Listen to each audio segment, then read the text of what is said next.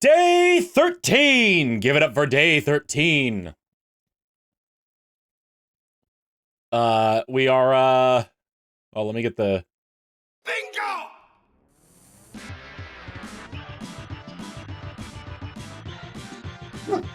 Totally, there won't be any misfortune happening this time around. We got, Evil J Brian gigantifying an emote before the stream even began for 200 bits with the giant Tom Teeth. Looking at Legend with the 20 months of tier 1. Sith Arc with the 109 months of tier 1 saying, a land sea cow was spotted. Scooter 11688 with the 33 months of tier 1 saying, hopefully we don't get 90 minutes. What are you doing? Hi. What do you got, big guy? There is a very feisty Christian behind me. No, hey. Nope. Camera's on, FYI.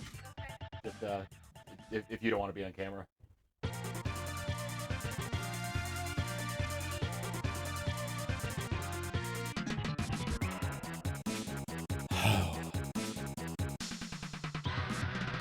It's so many, he gets... Nope! Hey. That wasn't cool. After you.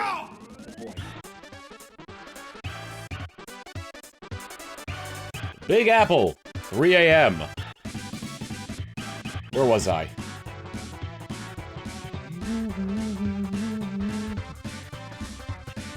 Scooter 111688 with the 33 minutes heroes. I hope they don't get 90-minute ad pre-rolls forever. Also, rest in peace, Bob Newhart. I'll take a regular breaks. That way, the pre-rolls, the pre-rolls won't be as bad. What else do we got here? CK14500 with the 63 months of tier 1 saying, time for more Tom Scream. And Wildfire with the 54 months of tier 1 saying, Quiggums. May this be magenta. We're going for 2750 today. Unless it turns out to be the one. If it turns out to be the one, then... God, I don't know. I'll scream. I shall sound the... Oh! 7 bells from the old fox place. The Quagsire has been found. Nope. But not today.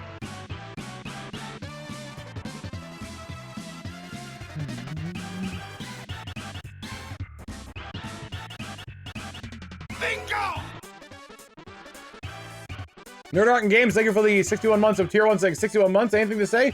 I don't know. I didn't think I'd get this far. Oh ho ho ho ho. Have more confidence in yourself.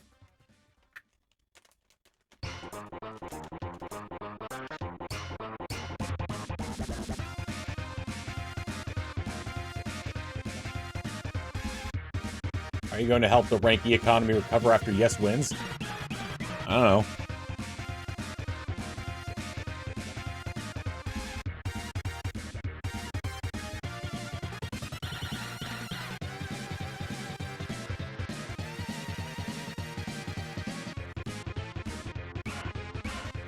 Duo hunt? Like you're hunting in 2 things at the same time, or you're going for a duo?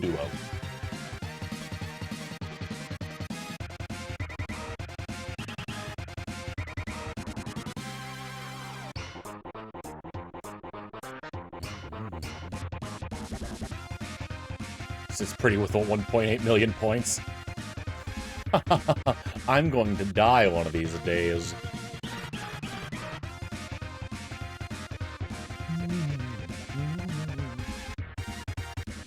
I got snacks, too.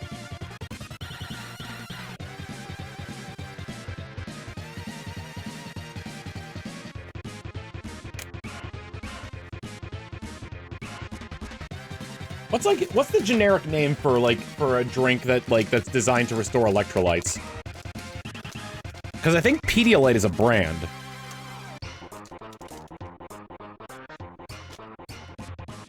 Did I kill it?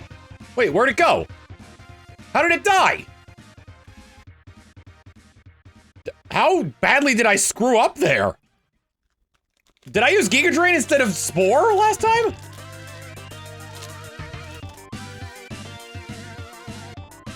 Oh, I owe you guys a gift sub. Very early in this stream, too.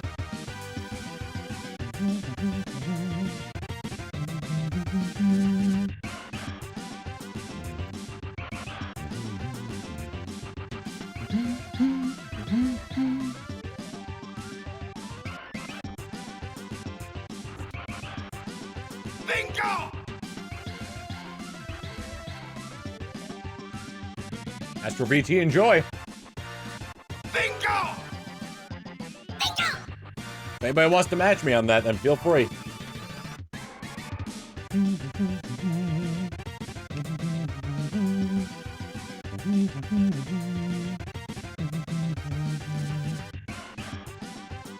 How's Doggo behaving tonight? Pretty good.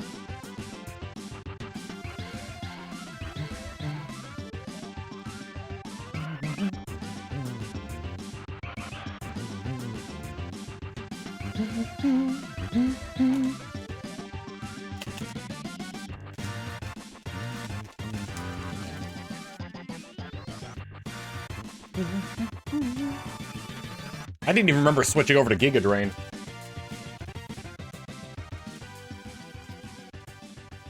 So far, so good.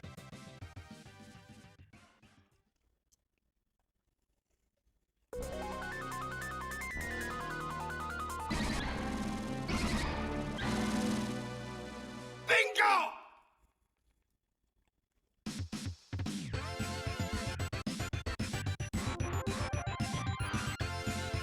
Bingo! Oh my Cobalt with the 90 months of tier 1 saying, hey, how's it going? Haven't been on in a while because of work, but I wanted to sneak in real quick and say hi. Also, good news. Finally got an apartment. Nice. I'm officially living on my own. It'll be rough for the first couple of for the first like few months as you're getting settled in and trying to like figure out budget and everything. But you'll pick it up pretty quickly. Methinks. And Anonymous gifting a tier 1 sub to Shiny Quagsire.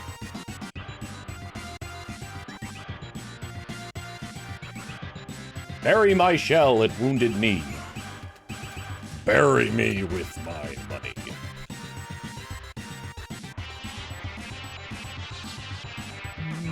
Nope.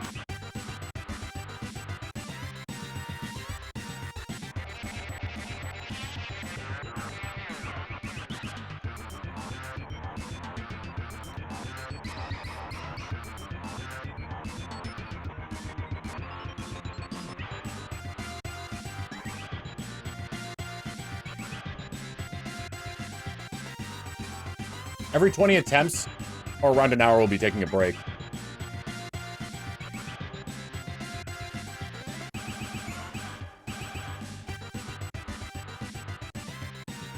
I should probably take the VTuber tags off of my streams.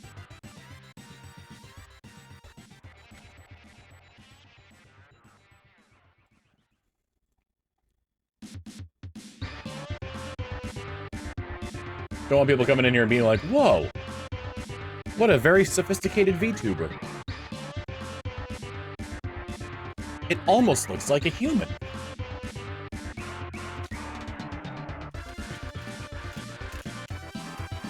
Had an interview today, I think it went well. Nice!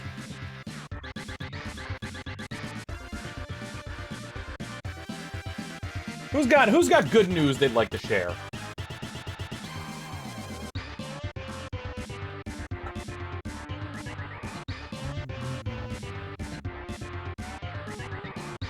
Just get the Quag puppet. Yeah, Uncanny Valley, right?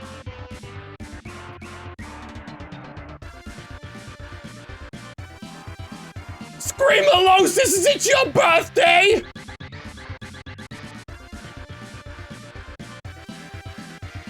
Nicholas Patton said they caught a Regidrago in Pokemon Pokerogue.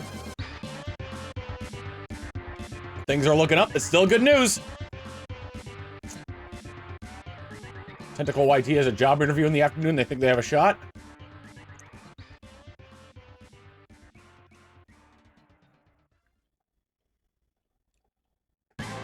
Onion Bub saying, my daughter's been recovering from chemotherapy since she was 1. She's finally getting her port taken out. We're finally done with active treatments. Hell yeah! Also, good to see you on here again, Onion Bubs.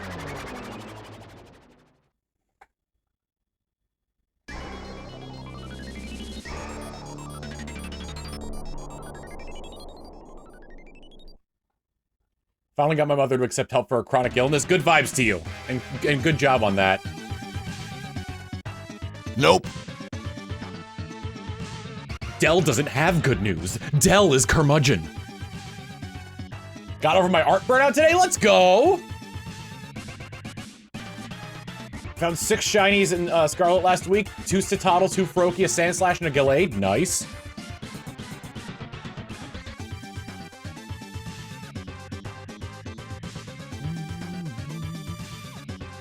Which Turtles in Time did you play first? The SNES version.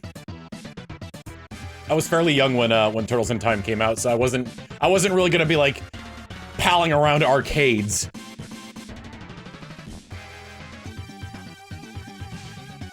Oh yeah, and TF2 news, the TF2 comic might finally be updated. It's been over a decade, right?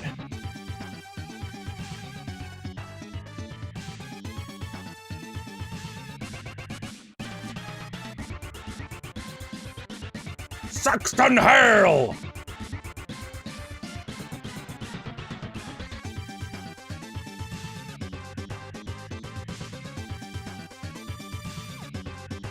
Legal name change is gonna go through the end of the month. Nice going, Manila.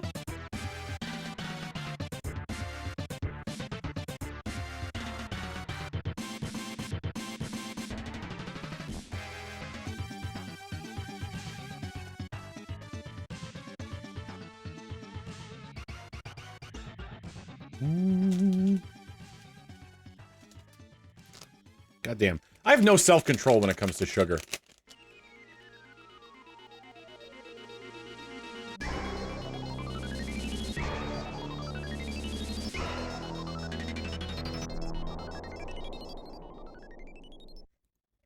What do you think of the name of the time traveling song is called in this game? Mind you, it came out in the 90s. I'll give you a hint. It's already a song.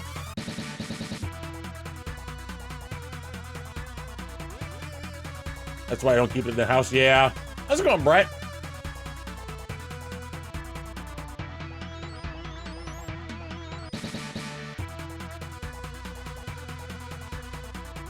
It's called Let's Do the Time Warp Again.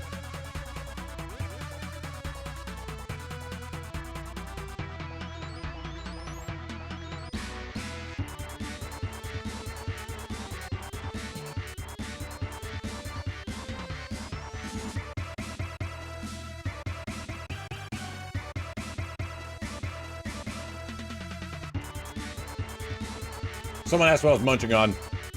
That's why I said I couldn't control myself around sugar.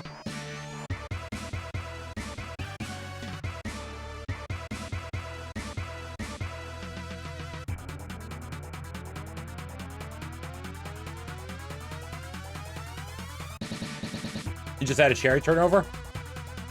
Good luck with that hunt, brother. Thank you, Brett!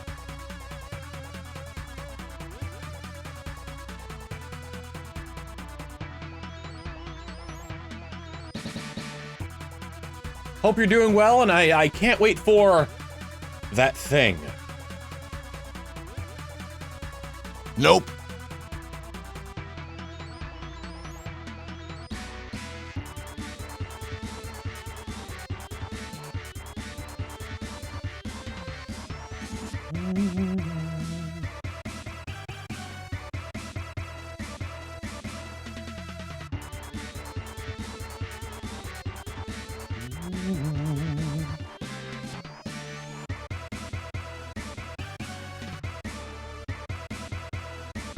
So for those of us who just turned in, what the hell are you doing, Tom?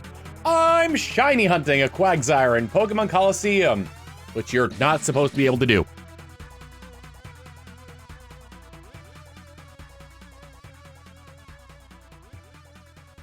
Speaking of things, expect to be a cameo in a comic next weekish. Ooh, ominous! There we go. This is bury my shell at wounded knee.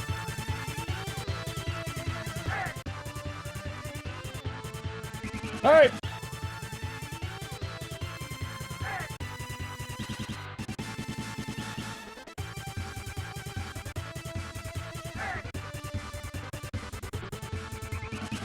Think anyone's ever gotten a shiny Quagsire in this game before you? Yes. There's actually an entire video somebody put out of obtaining every possible shiny Pokemon in this game. Although they did use RNG manipulation. I don't know if anyone's... you know, like... I don't know how many copies of this game sold, but I'm sure at least one person has gotten a... has gotten a shiny... a shiny Quagsire in this game. Whether or not they still have the save file is pretty high up in the air, but still.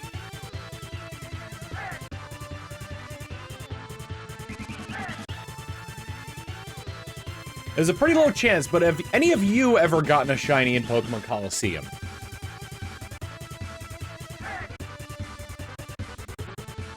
Hey.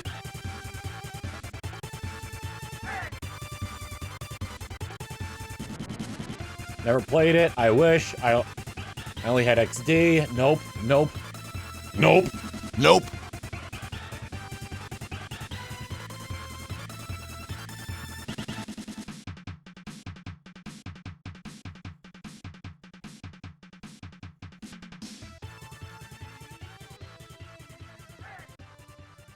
There was in fact one person on a message board years ago I searched when you started and they were asking why their Quagsire was purple. Lucky sod.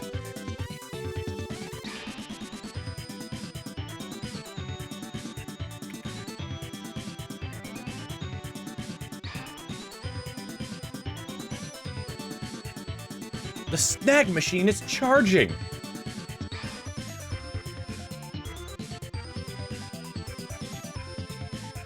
Purple.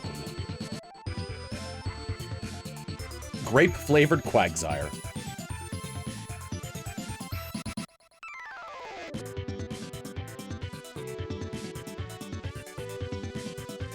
Yeah, if in XD the only shiny Pokemon are wild Pokemon. No shadow Pokemon will ever be shiny. Nope. Right.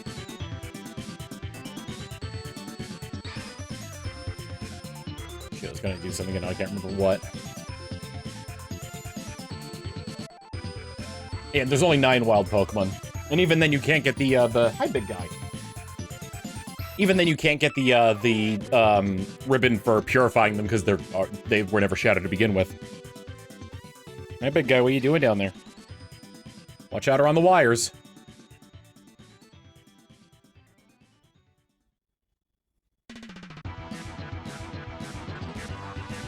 Starbase where no turtle has gone before. Don't any shadow Pokemon you KO in XD also show up as wild Pokemon in XD? No. Mirror B scoops them up and you find them later. You find them later from him. That's why one of the most annoying things about XD was Hi, what are you doing? One of the most annoying things about XD was the constant notifications from the various devices you had.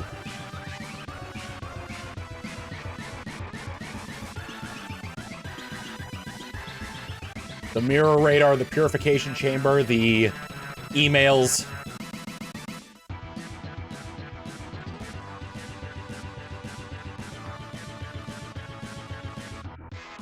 I wonder if I could change the Tom command to have it where I can have a random amount of O's in the like with Tom. You know what I'm saying? Like in the word Tom, I'm wondering like with the Tom command. So that way like somebody could be like, you know, exclamation point Tom and it's like Tom with 5 O's, and someone does exclamation point and it's like Tom with 25 O's.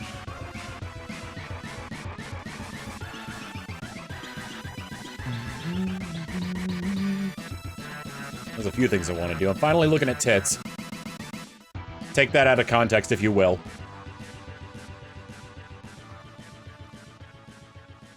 I'm also trying to figure out how people can, how people will be able to, I'm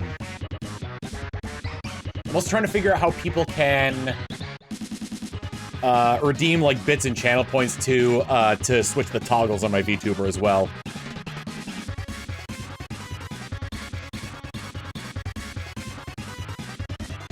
For those who, with no context, TITS is an acronym. It's the Twitch Integrated Throwing System.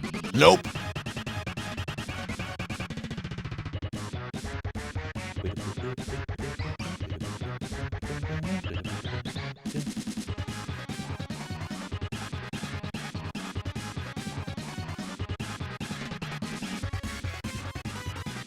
catch this thing. This thing right here. How can I get you?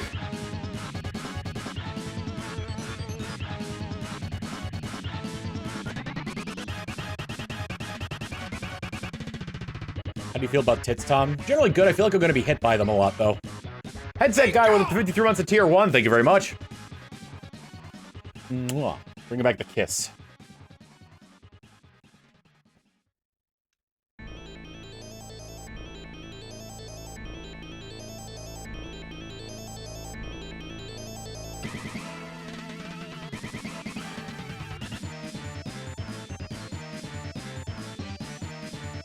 Oh, shell shock.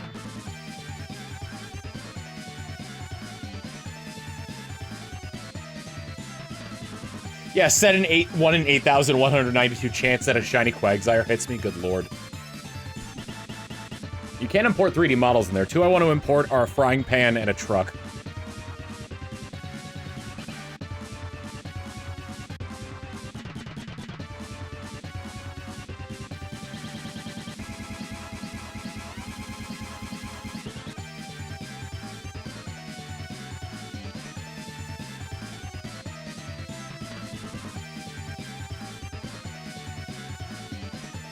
Don't do it. Oh, for goodness sake. I think that was Manatee who instigated. I'll listen for the yelps and whines and step in if I have to.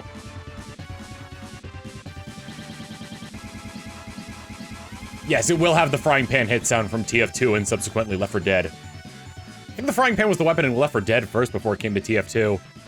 Or they came at the same time and, like, they used the frying pan to advertise Left 4 Dead 2.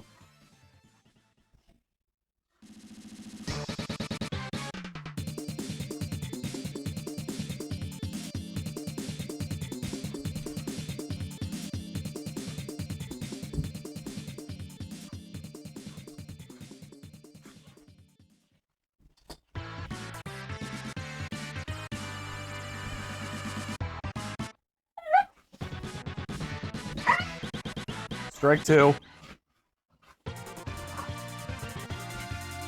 Nope.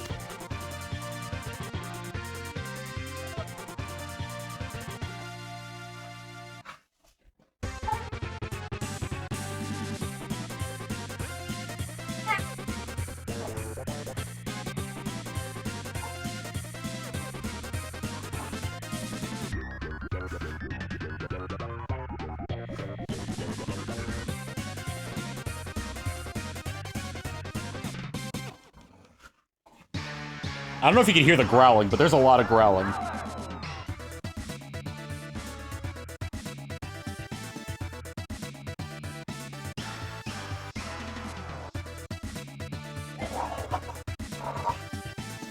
Don't like that sound.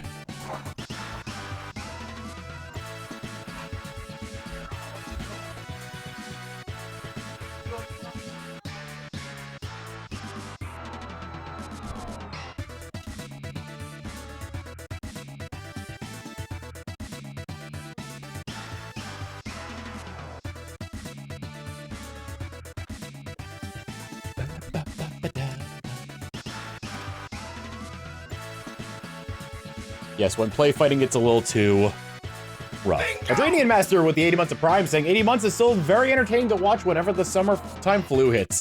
Thanks for making my day better, Tom. You're welcome. I almost ran Wes off a cliff.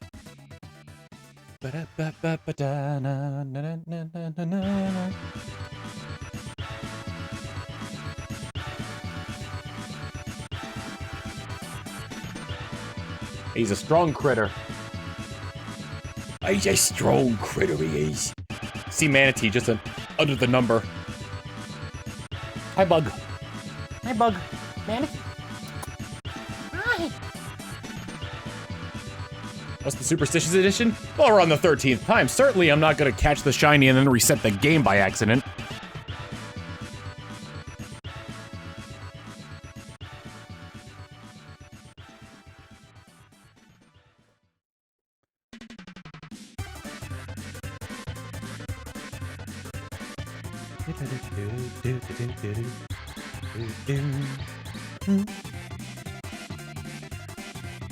So, Tom, sacred beasts are Egyptian god cards? Egyptian gods. Once the... I don't know if they're out yet. Is the new, XYZ archetype? Or the new XYZ support in the TCG out yet? Or out in the TCG yet? I know it's in the OCG. Not Yu-Gi-Oh! Again!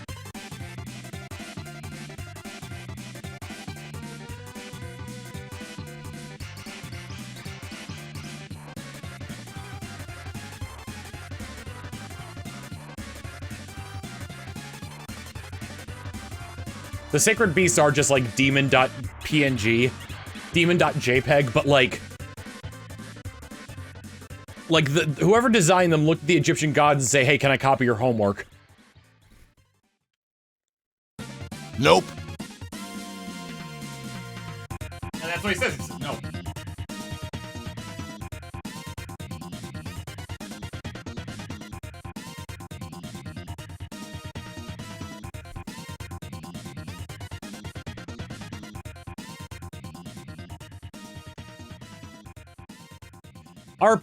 When they're in the pendulum zone, are pendulum cards treated as their own type of spell card, or are they treated as continuous spell cards?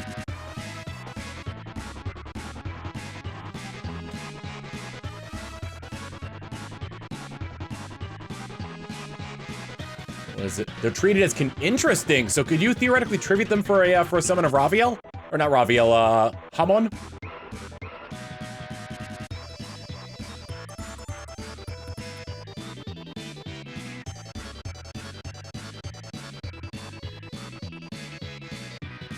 Yes, I believe. Wow. That'd be one of the easiest ones to summon, that's for sure.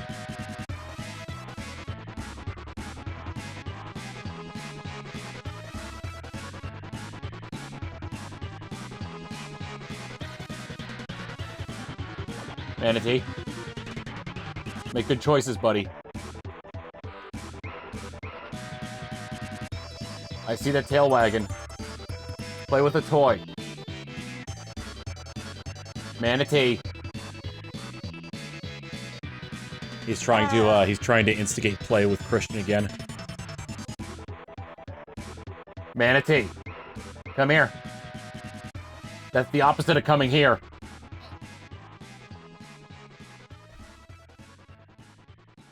Thank you.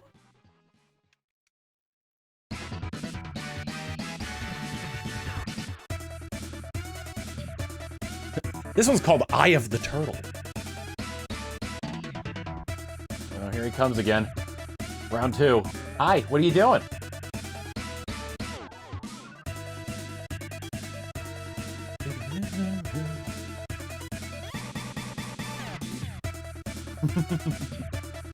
Oh boy.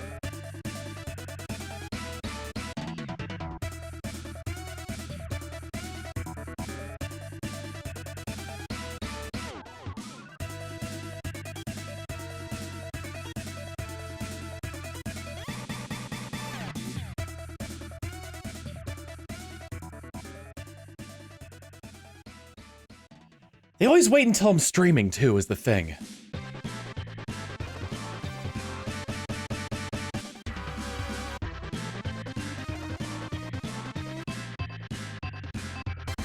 Let me know if you need me to step in.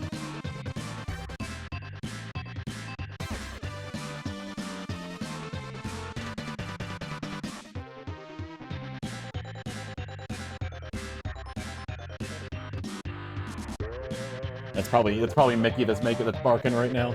He's the barker. Levy doesn't bark that much. Hi, big guy. What do you got? You grabbing a horn? You laying down and playing with the horn? You sticking your butt in the air and playing with the horn? Bingo! Oh no, he was. Still going to? No, he plopped his butt down. Before he did that, he just had his butt sticking in the air. 2750 we're going for tonight. Nope. Or until we get the shiny.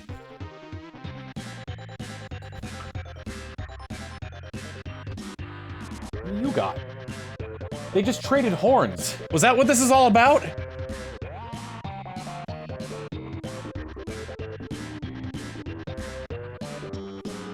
We're 3 away from another palindrome.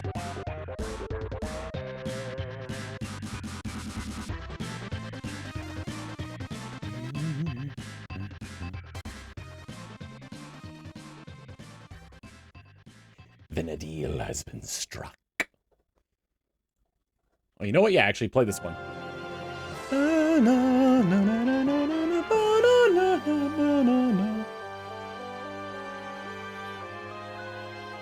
See the clip of someone soft resetting over 2 shiny Tricos in the Gen 3 GBA? Yeah, I did.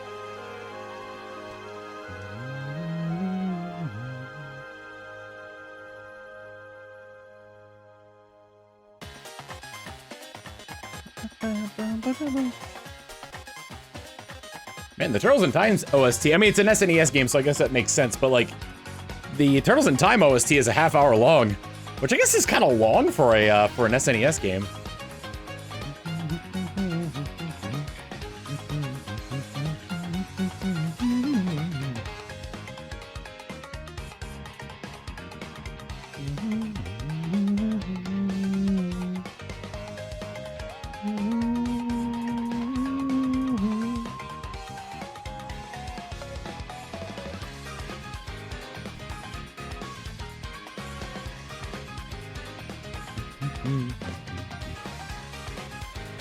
And of course, we'll definitely listen to the Xenoblade OST, because I don't know how much you guys like it, but I like it, so we're listening to it.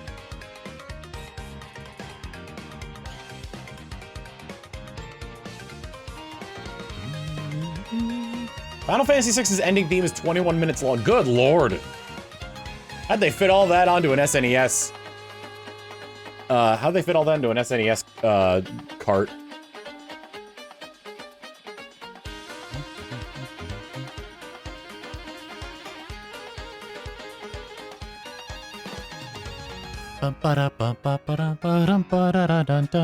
Nope.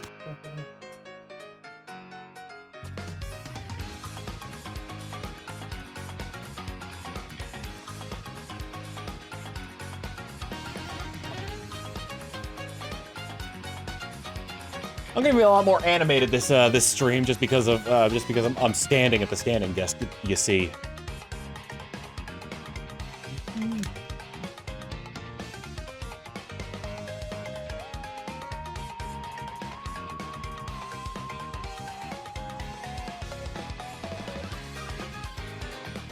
Oh no.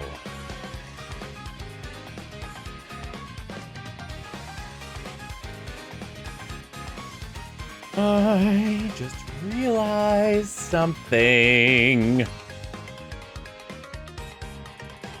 If I had a second copy of Colosseum, I have the equipment to shiny hunt on both of them at the same time.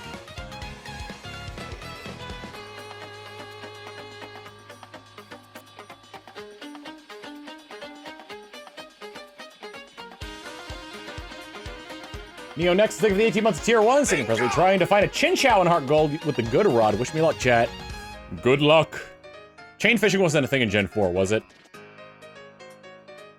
Yeah, I got... So, not only do right now, I have the Wii plugged into a Retro Tank plugged into my, onboard capture card on my PC.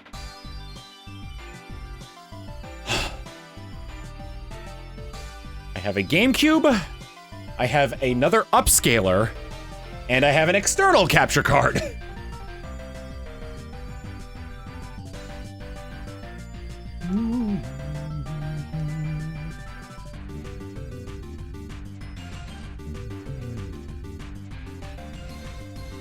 Maybe you can make it so you can control both games with one controller. No, I mean, here's the thing, their RNG is gonna be different.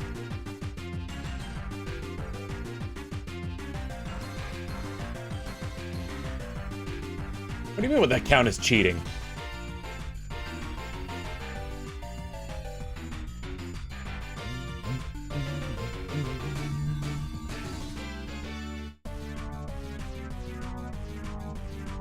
I'd just be making it go faster.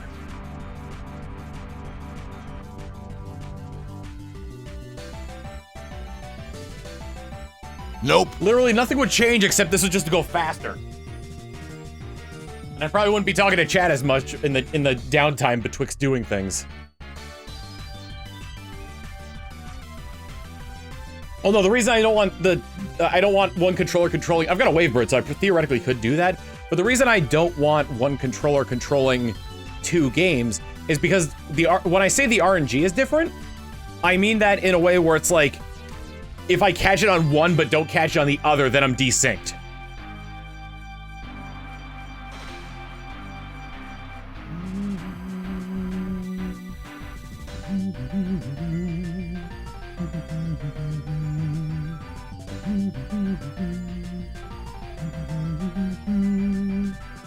If you import a Pichu or a Pikachu into a Gen 7 game, and then evolve it, would it evolve into Standard Raichu, or would it evolve into a Alolan Raichu?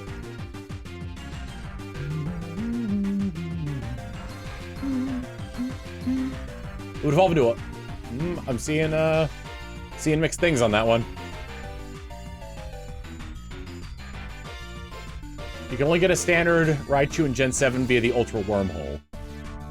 Of Alolan, unless you evolved it in the Ultra Wormhole.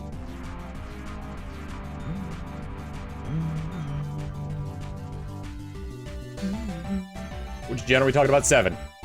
I'm talking about if you bring, like, if you transferred up a Pikachu from, like, a Gen 6 game, brought it into Gen 7 and evolved it, because it didn't originate in Alola, would it evolve into a Standard Raichu?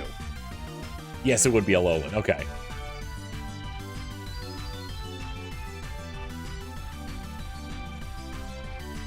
God, what if like the Pokemon Company was like, you know what? We're gonna make Raichu the mascot now, but we're gonna make it Alolan Raichu. So Ash is gonna evolve his Pikachu in the Alola region, and he's just gonna have Alolan Raichu from now on. It won't ride on his shoulder anymore. He'll ride on his surfboard tail, wear sunglasses, and be in your face. Hey.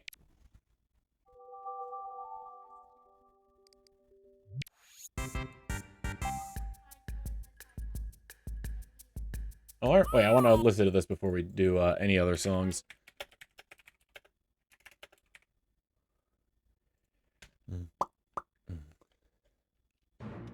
There we go.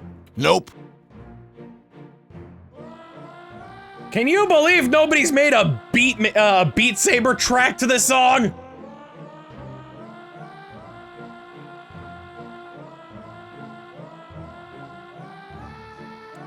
I, for one, am shocked, chat, that nobody has made a Beat Saber track to the Waltz of the Meatball Man.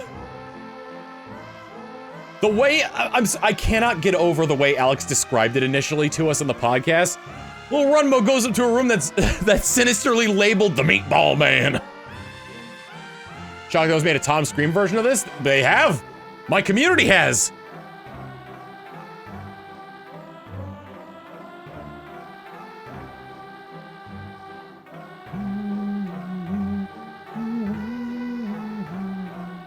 I'm pretty sure, who is it? Calvin1111? One? Made one?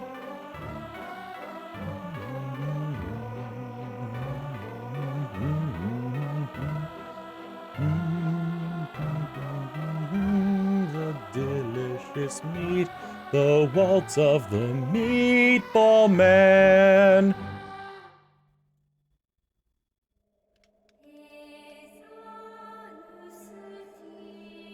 My mind immediately goes to the Star Fox Command LP when the idea of the Tom Scream music. Oh my god, yeah.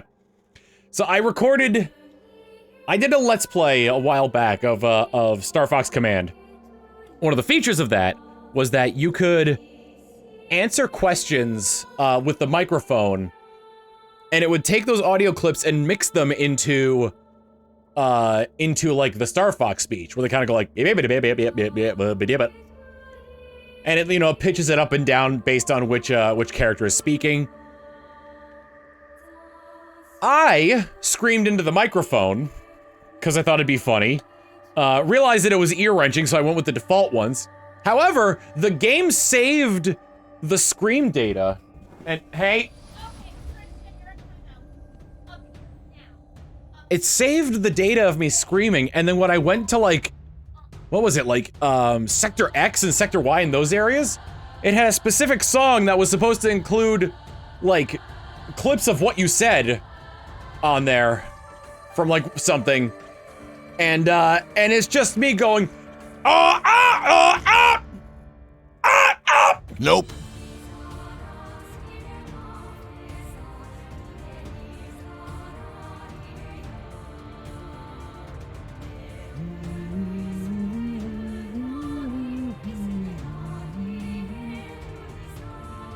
It was Lieutenant Surge's right, you, not Lance's.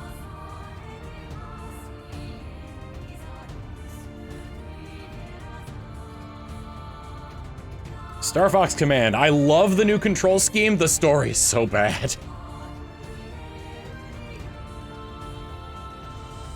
It, like, that game made me realize that Star Fox does not need to have a story.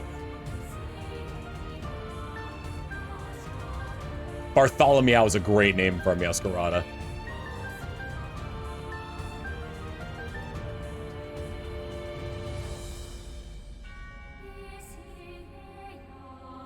His name is actually Lance Surge. Star Fox Command's story reads like a fan fiction. Panther X Crystal is my OTP.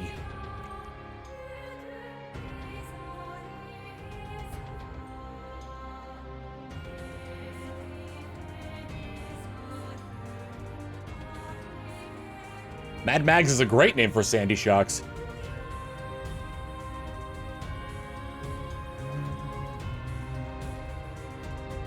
Yeah, the ending I find canon is the one where Fox and Falco fuck off from mercenary work and become F-Zero pilots.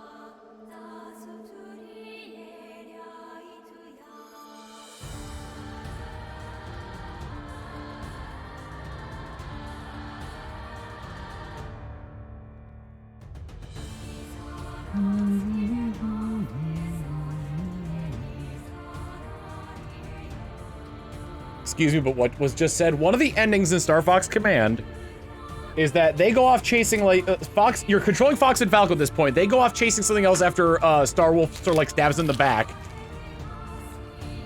So they go off and do something else. When they come back, they realize that Star Wolf's team has defeated, like, the big bads and are hailed as heroes of the galaxy. And, you know, Crystal is opting to stay with Star Wolf. Despondent, Fox goes into a deep depression, going to bars and drinking. I'm not kidding, this is all, like, in the images. When Falco's like, hey, you know, there's something we could do, it's okay. So then to get his spark back, they go to a different galaxy and become F-Zero pilots. They retool their R-Wings into F-Zero machines.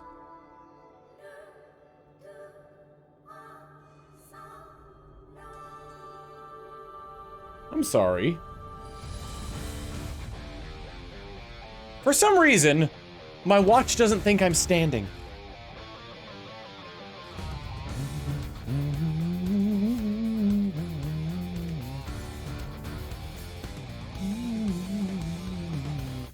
Slippy is canonically their engineer, yes. But I think they still have, like... I think they still have, like, their own expertise at it.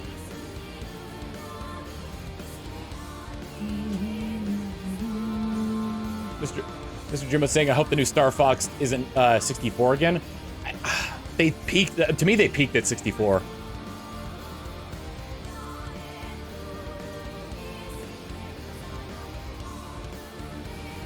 A lot of people say that the Assault is the next best one, but, like, I was a really big fan of Zero.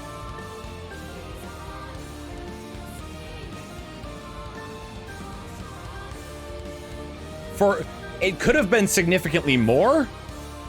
I wish that they had, like, you know, I wish that they had done more with it, but I was okay with what we got.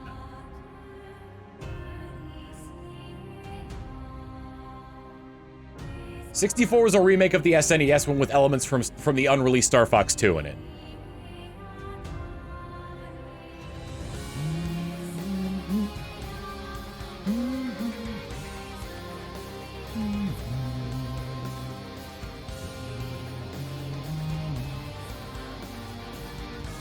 I still love the Fox in Space bit, where Slippy's describing, or no, Beltino's describing the gimbaled cannons to Peppy.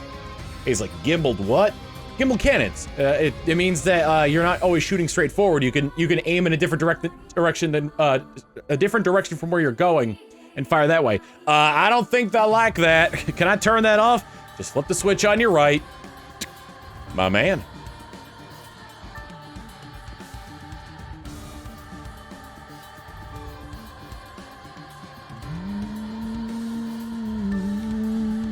Nope.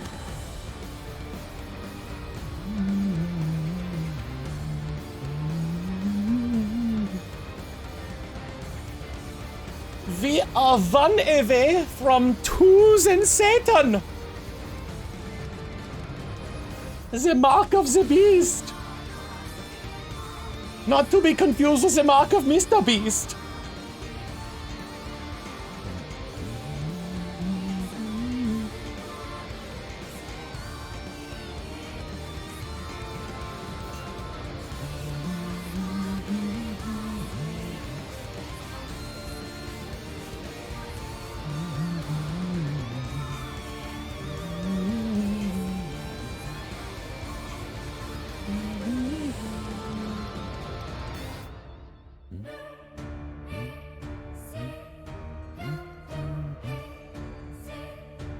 I mean, the thing that, like, the way around the gamepad issue, like, aside from having both the gimbaled cannon and the standard third-person flying view be able to work in tandem, aside from having them both be on the screen at the same time, you just hit select, you just hit minus, and the screens would switch. What's the mark of Mr. Beast? I don't know. Maybe it's his maybe it's his net worth.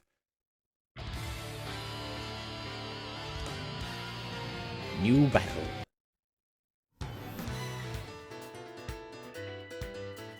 Oh, somebody made a Beat Saber track of Battle Torna, but nobody's made a Beat Saber track of New Battle yet.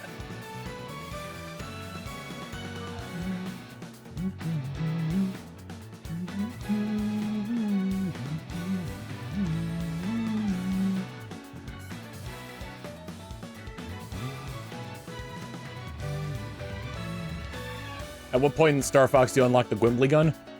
I don't remember. That was a weird crossover. I'm surprised they put Gwimbly in there.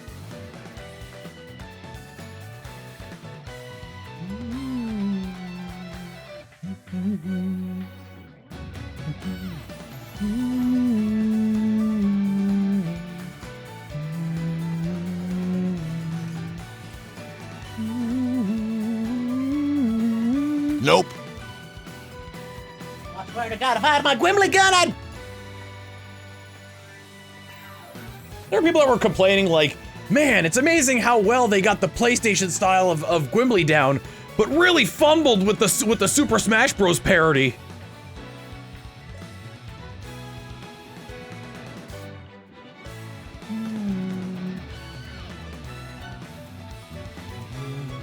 Why can't Metroid crawl?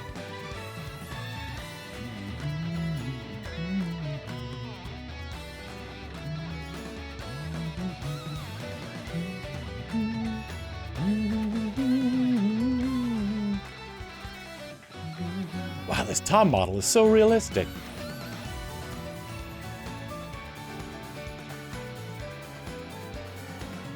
Seemed like it was Rivals of Aether looking thing, which is basically Smash. Yeah, it did feel more Rivals of Aether, but like, whatever.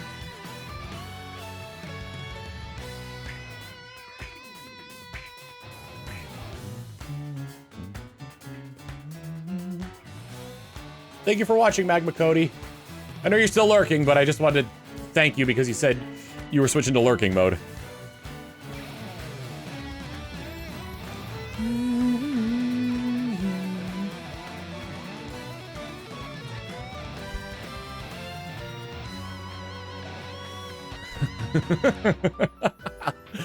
Oh my God, the mark of the beast! No, no, no, you're missing an R. This is actually the mark of the breast, and it's 8008.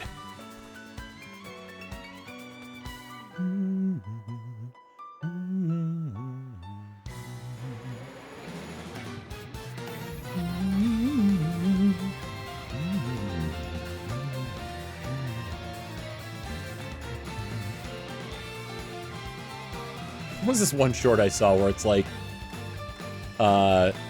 Days Gone Without Thinking of Her, and it was at 8,000 or 6,064, and he changed it to a 5, but his 6s look like bees. So it just says, so it looks like it just says boobs, and he just starts erasing the whole thing.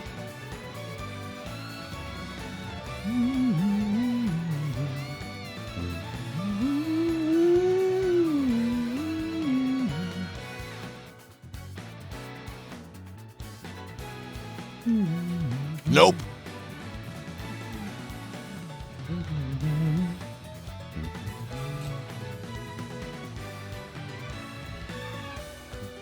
What's the worst joke that's made you laugh? Bad as in quality, not as in controversial. Oh, it's usually just like bad jokes make me laugh all the time just because they're bad jokes.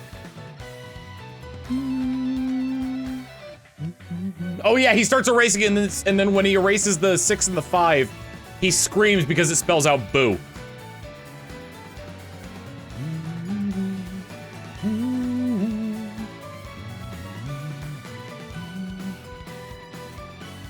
That was the best place you ever visited. I've got so many good travel memories of like a lot of places.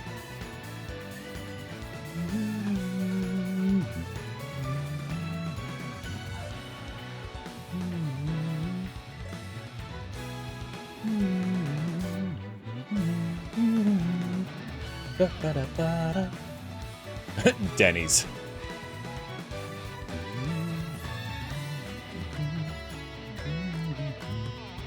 I went to Seattle last weekend for a wedding, and my uncle got us a ride on a boat tour around. I don't know what the area is called, but it's like between like downtown Seattle and like this other island. It just does like a loop around there for an hour.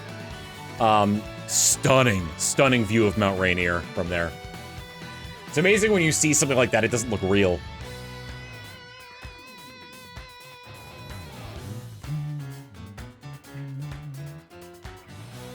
Puget Sound, yeah.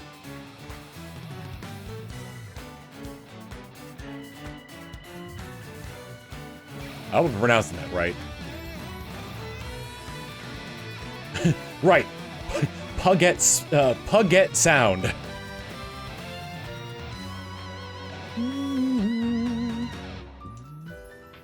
many tries this time, by the way? We're going to 2750.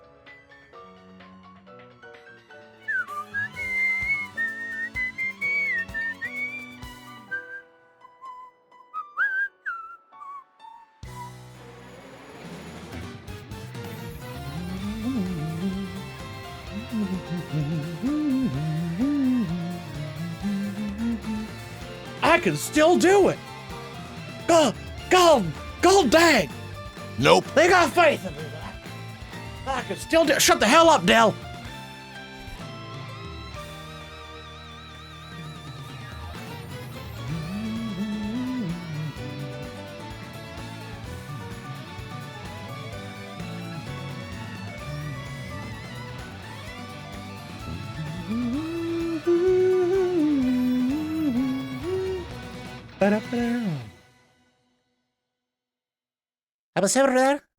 The lap. What game is the music from? Xenoblade Chronicles 3.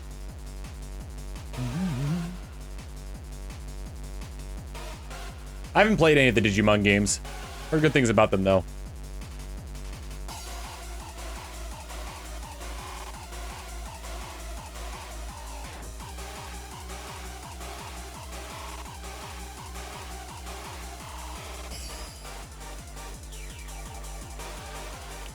When the cocaine starts hitting at the club.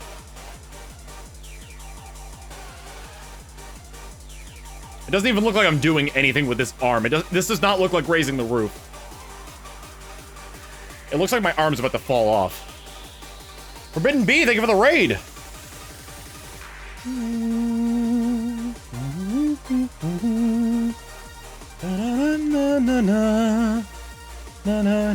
Boop! For the raid.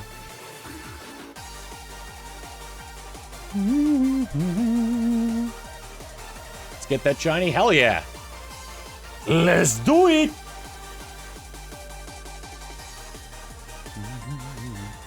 Go game them.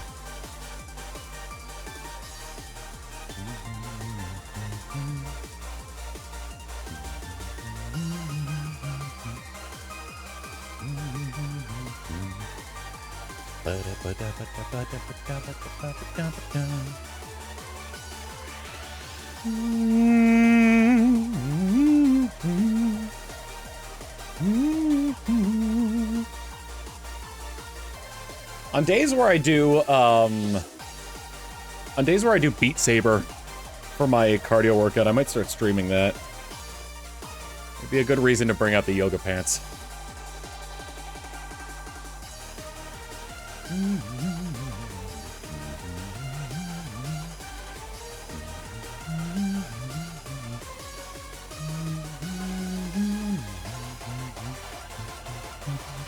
Nope.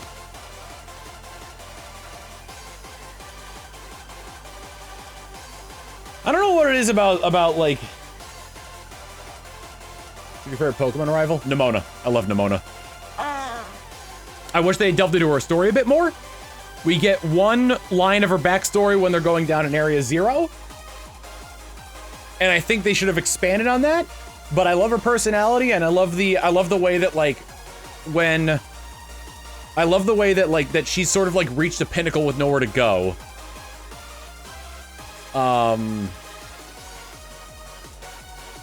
Yeah, she's reached the pinnacle with nowhere to go, and then your character comes along and beats her in a very in a very junior battle with your starters starting off, and she's like, there's potential in you, which is why she's obsessive, but I find that charming.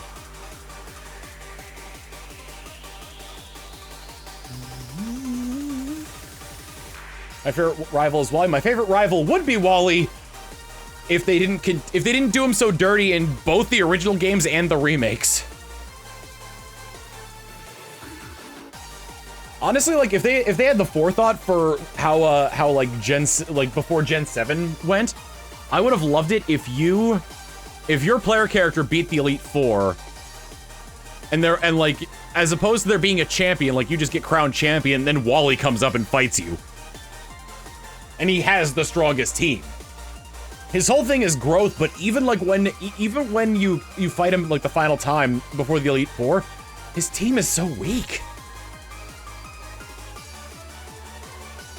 He has a good balanced team, but but for the sake of game balance, they just make it so you could bulldoze over him.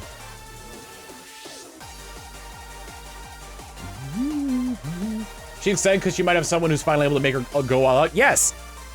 And that's reflected in the battle music. Every single time you fight Nimona.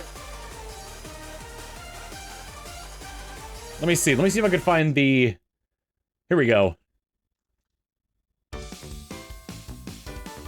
Very lighthearted. It kind of like plods along. This is Nimona holding back. Like, this is just like, I'm testing the waters and having fun at the same time. Nope.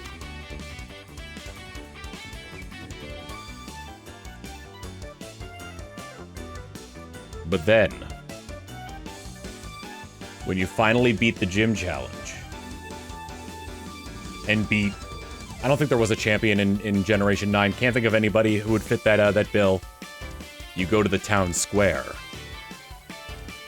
As she walks up with a big grin on her face. And doesn't need to hold back anymore. Who's Gita? I don't remember anybody named Gita. Oh man, I love first-time chatters from from names like this. Good evening, the Jizzman cometh. It took until DLC 2 to add Gita to the game.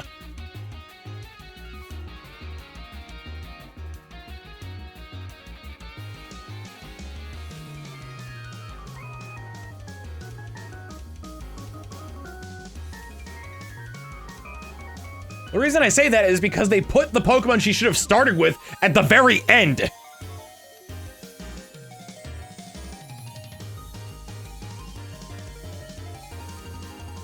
What do you have to offer, Caralis? Oh, that clip's been making its circuit again.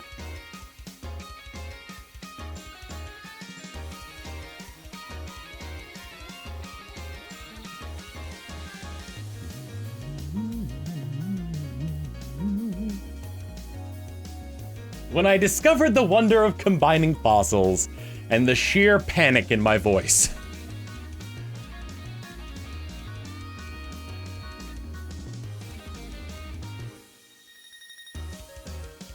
Yeah, when does she use that King Gambit, by the way?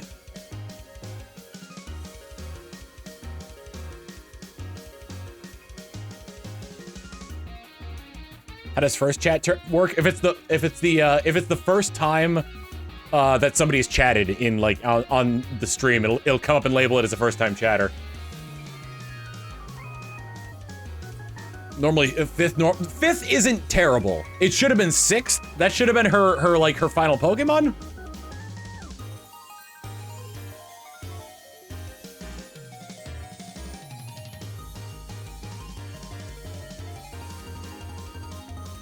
What we need in Pokemon again is what they did in Black and White. Nope. A reason to make the player afraid. Now, what do I mean by that?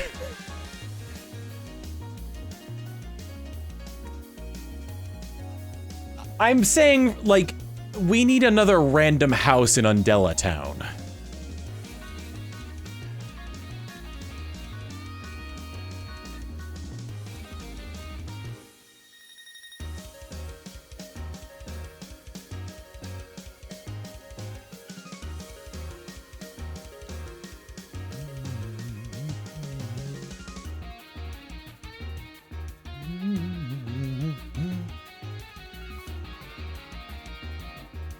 The reason Cynthia's considered like the greatest champion is because she was able to elicit that kind of fear.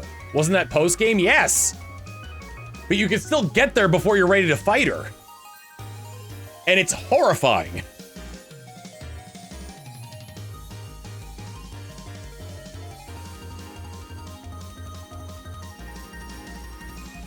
Can't you just say no? I don't think so. I'm pretty sure it just starts the battle whether or not like you walk into the house and she's like, oh sweet, a battler. 100 bits from Evil J. Brian saying reviving fossil Pokemon in Gen 1 through 7. Oh sweet, what Pokemon will I get? I got insert X Pokemon here, reviving fossils in Gen 8. Oh sweet, I wonder what I got. Dear God, what is that abomination? Gorgon on the bit saying, I know I keep mentioning it, but if you play Pistol Whip, because you have to dodge a bunch, that I found it good for cardio and legs, where Beat Saber is good for arms. For legs, I usually go running.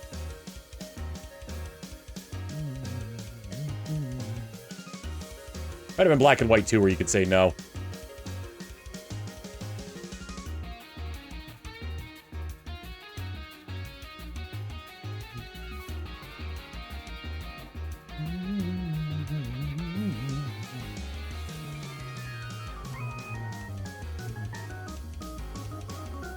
Gets as still as those Hackmon in his way under-leveled Hydreigon. Pokemon in the wild can evolve.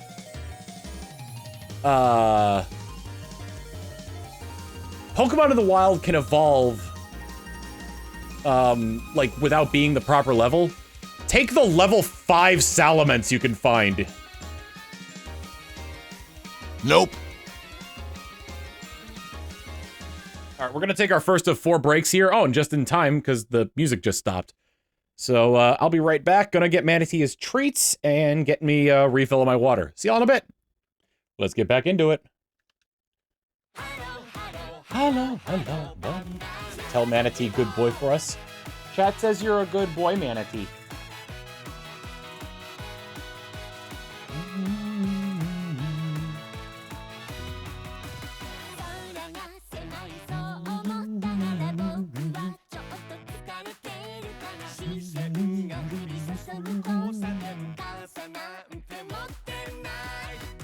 What are your thoughts on the speedrunner dog Peanut Butter? Very cute. Very good at baseball.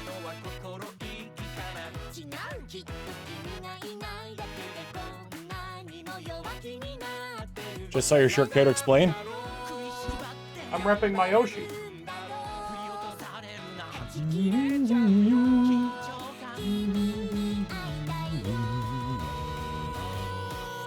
Hello. Hello.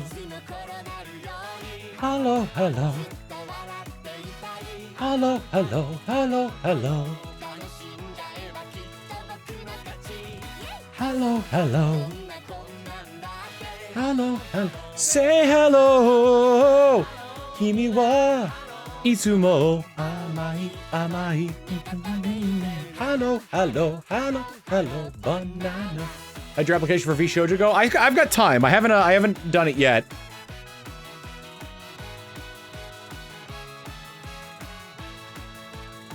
I think I'm gonna have my application mostly be like a clip compilation of just like stuff that I think would be beneficial to their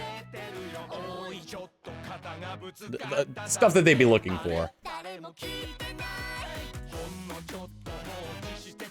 My VA skills, my propensity for singing, my comedy chops. I wrote a list of nothing.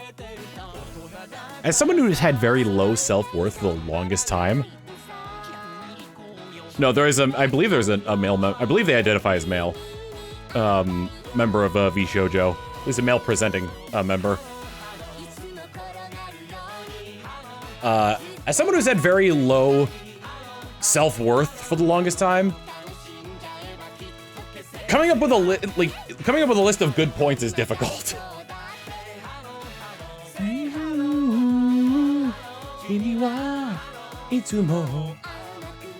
You need a Rosa John, but for you. Somebody already gender bent my actually they're in chat right now. B Master already gender bent my VTuber. Her name is Autumn and she's got a giant ass. Nope.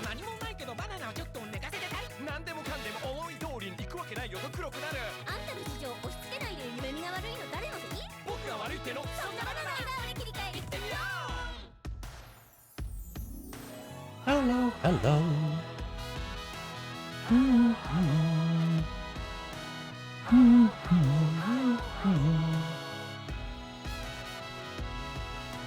I finished this treat.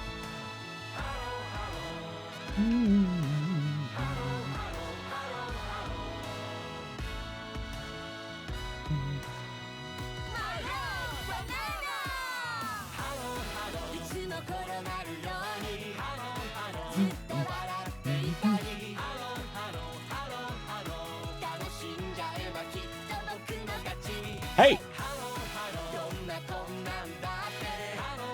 Say hello! Why does this rotate so freely?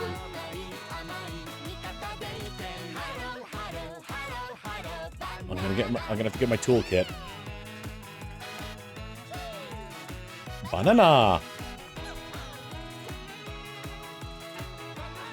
I remember seeing a post on Tumblr where it was like, Rodney Dangerfield, talking about, like, it was like a shit post, but it was like, Rodney Dangerfield doing a bit about dating a minion. And it's like, calls everything banana, this, banana, that, banana, we're, what did he say? It's like, we're in bed together, pencil!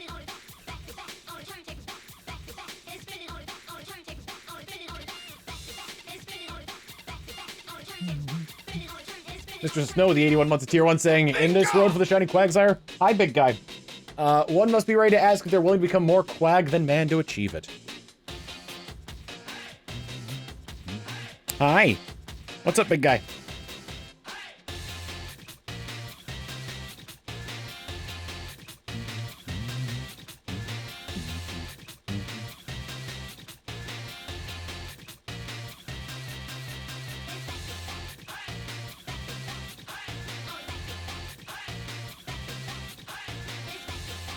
When you refer to Dell, you're talking about Dell Cake or someone else. No, Dell, the engineer from TF2. Nope. The one who says nope.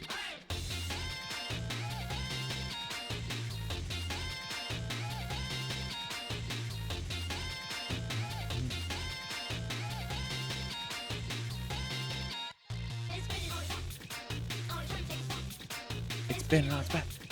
On its time to get back. It's been on its back.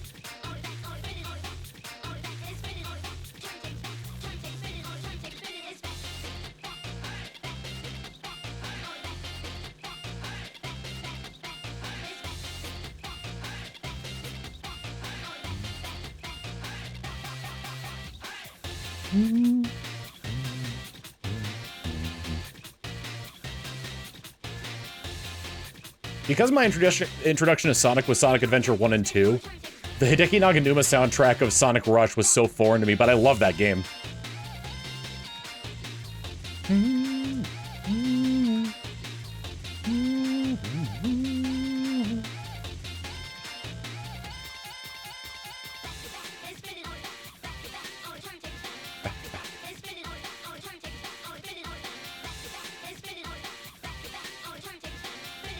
If I had to, like, look at them, like, Dell PCs are, like, sort of like the market quality of, like... Nope. I mean, yeah, no, but, like, if you're buying a Dell PC, you're not gonna be doing anything intense on it. You're using that thing to, like, read the news, to pay bills, do your taxes, get spreadsheets done.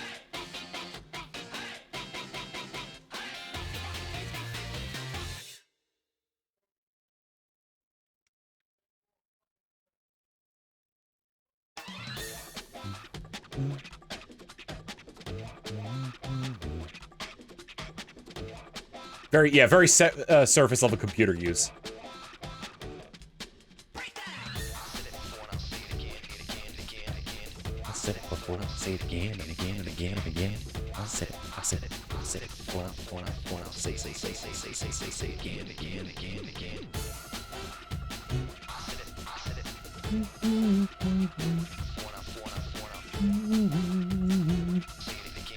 Like 90% of, like 99% of Dell computers would not pass the can it run crisis test. What's going on? What's going on? What? I don't understand what's going on here.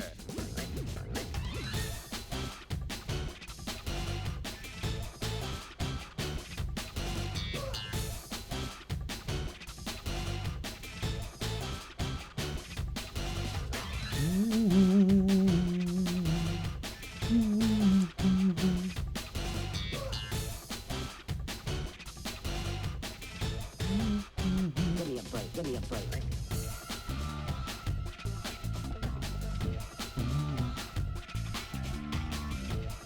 My PC is a Dell and it runs games fine. Interesting.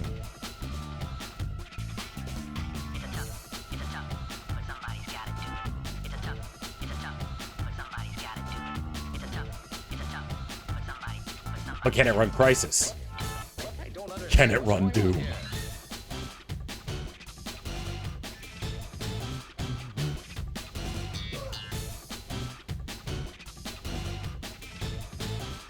My first laptop was a Dell as well.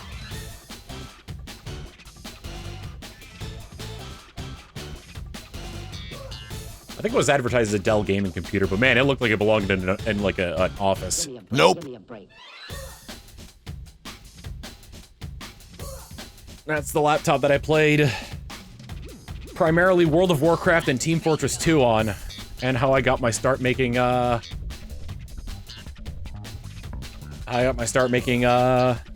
YouTube videos.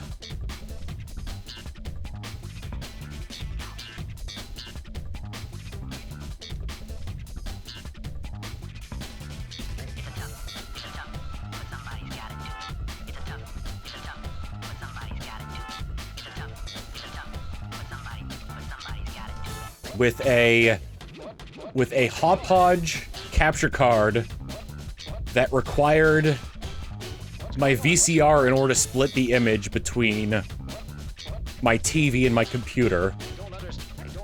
My Dell laptop was 60 gigabytes of hard drive space. And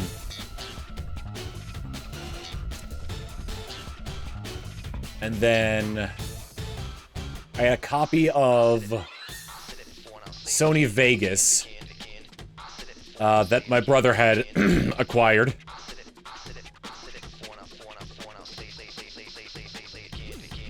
I don't even remember how I, like...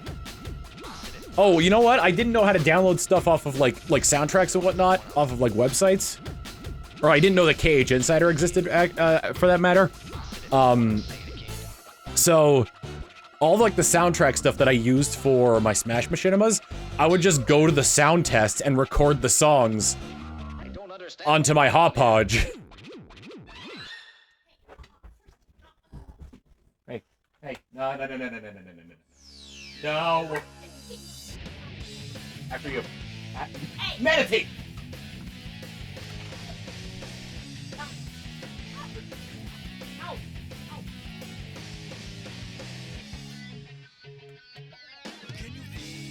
Manatee. Hey. Manatee! Oh, he just wanted to grab a toy.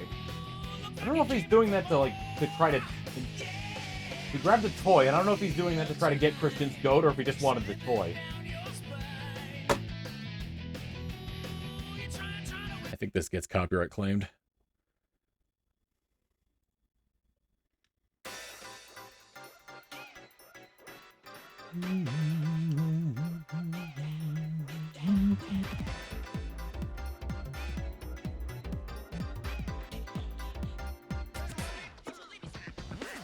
I forgot what I was talking about before.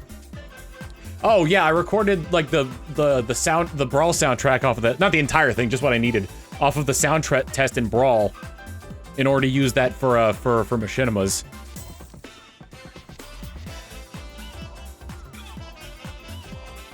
I had a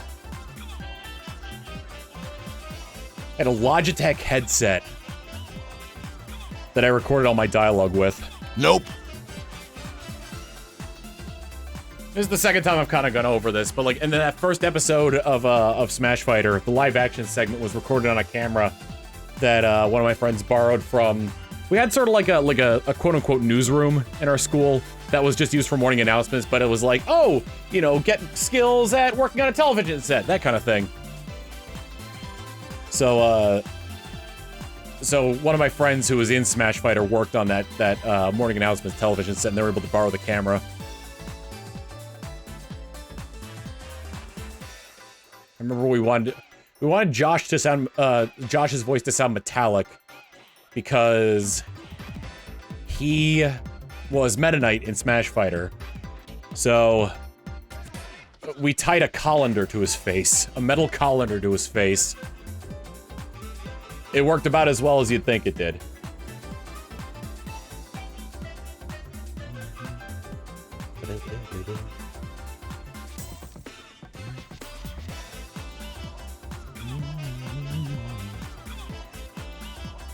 It was just for one episode. We gave up on the colander really quickly.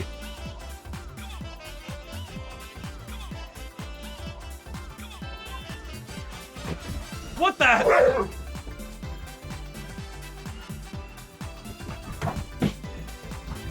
I gotta tend to this.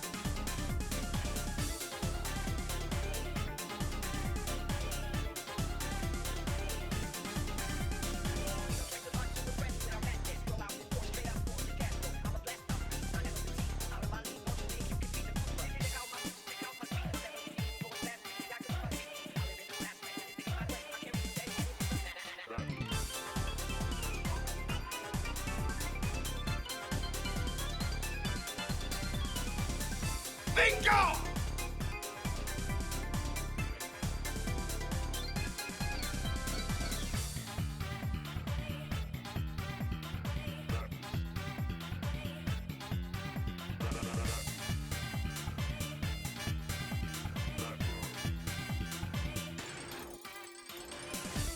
What did I miss? Did a song play that wasn't supposed to?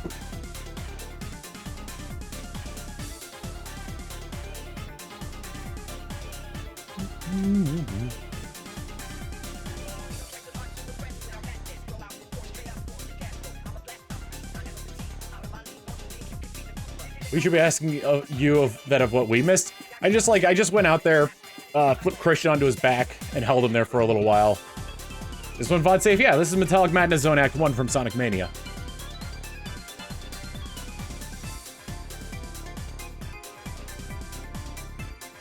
He calmed down a little bit, so I picked him up and popped him on the couch with my roommate. Nope.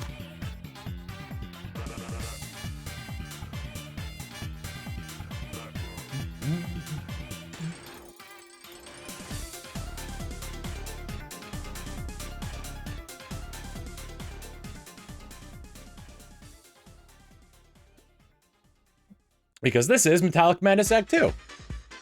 Don't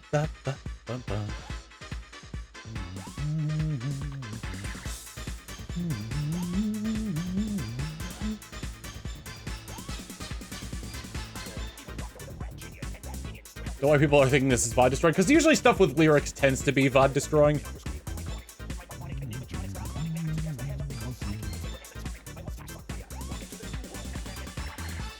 Yo, who out there has made an AMV of Seto Kaiba singing "Only One Woman for Me" by Brock from Pokemon, from the Pokemon Karaoke-mon bits of the Gen 2 anime.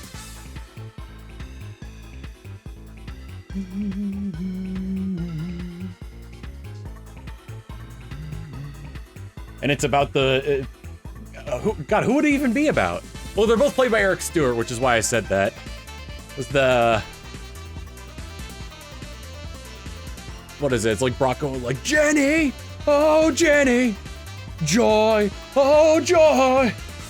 A one-woman man's what I wanna be, but there's two perfect girls for me.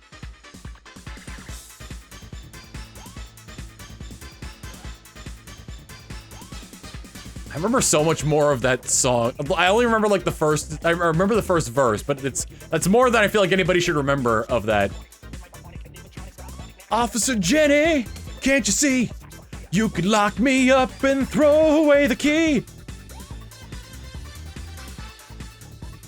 Joy, the diagnosis is bleak. When I see your face, my knees get weak.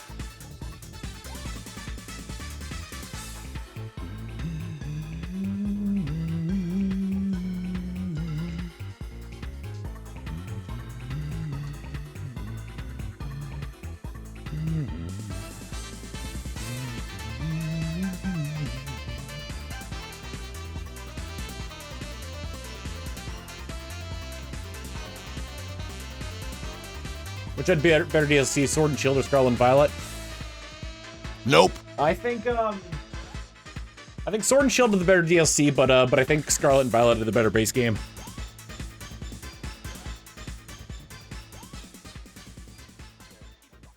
I wouldn't mind them trying it again, but I feel like having a continuous story go between two DLCs was not a good path to take.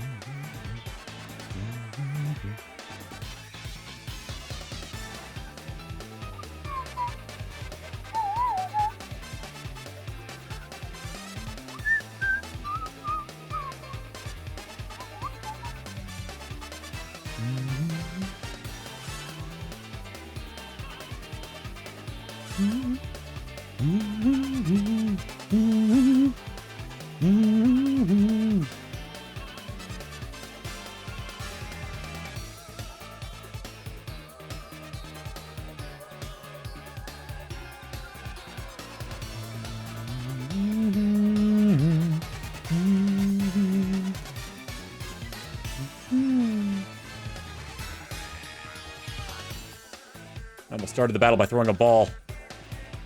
That's only when I get to Master Ball range. Actually, if I do end up doing the two copies of Pokemon Colosseum shiny hunting that way, I would probably use a Master Ball on one and the luxury ball in the other. That means I'm a lot more likely to get the Pokemon in the Master Ball because it'll be much faster.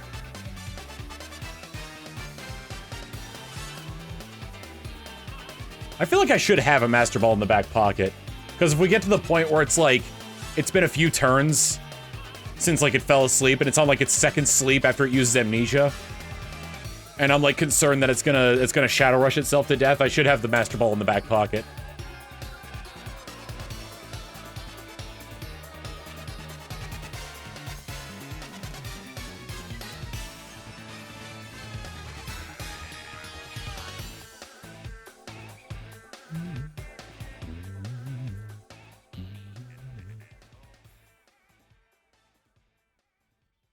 What's up, bud?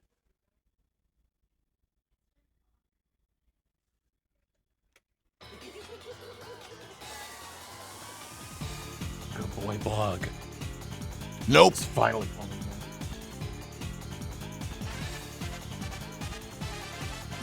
You remember Sun Demon Cherrim? Oh, yeah. I love Sun Demon Cherrim. Well, I hate him, but still.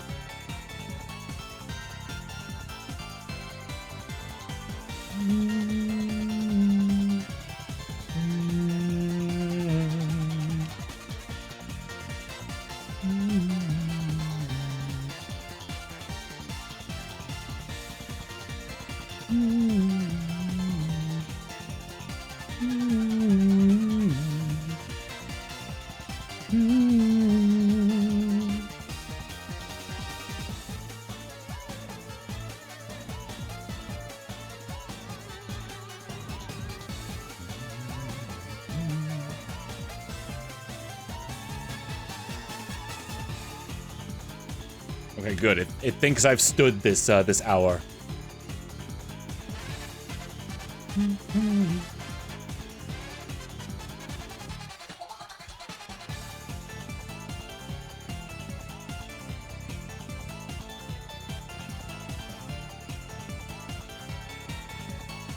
Is the only way to get a Master Ball to play all the way to the tower? Yes, but I'd also have to...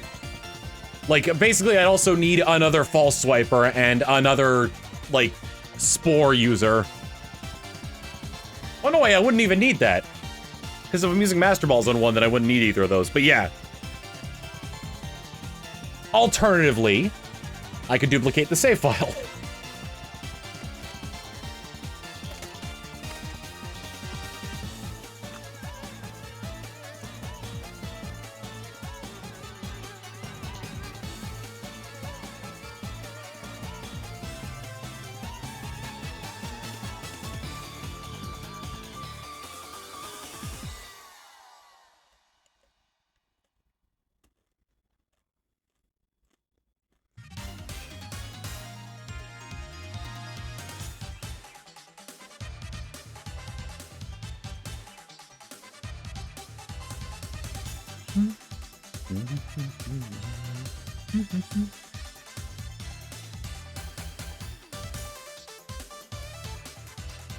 Prime time!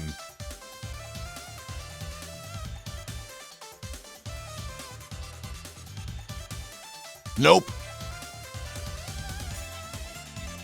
Most of the stream is just me adjusting the camera. And eating M&Ms.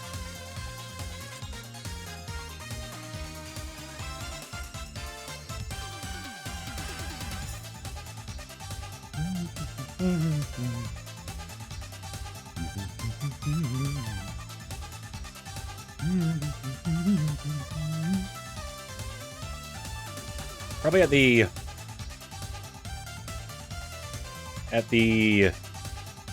2710 mark, I'll switch to sitting.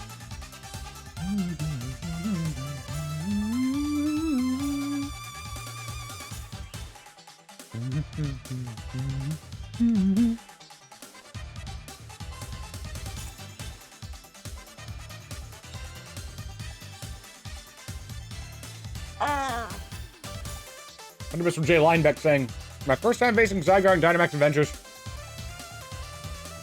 We hit it with so many ice moves that it immediately died and it didn't go into complete form, so I had no idea it could become a Zygarde complete. You lucky bastard. Well, unless you were shiny hunting and none of you got it.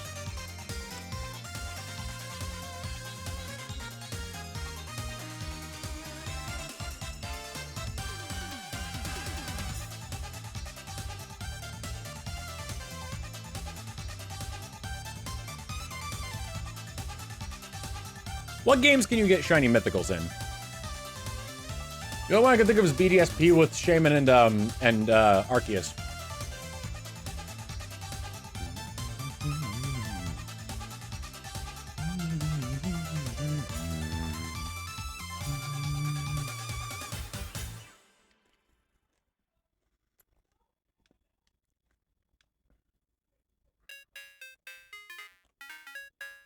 That'll get me, dead. Id. BDSP, Crystal, Virtual Console, and most of Gen 3. Really? Gen 3? Why Gen 3? What mythicals can you get in Gen 3, that you could shiny hunt for?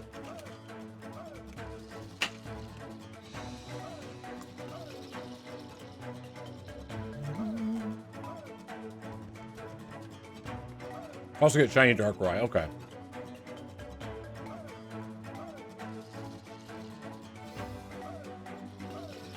Mew and Deoxys, but only in Japan.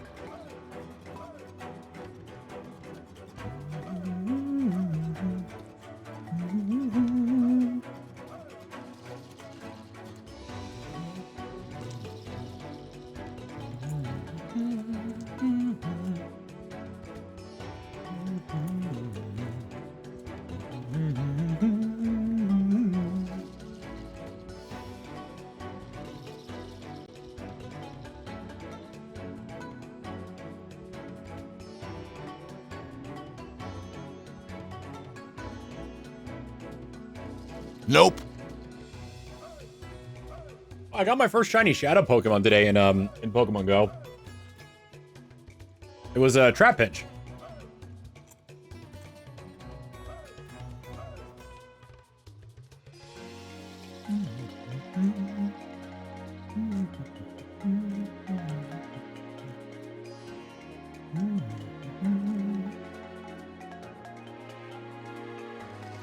Shiny Flygon's like a more blue-green, right? With more reddish-orange accents.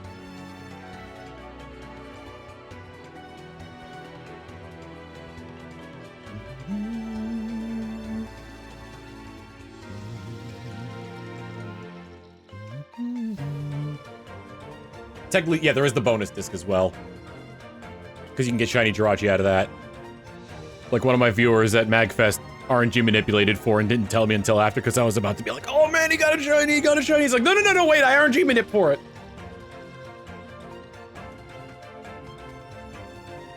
It would have been funny. You know, it would have been funny if you gaslit me on that one. If you're in chat right now.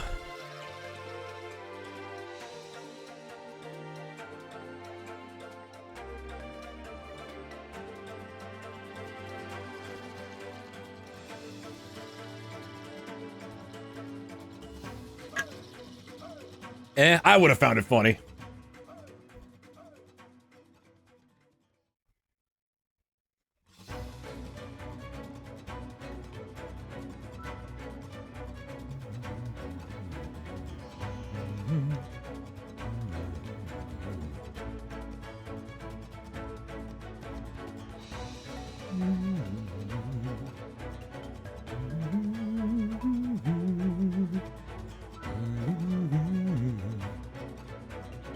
Actually, since I'm not using my phone for VTubing, I can check what I have in Pokemon Go now.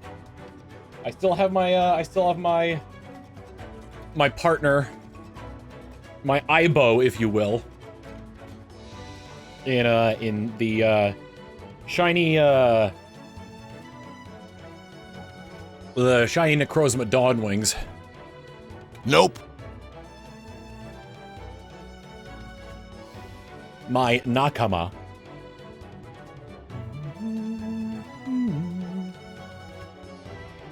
Let me see what I have that's also 4 stars. I only have 9 4-star Pokemon. I might have transferred some of the other ones by mistake because I didn't really check. My 4-star Pokemon are a... what the hell is this thing called? A Slaking, a Gyarados, a Gengar, a Shadow Pinsir, Giratina Origin Form, a Torterra, an Ampharos, a Steelix, and a Cantonian Farfetch'd.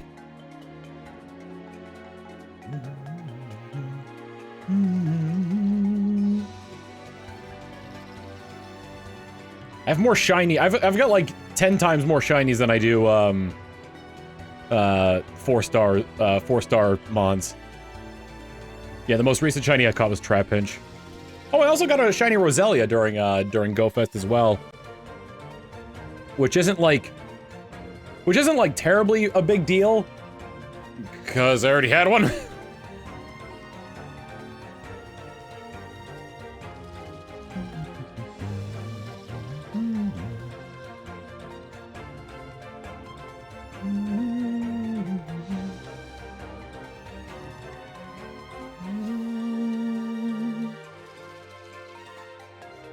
I have a shiny Wobbuffet that I'm more angry than I have it than anything, because within that same weekend it was when Pokemon Sleep first came out, and I was really getting into that.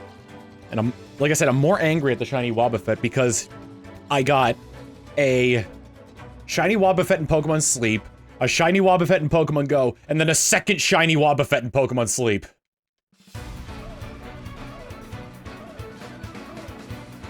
Is post-game or a mod of this game? It's post-game.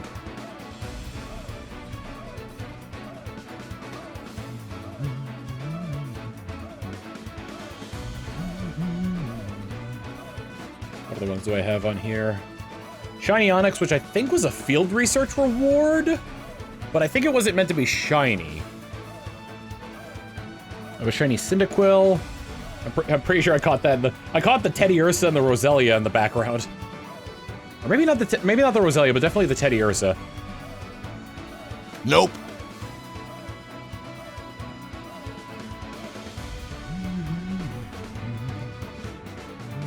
And my first shiny was a Mareep, because I have it as an Ampharos now. And my second shinies was during the Squirtle Community Day where they had the Sunglasses Blastoise. So I've got a shiny normal Blastoise and a shiny Sunglasses Blastoise. And the shiny Sunglasses Blastoise I nicknamed as Spray Ban.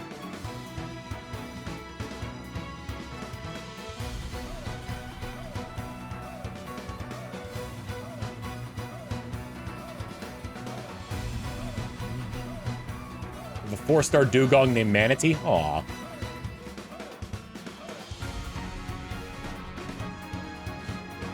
I want to hunt for a shiny Mastiff in Pokemon Scarlet and Violet named that Manatee.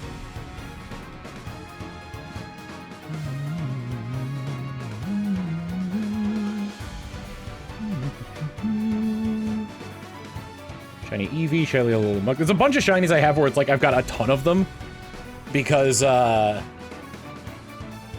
what is it? Where I have a ton of them just because it happened to be a community day that day, or it was a community day when I got them. I haven't like transferred a bunch of them, so I still have a ton of shinies of different Pokemon.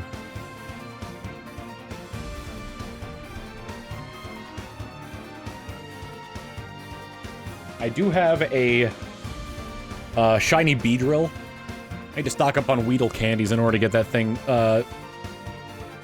doped up, so that way I can I'll have a decent Pokemon too when I Mega Evolve it. I like the way shiny Beedrill looks. With the blue eyes and the green body.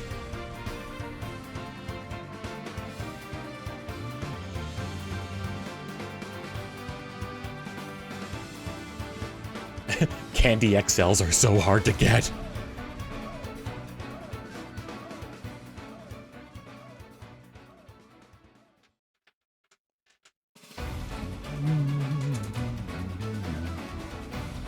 I have a shiny Arbok that I named Ken's.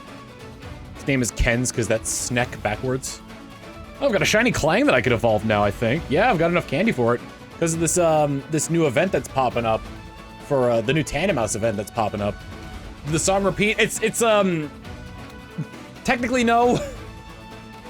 Nope. It's one long video. But there were a lot of clinks out because of the Tandemaus event going on right now.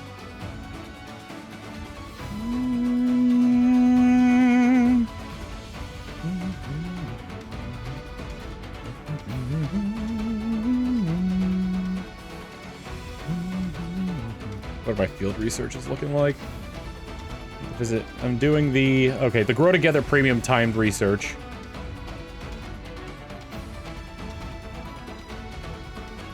I think. There's one that... Oh yeah, no, that was the one that I've fallen into the trap of buying the timed researches, guys.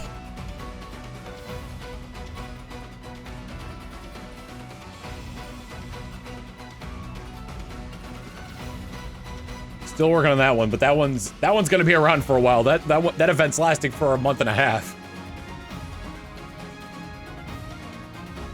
And then the Better Together timed research. I'm on part 2 of that, which ends in 4 days. I need to do 5 research tasks, explore 3 kilometers, catch 30 Pokemon, and earn 20,000 experience points.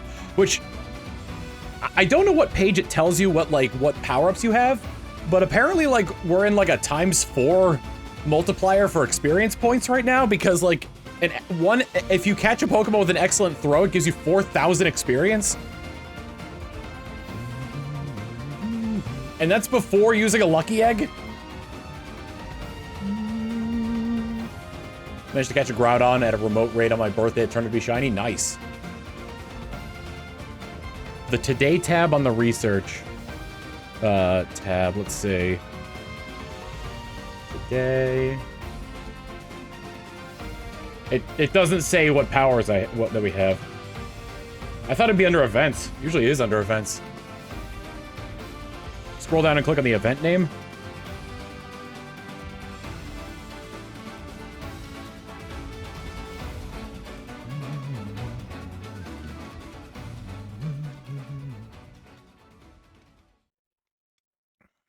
If I get like a mobile setup, I might let's see. Grow together. 5 times EXP for your... Oh wait, that might be because I have the premium pass.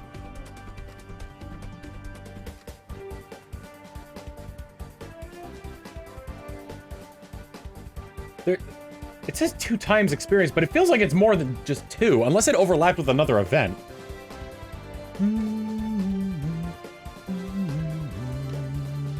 Nope. As long as that HP number on the Quagsire is different every time I catch it, it means I'm still doing the right thing here.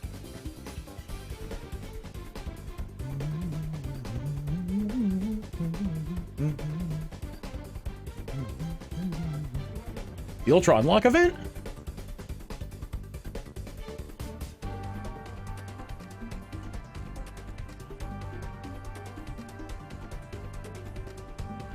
Friendship level catch. I don't see this event themed raid bosses, wild Pokemon, timed research.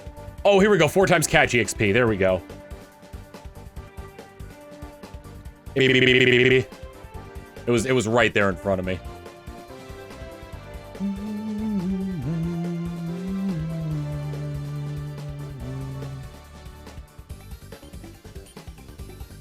Why do they call it oven? If of out cold, in eat the food.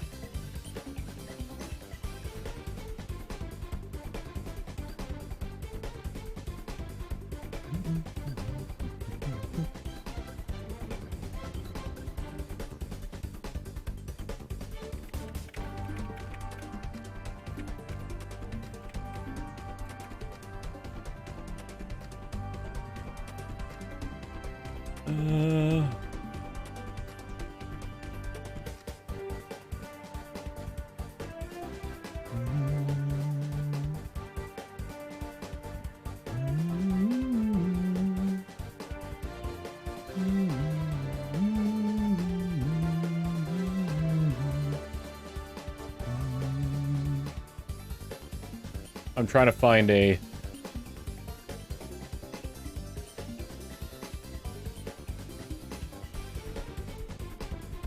Oh, wait. I think this is the one.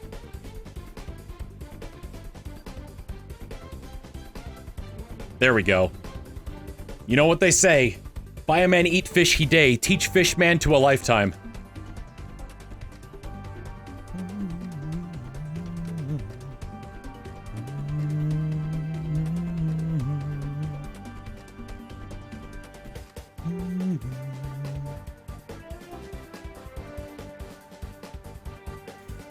I love how the Cotton Eye Joe nowadays has just boiled down to complete ramblings. It started off as a slower song, then there was a dance mix of it, and now it's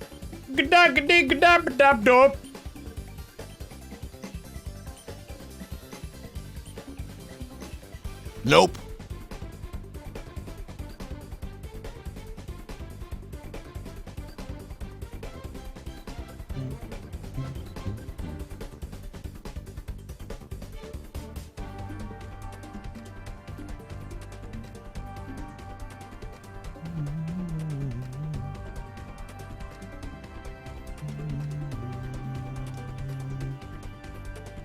It's just sounds, yeah. So when's the Simlish version of Cotton Eye Joe? It's already out! Nope.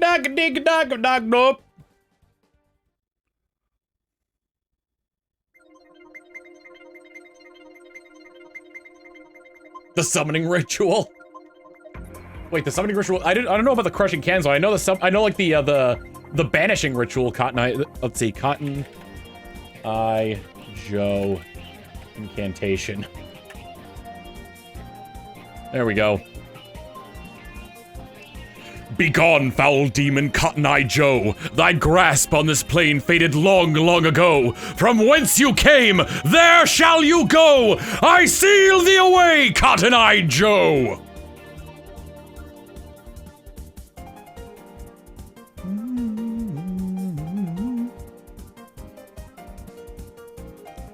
Begone, you demon Cotton Eye Joe! Thy grasp on this plane faded long, long ago. From whence you came, there shall you go! I seal thee away, Cotton Eye Joe!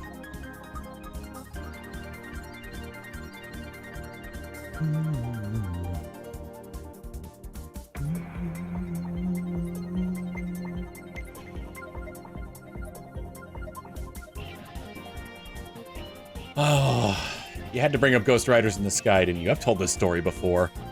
It's a good thing that I have a visual aid as well, because in order for the story to make sense, there requires a visual aid. I need to look up the lyrics to Ghost Riders in the Sky.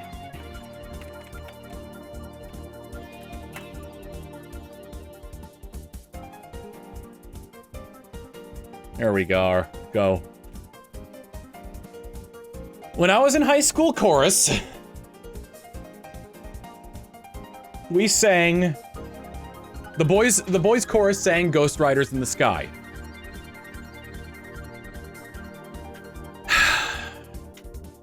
Being the teenage boys that we were, there's a verse that says, "A bolt of fear went through him as they thundered through the sky, for he saw the riders coming hard and he heard their mournful cry." We changed that last bit to, "Saw the riders coming hard and he got some in his eye."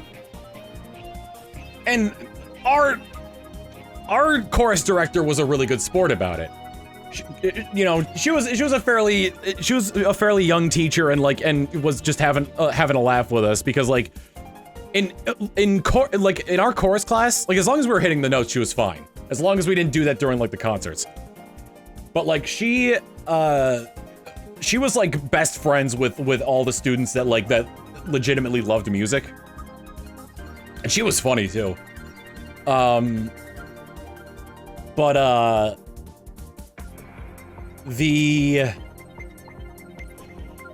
So like we get to like close to like we get to the rehearsal, and while we're sitting in rehearsal, she's like, "Okay guys, I know we've had fun with that one, but from here on out, let's sing it with the right lyrics." And we're like, okay. So, we all agree. And all the people who were singing that version of it anyway were all of, like, the chorus kids that genuinely loved, like, singing and whatnot. Because there were two types of people that took chorus. People who actually liked singing, and people who just wanted an easy class for credit. So all the people who were singing that version of Ghost Riders actually liked chorus and singing and all that. Nope. Day of the concert comes around. Everyone's, families, parents, loved ones are in the audience, having a sing, listening to us sing, and, we're singing the song. And in the middle of it, our chorus teacher, in her infinite wisdom, does this. Now, let me just, I just need to read the lyric one more time. Here we go. Me singing is take me singing as like the chorus singing, and like all my movements are what the chorus teacher did. So Saw the riders coming hard. As they ride on, hear their cry. She wiped her eye. Took everything we had to not burst out laughing. And this was during the concert!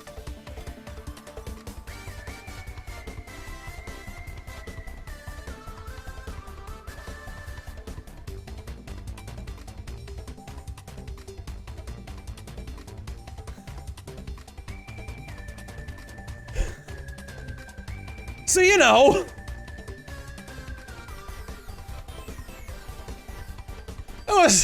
That was something we had to deal with for the rest of that song.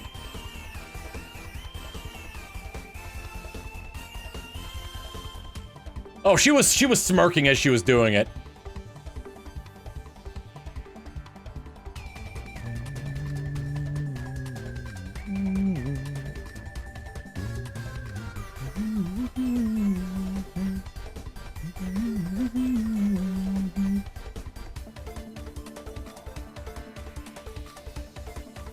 He just came down to lie in his beanbag.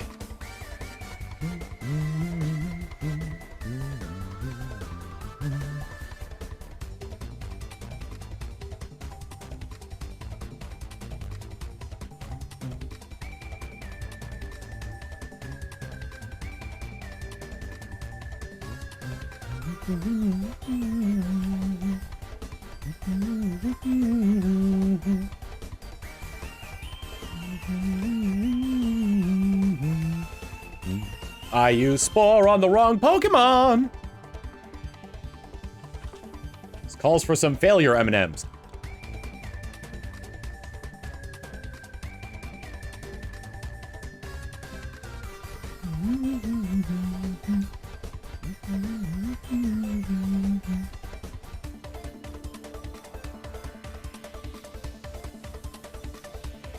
She was also the director for the school musicals as well. And like... Nope. It's not like she was turned into a completely different person when she directed the school musicals, but she was a lot more strict. Like, and it's understandable because like learning a song is significantly different from, you know, learning lines, learning the songs in those things, learning step choreography, learning where to go, learning how fast you gotta do a costume change.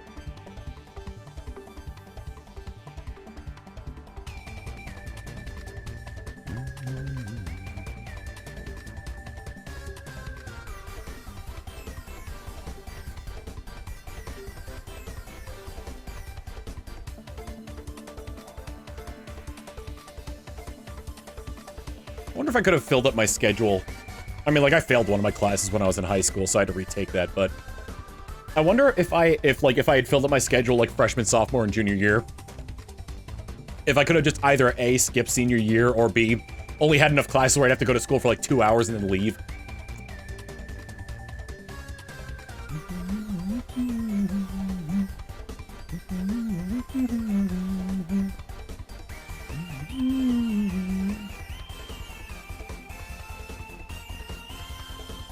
Get the Kitsune, thank you for the raid. Hey, boop.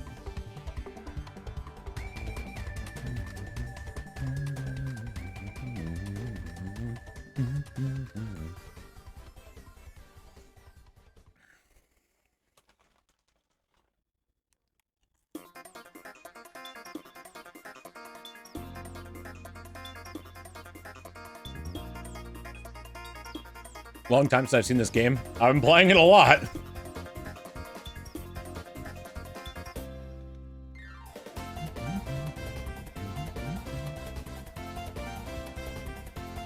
You know what? That first episode of Smash Fighter was my senior project in high school.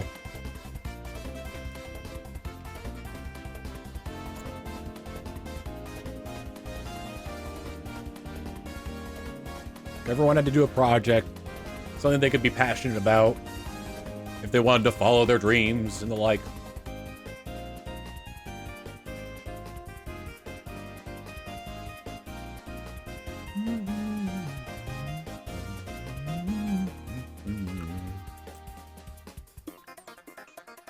I'm not gonna say I can't wait for Shiny Month to be over, but like, Nope.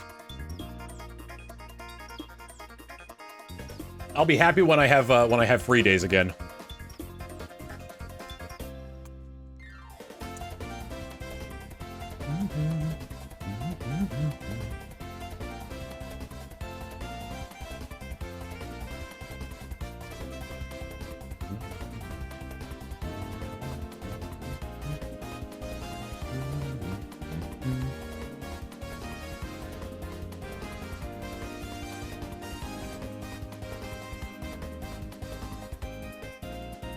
I'm trying to think.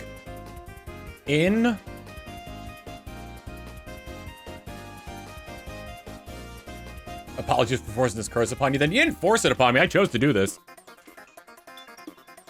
I've never done something where I stream every day. And I can see why I don't do it more often. Something to experience, you know?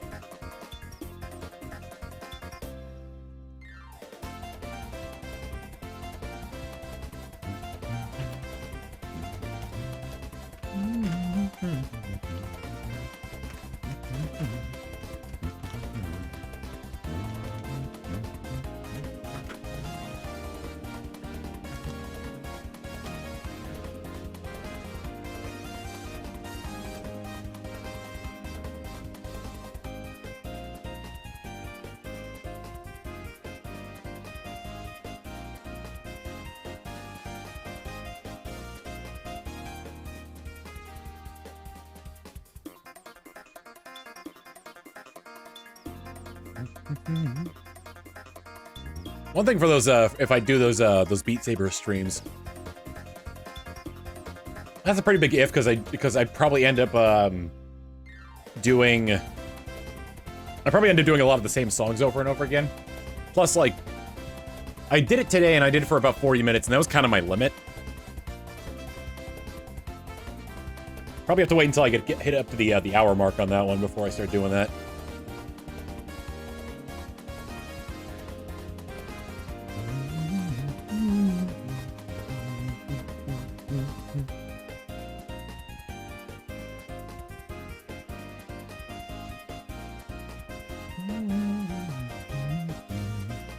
Nope.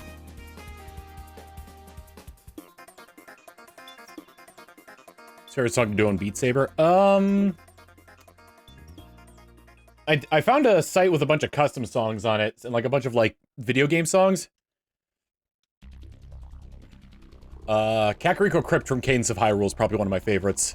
That and City Escape Act 1 from Sonic Generations.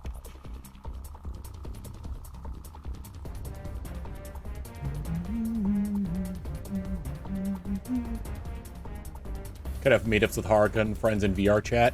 I've never done VR chat before. I don't know what model I'd use for VR chat.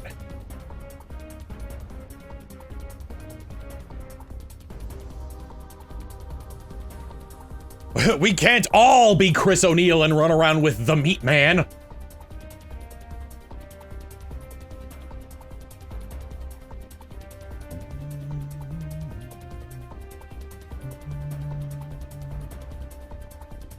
I have to get a commission first.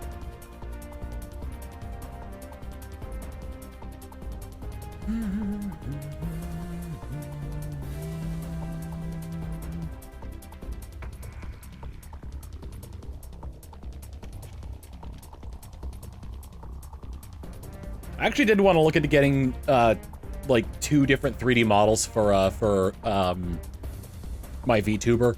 One that's more like high poly for like general use VR chat and whatnot, and one that's low poly so I can mod them into older video games.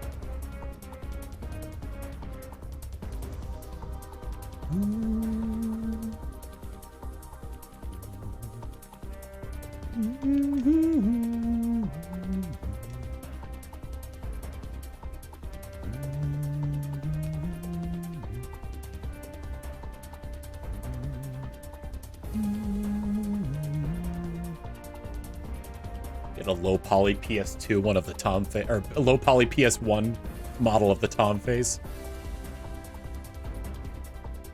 Wizard Tom and Gary's mod came to mind. Yeah, like, and again, it would depend on the rig as well, because the rig would have to be suited for the source engine. I think you can get away with a lot of that. Like, at least in what's the program called? In Blender, I know like how a lot of people import models. Nope. Into like Source Filmmakers to use the existing rigging on it, and then rename the bones so they fit more with Source Filmmakers programming structure.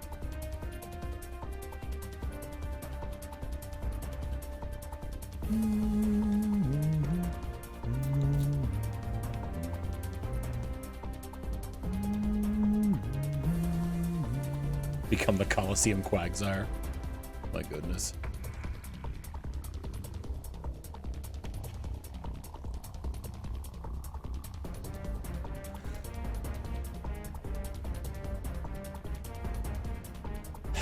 You know what, like, you know what kills me?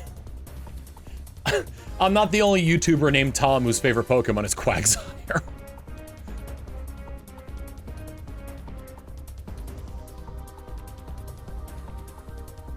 Though I think I've shown more dedication to the Mon. How so? Tom Scott's favorite Pokemon is Quagsire.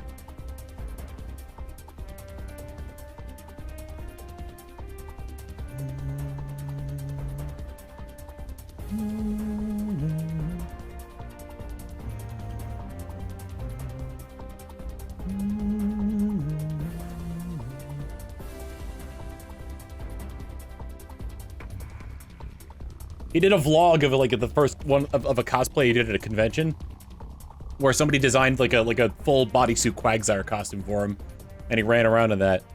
And then he went up to one of his creator friends, and like, you know, in sort of like a more like private like a conversation with him,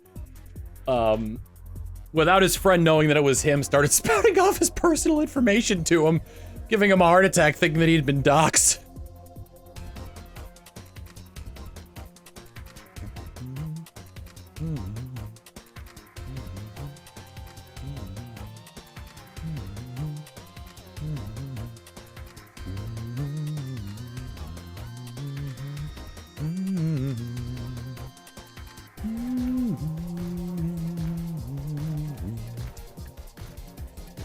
Nope.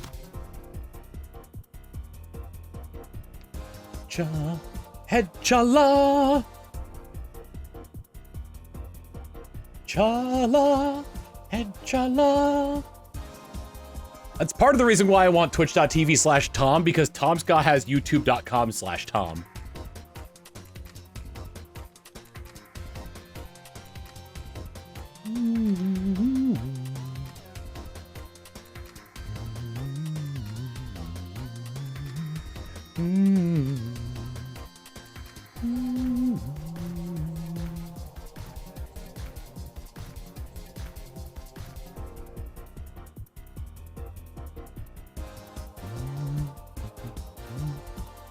I'm Tom. I've established that pretty well, I think. That I am indeed Tom. You know, they say your charisma score in D&D isn't just how well you can speak to people, it's like how grounded you are to it's your sense of self. And I think my mantra of I'm Tom has given me a very high charisma score, if not my looks or ability to speak. If Ray can get Ray, then you should be able to get Tom. I mean, I wonder if the person who has twitch.tv/Tom, because there's three possibilities. It's either a placeholder that Twitch implemented. It's either someone who got it and thought it would be a funny joke to put Tom from Facebook on there, or I'm sorry, Tom from MySpace on there, or it's actually Tom from MySpace.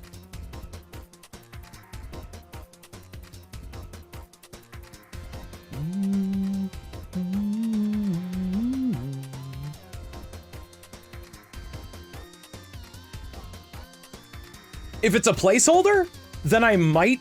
If it's a placeholder, then I might be... Like, the most likely to least likely scenarios of me getting the Tom Twitch URL are either one... in order, from most likely to least likely, is one, it being a placeholder, 2, somebody else has the account, but they haven't been on there in a long time, and 3, it belongs to Tom from MySpace. If it belongs to Tom from MySpace, I'm never getting that account.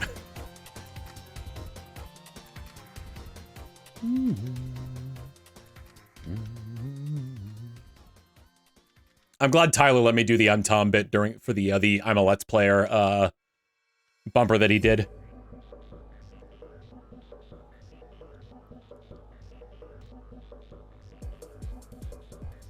Because if he didn't want me to do it, then I wouldn't have done it and not made a fuss about it, but he found it funny too, so he let me.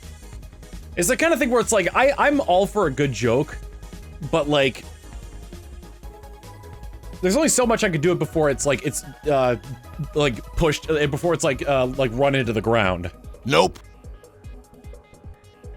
That's why I'm shocked that like, the small skink bit, or the jolt bit, or the Simlish bit, or the singing in vents bit is still, like, people's favorite.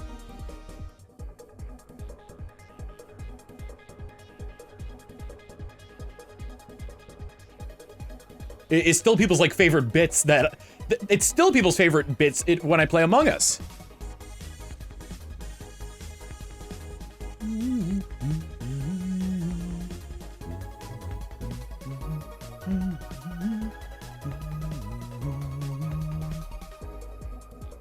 Is there no Quag in Among Us? No, there's no Quag skin in Among Us.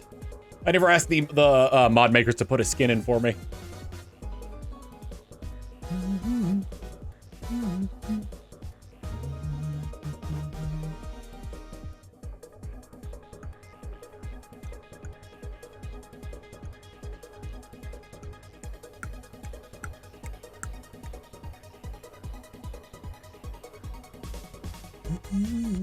The I'm Tom is more of a yearly bit, so I just feel overplayed. For a while, I was opening all my streams with I'm Tom. ITGS25 with the 89 months of tier 1. Thank you very much.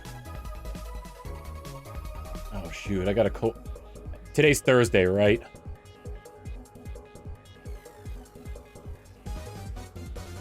I need to coordinate with my friends about going to YCS tomorrow.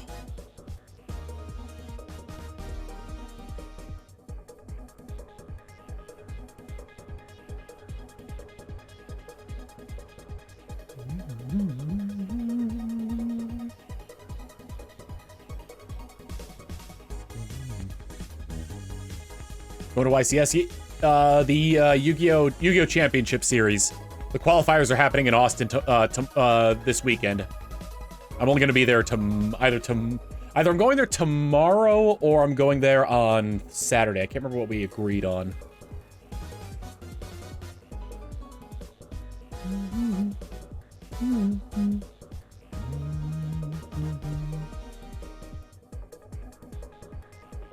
Let me see. Okay, we're doing Saturday for YCS. I might go to Classic Game Fest tomorrow then. Might see Z and Hunter there. Nope. Participating or cheering on Chilled? Neither of us are entering. We're going just because we have a love of Yu-Gi-Oh!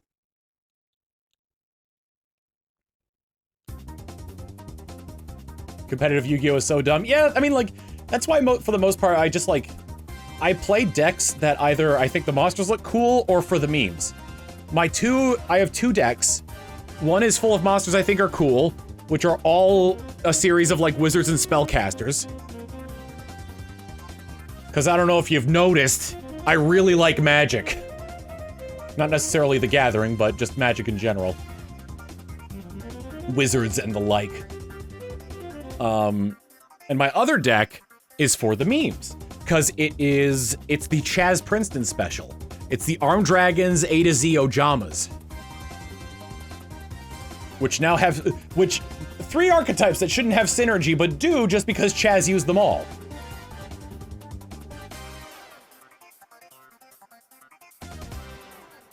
Oja Match lets you search out your deck for either an Armed Dragon monster and an Ojama monster, and then normal summon one of them in addition to your normal summon.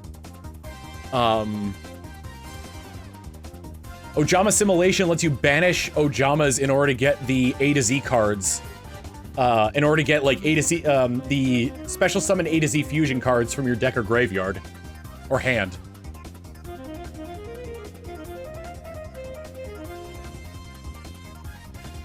And they all coalesce in either the A to Z Dragon Buster Cannon or the Arm Dragon Catapult Cannon.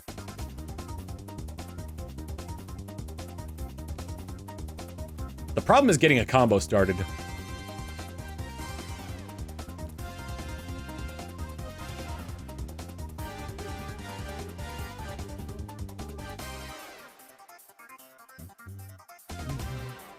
Never forget your Chaz deck took on a Max C challenge and it won against against Exodia. Yes, it did.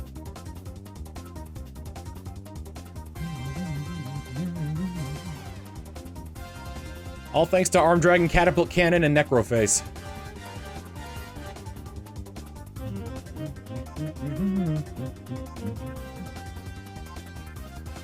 Nope. The problem with that strategy is that it bricks a lot. We're actually gonna take another break here. I'm gonna stretch out a little bit, maybe refill my water and go to the bathroom as well. I recommend doing the same, just getting up and stretching. See y'all in a bit. Okay, we're back. Get that music going again. I spent most of that break playing with my dog. Then I stood up here and did nothing else and just stared at the camera. Oh boy. So, you guys remember if you watched Yu-Gi-Oh! GX, you remember the whole Society of Light arc, right? It's like, oh no, Light is coming to kill us all, Light of Destruction, brainwashing Chaz, yada yada yada. They, didn't really think the subtitles through in that one.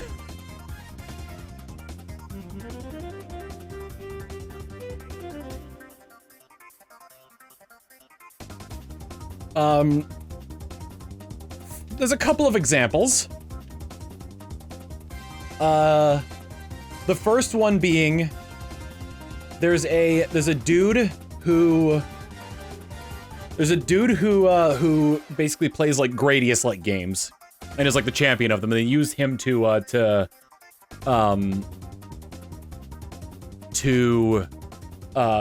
to beat Jaden in a duel.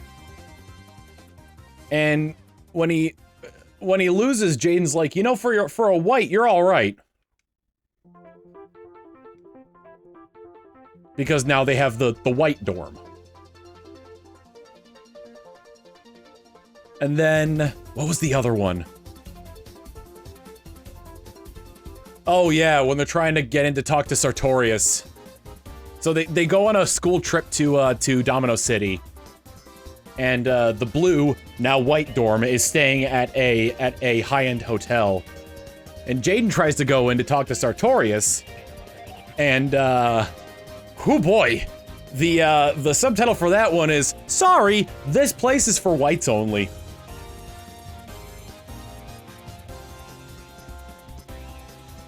Nope. Yikes!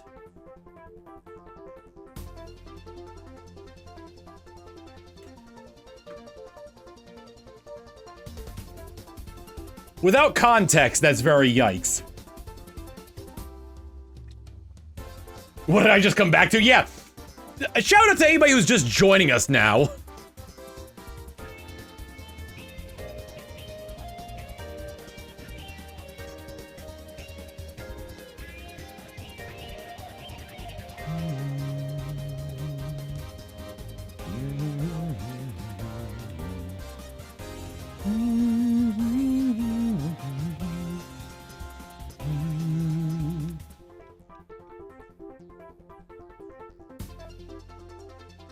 I know about Bastion eventually falling to the Society of Light, but I haven't gotten to that part in the series yet. So here's what I could come back to. Unfortunate subtitles in Yu-Gi-Oh! GX, based on the fact that the blue dorm turns into the white dorm as being part of the Sartorius' Society of Light.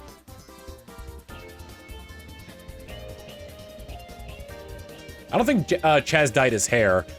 He had white paint spilled on him when he was trying to paint the interior of the the Slifer Red Dorm white, while Bonaparte and Crowler were dueling to see whether or not the Red Dorm would stay.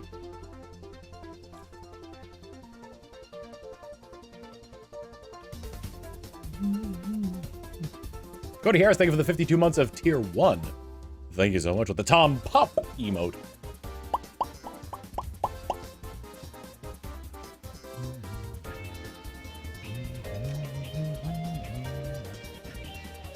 Yeah, Bastion gets no respect in that game.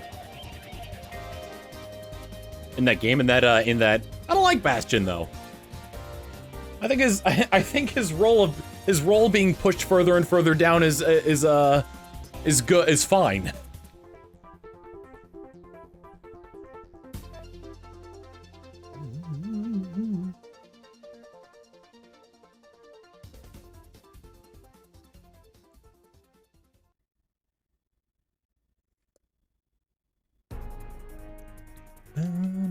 Nope. Nope.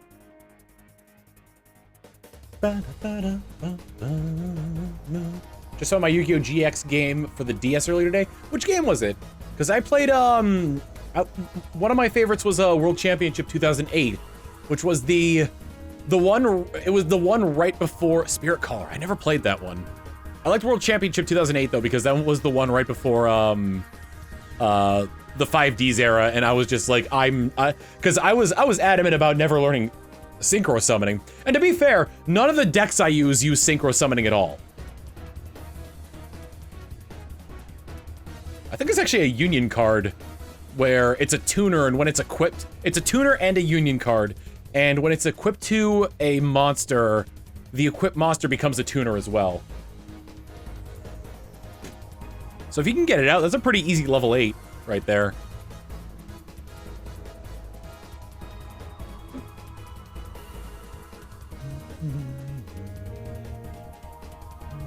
A tuna? Tuner. Synchro what? What summon?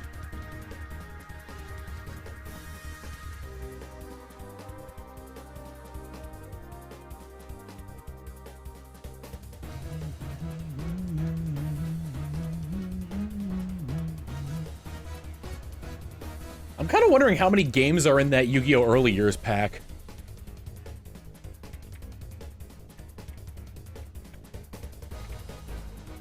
Yu-Gi-Oh! Early Days collection. Let's see.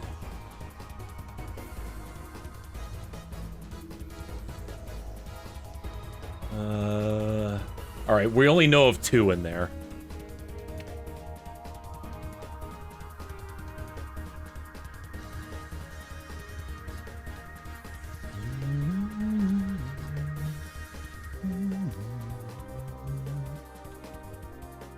Is it sad that I want to see Forbidden Memories in that pack? Not at all.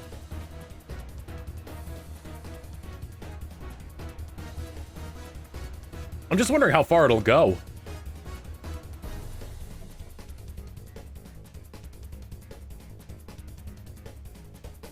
Because what is considered the early days?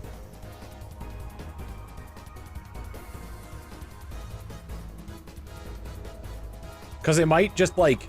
Because they might just end up having it be like a bunch of games for... It might just go through like the PS2 era of Yu-Gi-Oh! Games up through like Falsebound Kingdom or something like that.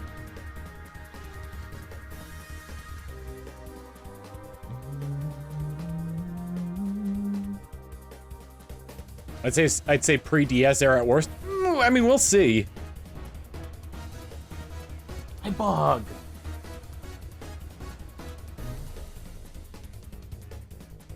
Early days to me sounds like pre-Duelist of the Roses.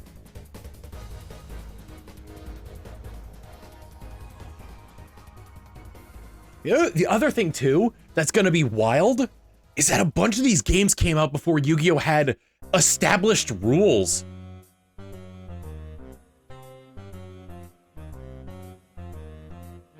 Nope.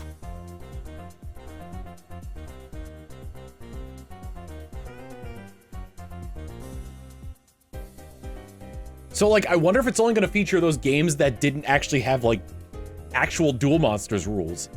as we know them today. Because that's a possibility. Let me see. The 2 games that are confirmed are Duel Monsters 4 for the Game Boy Color and Duel Monsters 6 for the Game Boy Advance.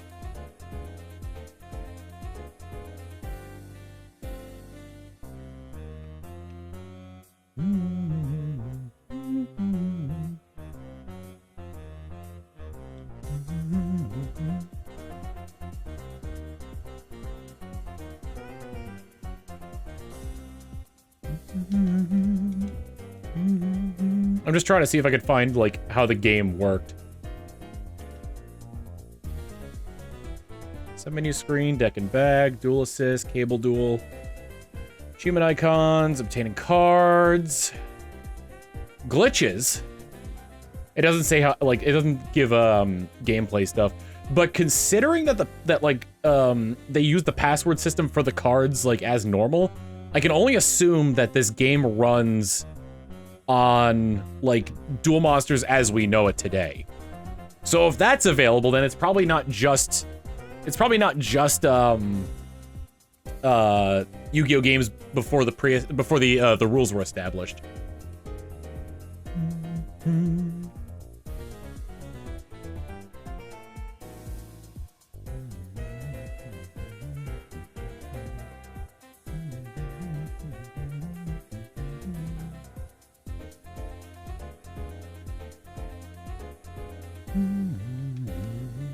Nightmare Troubadour was funny to me because it's a self-insert game. Like, you are playing as yourself as though you are friends with Yugi and the crew.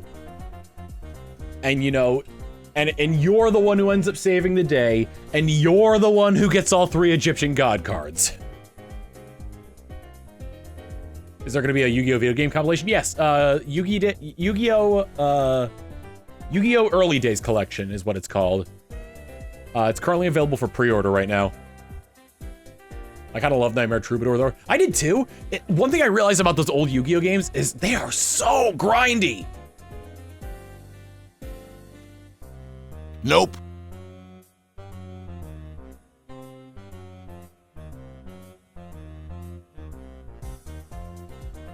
World Tournament 2008, I don't believe had a story that was based around the anime, but it did have a story based around the concept of the card spirit world.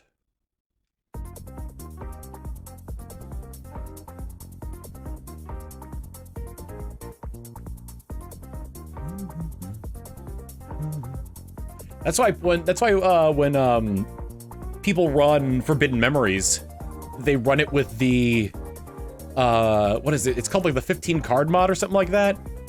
Basically, it makes grinding for cards a lot faster because everybody uses it. Everybody's still on the same playing field, so it's not considered cheating. It's a different category. 5 to 15 card mod, yeah.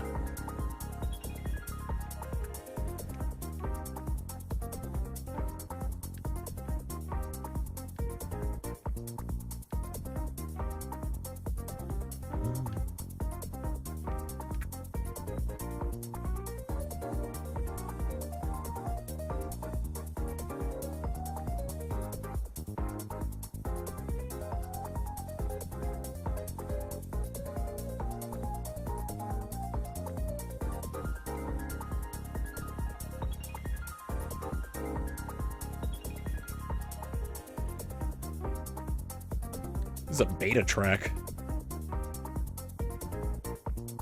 I don't know if this appears in the game like anywhere in Pokemon Battle Revolution anywhere, but like it's a bop. I like this track.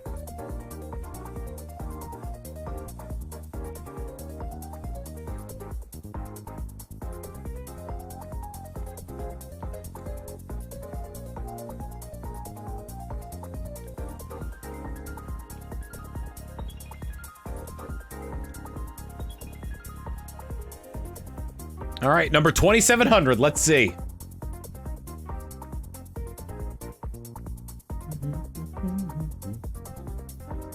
Matt's playing the game. Yeah, somebody made a I think it's one of his community members made a mod for Battle Revolution that introduces a rental randomizer.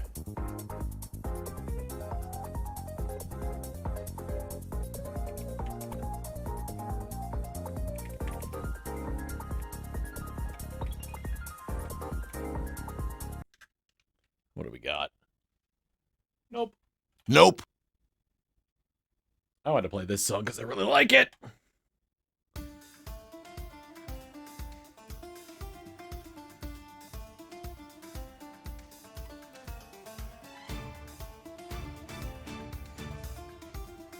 Speaking of Yu-Gi-Oh! Where is this from? This is from Yu-Gi-Oh! Master Duel.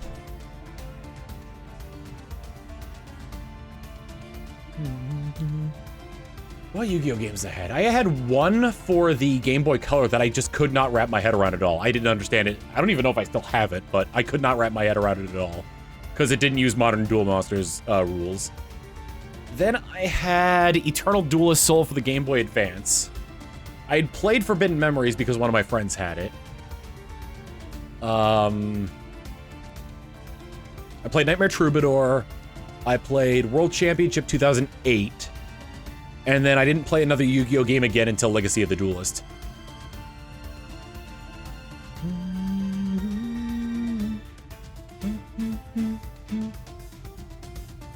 I think the GBC Yu-Gi-Oh! Game is Dark Duel Stories. That sounds right.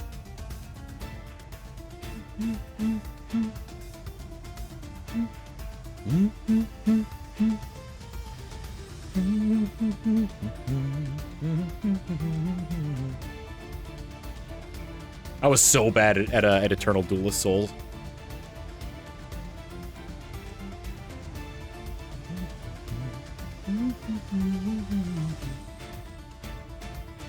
Hate the World Championships. It felt like they stripped the life out of the game. I mean, like, at least the one World Championship 2008 at least had like a sort of campaign mode to it. I don't think there was any dialogue, but it did have like a sort of like campaign to it where you went across different like dual spirit worlds and face against different dual spirits who all use like different decks. But this is also during like the GX era, so like a lot of the cards, so like there were a lot of cards and a lot of different like GX was around the time they started establishing archetypes, as opposed to just like a random mishmash of cards that happen to fit well together.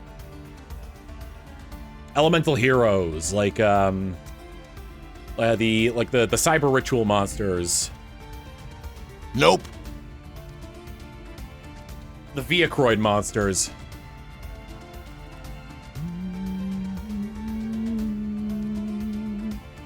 Crystal Beasts, yeah. Volcanic, I believe. Cyber Dragons. Ancient Gear. I'm trying to think of like what decks in the Yu-Gi-Oh! Anime actually got made into cards. Because like there's some of them where I see and I'm like, there's no way they made those into cards. I know the BES ones are, the ones that are based off of Gradius, those are actual cards. The vampire cards, yeah, those are, I mean, those have had like sort of like an up and down thing. The letter monsters, are you talking about the like XYZ Dragon Cannon and whatnot? Because they introduced more support with them. The Venom ones, yeah. There were the U-Bell cards.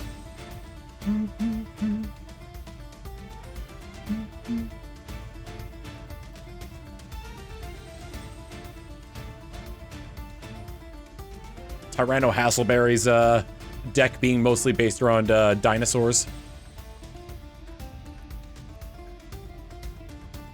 You know why Bastion didn't feel like a fleshed out character? Because it didn't feel like he had a deck.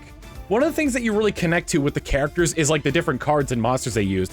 And like in the two duels that you see for like most of the series, he swapped between like he swapped between the water deck and the earth deck. And it just like, it didn't make him feel, it made him feel like more distant, you know? It didn't really make him feel like as much of a character.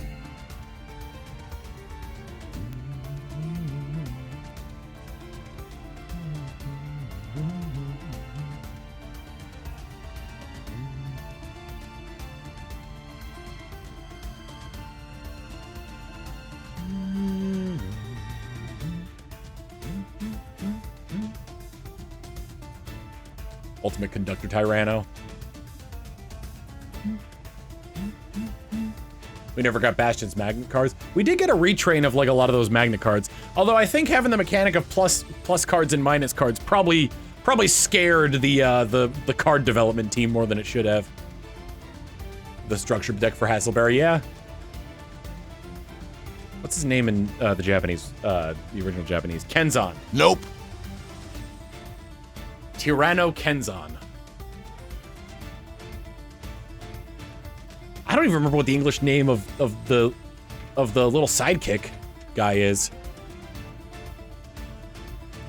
Cyrus. It was Cyrus Truesdale. Because he's Marufuji Sho in the original Japanese. And his big brother Marufuji Ryo, otherwise known as Kaiser Ryo.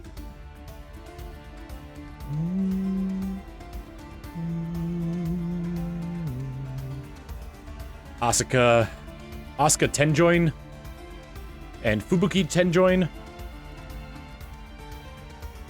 or Alexis and Atticus Rhodes, Jaden Yuki.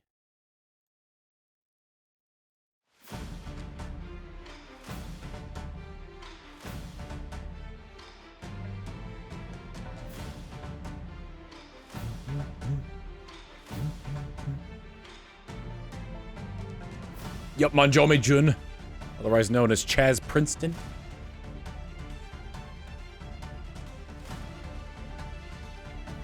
Kronos or Crowler. Napoleon or Bonaparte.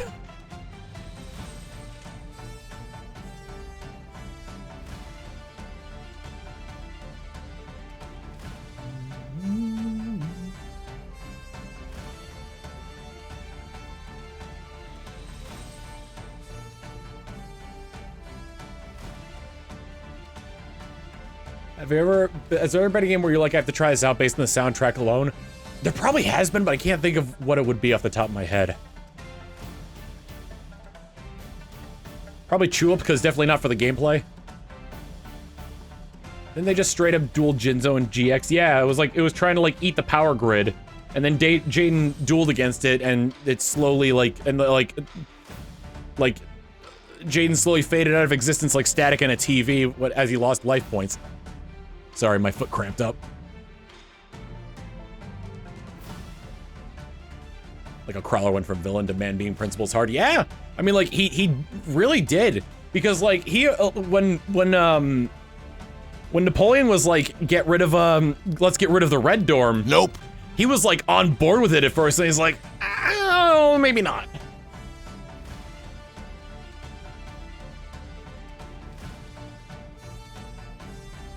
There's a repeating joke in the Japanese where they keep calling Crowler, or rather Kronos in that version, when he ascends to the headmaster position, where they keep calling him acting headmaster. He's like, you don't need the acting part!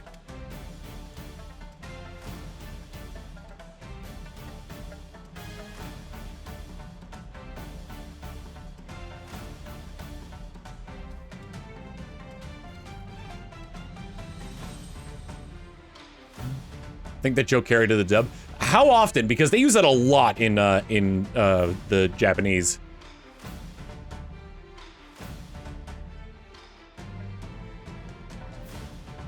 Wouldn't the red door be the biggest if the female students weren't an obelisk by default?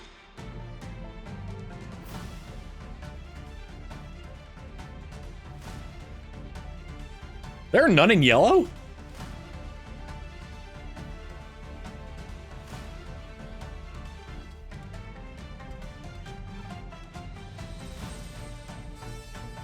Probably got unnecessary hate for his antics in season 1. I mean, he was kind of classist. But he grew to love his little dropout boy.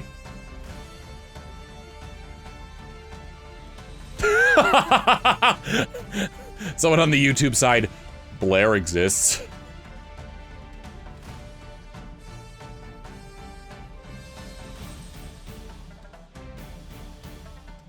Miss Elementary School student who want to sneak into Zane's room and smell his deck with an E.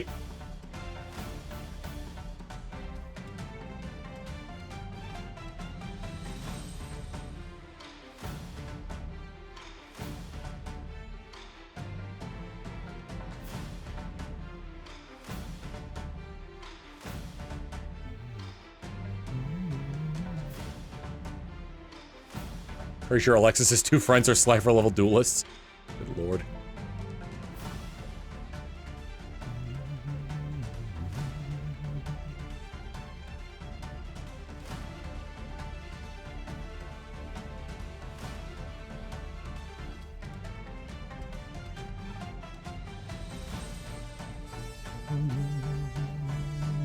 Nope.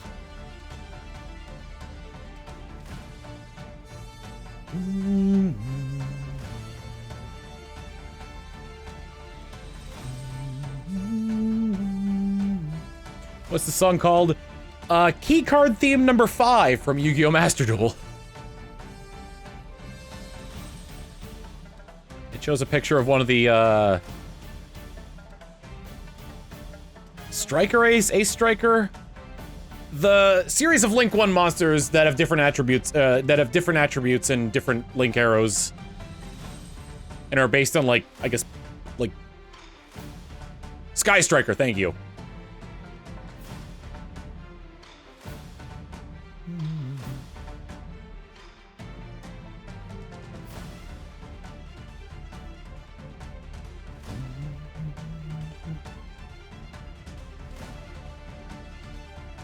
It's either Ray or Rose. It's the fire one.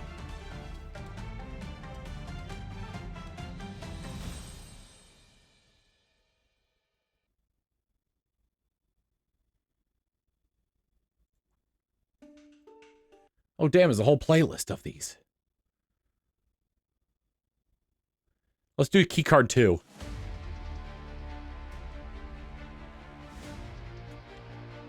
This one's got Blue Eyes Alternative Dragon for the picture.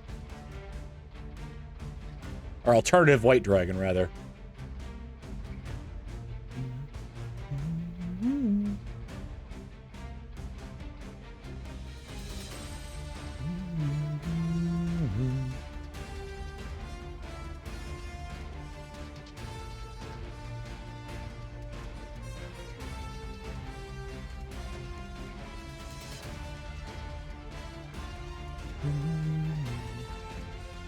Favorite song from the Sonic games? I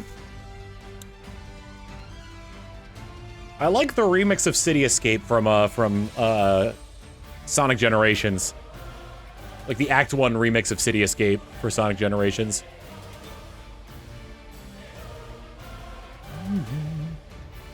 Would you want to see a fusion of Blue Eyes White Dragon and Red Eyes Black Dragon? Yeah, that'd be pretty neat. Violet Eyes Gray Dragon. Duality Dragon.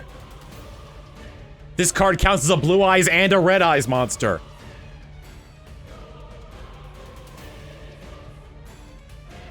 Nope.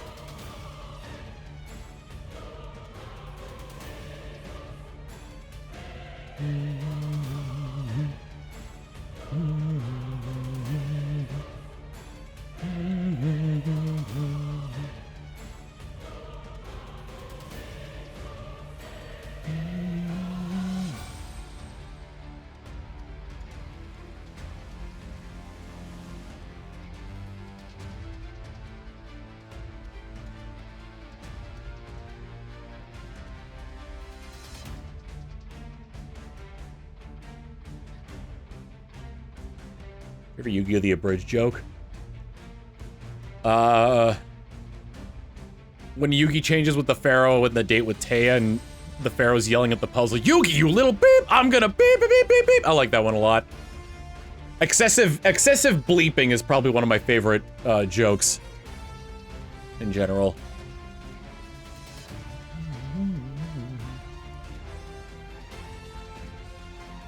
Odd Eyes Pendulum Dragon.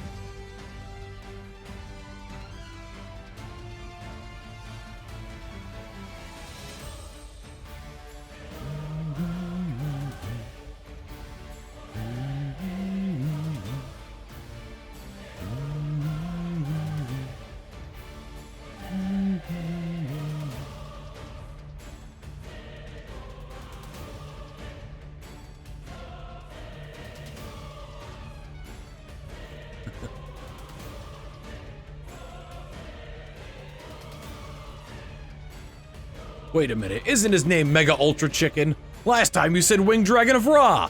Stop ruining Yu-Gi-Oh! Little shout out to Lil Karibo's haters on that one.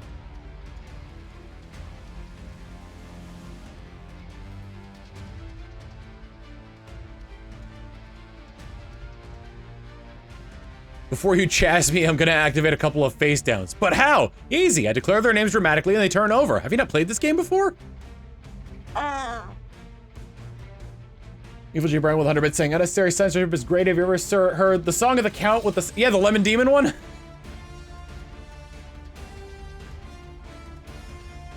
Nope.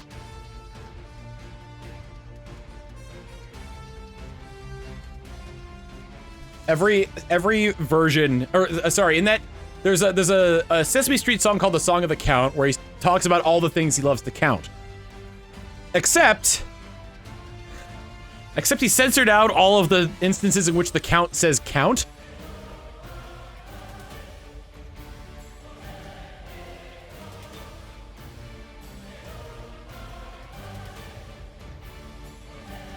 May I link it for them?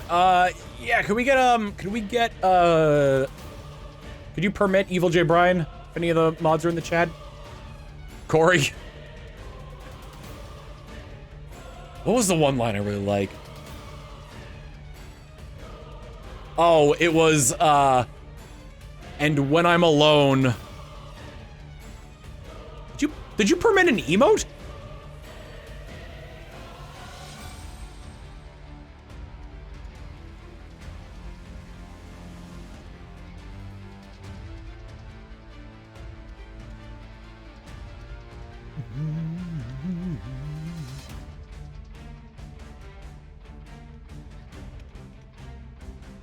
No, my favorite line in that song is, and when I'm alone, I count myself.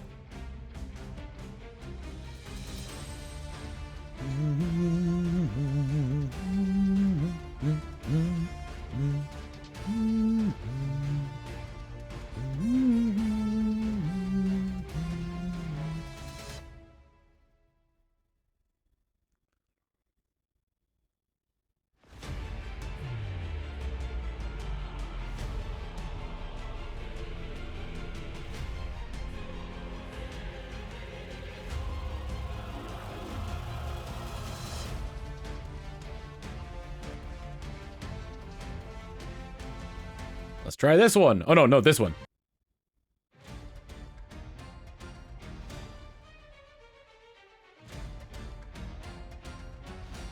Were the Orcust cards good? I see them show up a lot in Master Duel. Not for anything in particular. Well, it's mostly in that, that World Chalice story mode.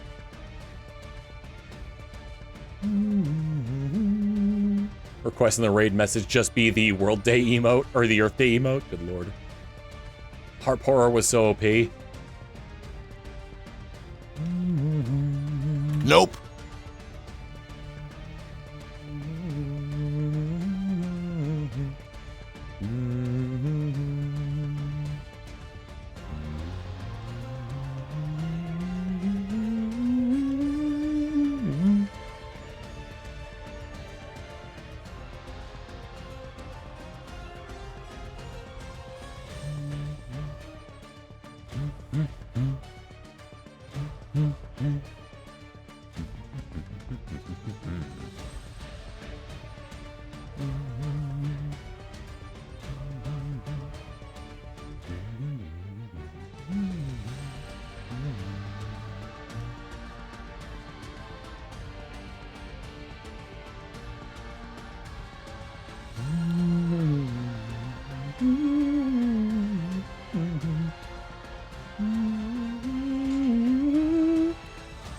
Toasty! Thank you for the raid! Get them countermeasures going proper! The next palindrome to hit is 2772, which is 65 away. Good lord, I'm in this for the long run! What have you done?!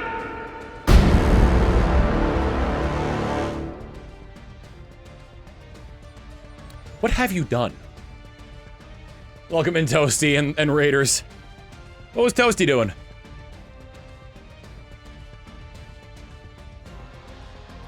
We're talking about what else? Yu-Gi-Oh! Playing Pokemon, talking about Yu-Gi-Oh! Is it Kids WB in the early 90s all over again? Or sorry, the early 2000s all over again? I RNG'd a 00002 TID save file for a shiny manipulator, and then radar to shinies. Oh, an XD? Ooh. Nice.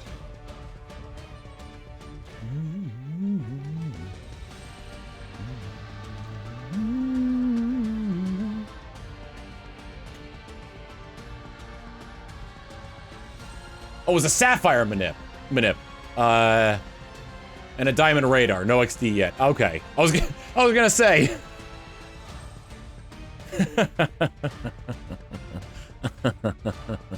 Shiny hunting an XD is painful.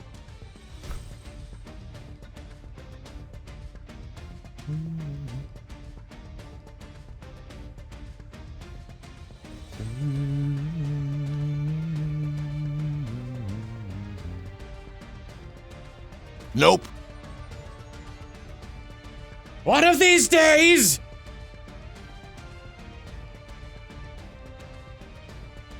The fact that half of your encounters in XD literally get eaten by Munchlax is very fun. Oh, jeez. That's rough, buddy.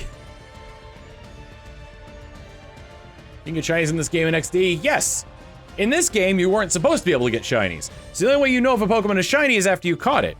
In XD, they fixed that for the Shadow Pokemon. However, you can still get shiny Pokemon in the wild areas.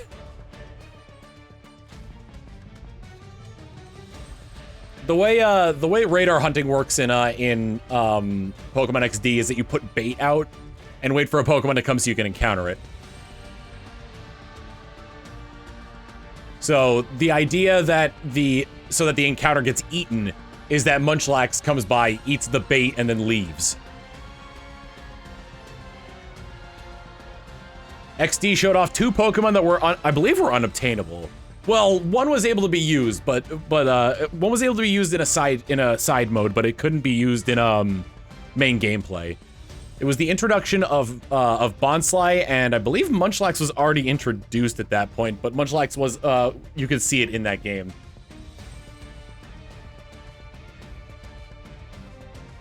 Did Mime Jr. appear in XD?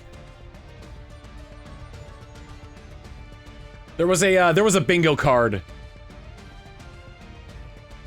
There was not, okay. There was in the bingo battle mode in XD, there's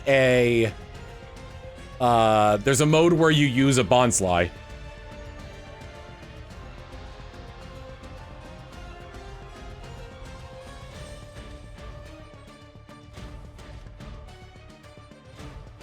Use a Bonsly in Generation 3!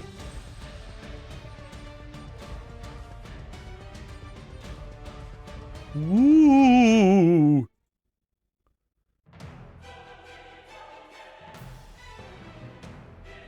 I summon Obelisk the Tormentor!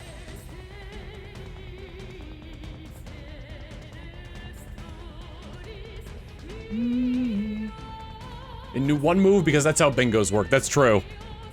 Nope. I grinded bingo battles so that way I can get the pinch berries I needed to get the best Pokeblocks.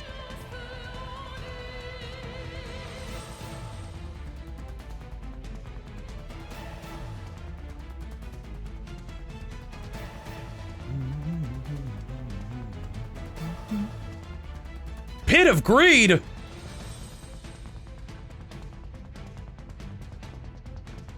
Pot of Greed!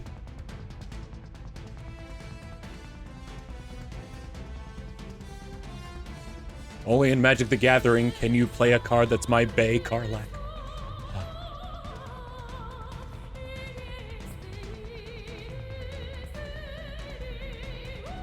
We'll make another Shadow Pokemon game?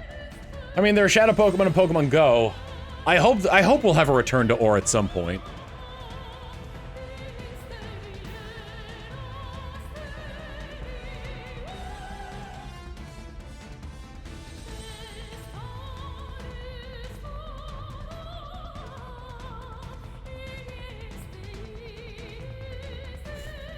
I find it funny that the only reason we can't snag other people's Pokemon aside from the Shadow Pokemon is because Moisty is like, no, don't.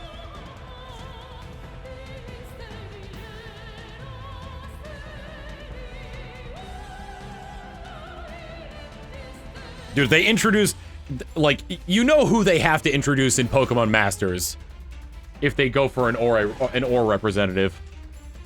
Gotta be Mirror B.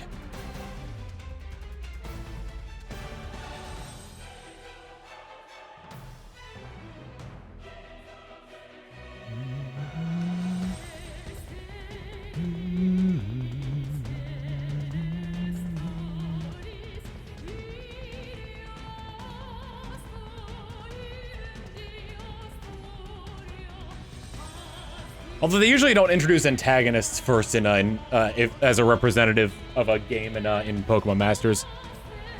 It'd be funny if it's like, yeah, the first Gen 3 representative, Archie.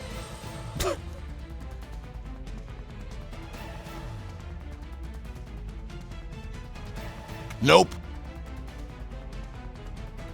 We press on.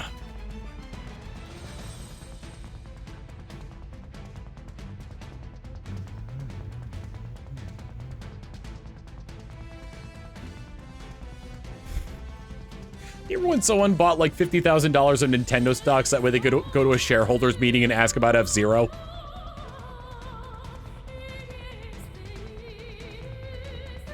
I don't think Archie's in Masters. That was a joke, lads?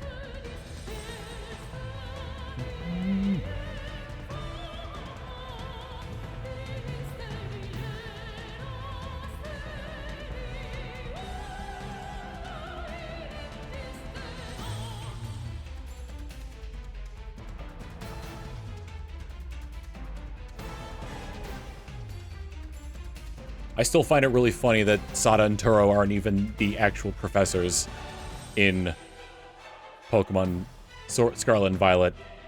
Clavel is the professor.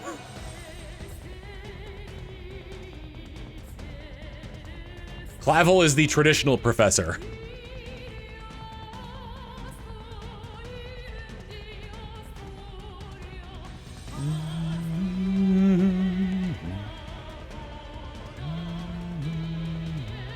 Clavel and to a lesser extent Jacques. Are either of them named after plants?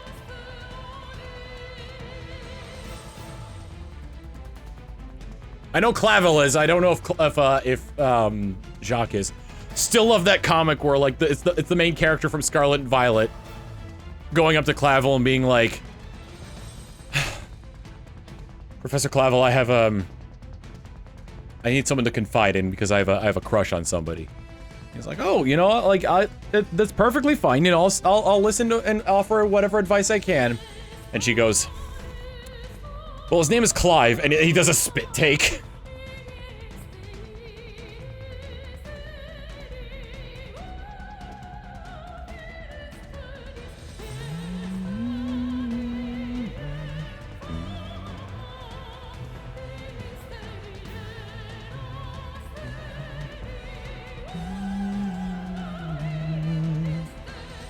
I have talked about that one before. Nope. I do these streams so often, I gotta talk about something. So far, like, I gotta talk about what I did during the day, and sometimes that's not much. My day today, starting from, like, technically starting at midnight, was I was working on stuff, took Manatee for a walk, came home, went to bed, woke up late today. Played Beat Saber.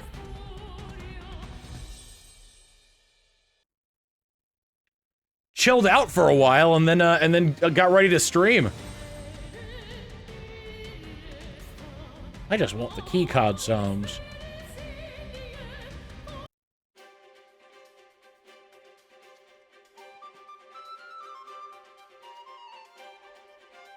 Ooh.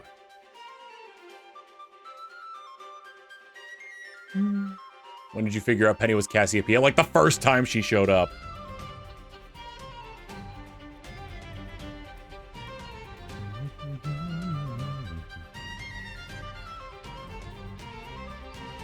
Play the new Legends game when you come out, of course. I always talk about dreams and restaurant violence. I gotta save that for disc only. I'm contractually obligated to. If I talk about dreams or restaurant violence outside of that, then I get fined.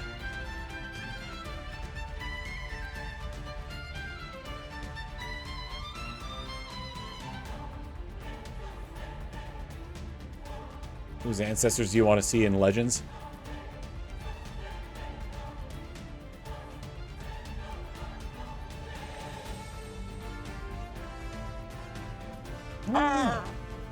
Trismo and Arbit saying, okay, there's a question. Many people talk about, hold on a second, talk about neglected IPs that they wish would be revived. Now I ask, well, popular IP would you sacrifice to revive a long forgotten yet beloved IP?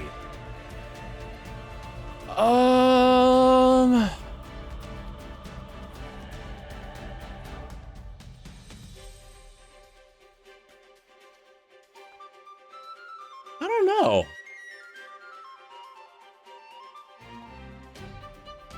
I want to see Ramos's ancestor in ZA first to answer that question.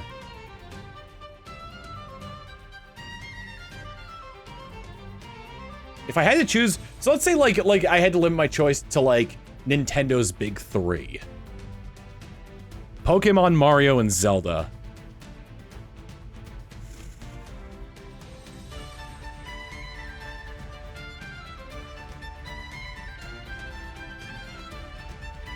I'd probably say Zelda.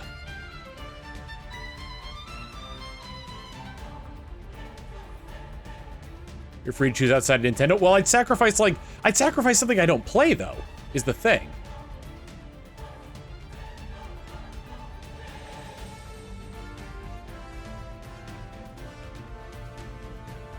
I'd sacrifice the entirety of Activision to get F-Zero back.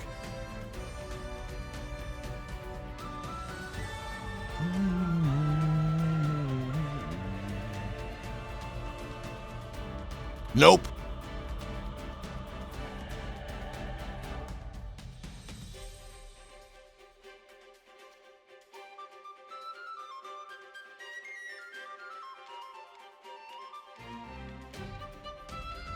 What games don't you play?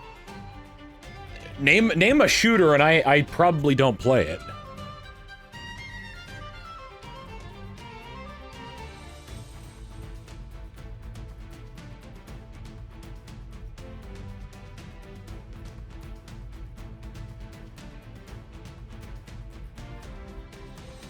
I'm talking about like nowadays though. Like, what was the last shooter you guys saw me play?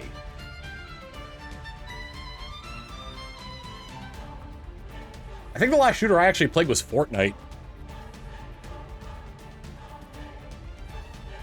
Because I'll play that off stream with, I mean, I haven't done it in months, but I'd played that off stream with like John and Massey and Andrew.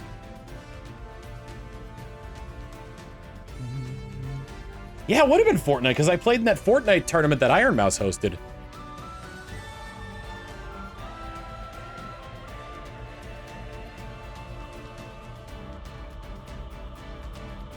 I never played Helldivers. No, my buddy gifted it to me, but I haven't opened it yet. And I should follow his advice and actually open the game because you get like, for having an account you get stuff because of what other people do.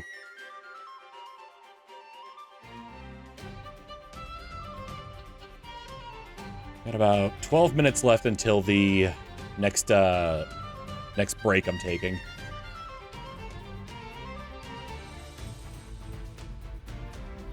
Which is good because I really have to use the bathroom.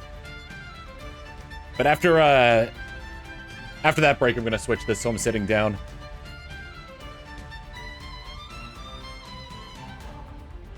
I'd sacrifice Fortnite Battle Royale to bring back Fortnite.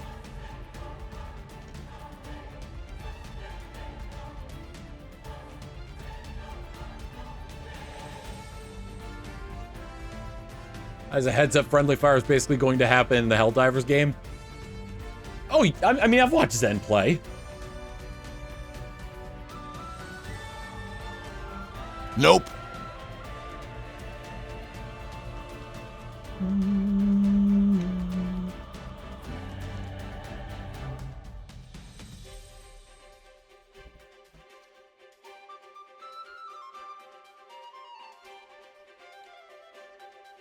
I'd love a new Monster Rancher game that still used the mechanics from Monster Rancher 2, but with, like, more quality of life choices. And, like, here's the thing. Ultra Kaiju was great. There's a couple things that I wish they could have changed about it. For one, the biggest thing, like, the biggest thing is, like, to make the errand trees more interesting. Because all the errand trees in Ultra Kaiju were different location, but the exact same exercises. Whereas the errand trees in Monster Rancher 2 were like an adventure. It was like your monster would use the skill that they were training up to try to make it through certain areas. Has Ultra Kaiju Monster Rancher gotten additions and updates? No. I mean, there might have been like some monsters that were based on codes or something like that you can get, but aside from that, nothing really.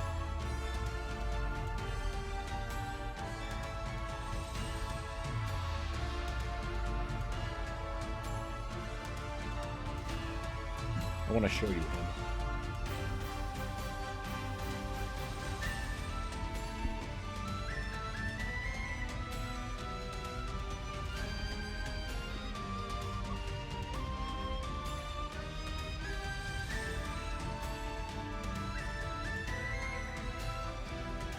Let's see if I can move to the other side without him getting up and looking at me.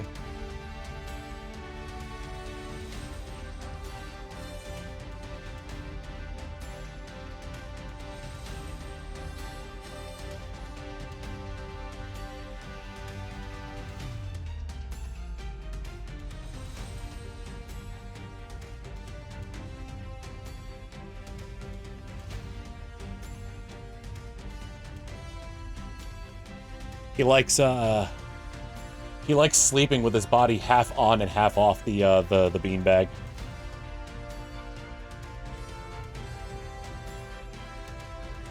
Nope.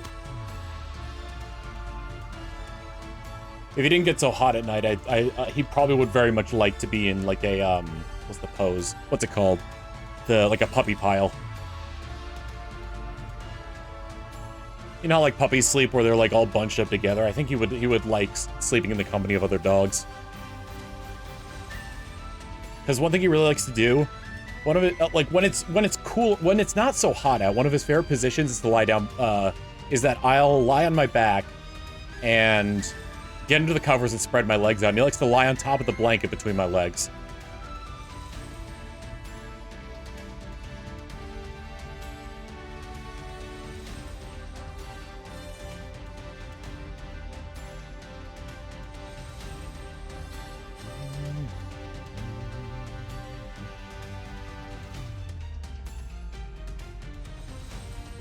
Monster Rancher game with the actual monsters would be great. As cool as the Ultra Kaiju one is, like, I'm really in it for the Monster Rancher stuff. I've learned a lot about, like, the Ultraman series and Ultra Kaiju and all that, but, like, God, give me Tiger, give me Hare, give me Pixie. Please give me Pixie.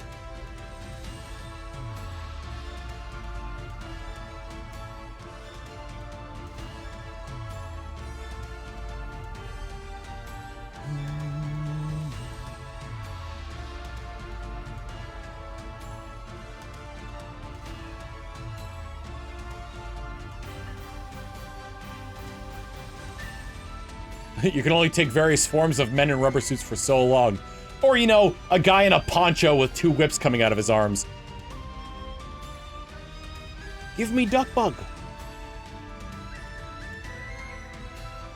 Give me Crushy Peter. Crushy Peter.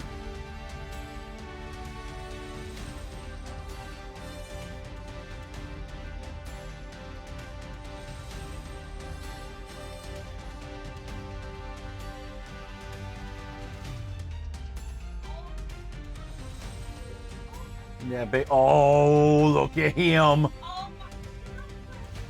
Tail is going crazy. He's on his back, rolling around. He's just so happy. Nope. We press forward.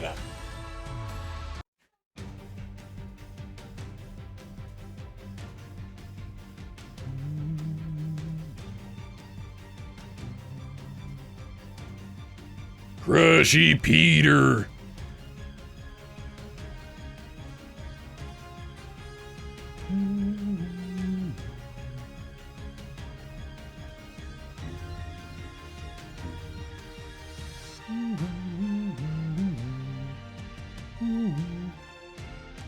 I'm in Spain without the A. Spain! Spain!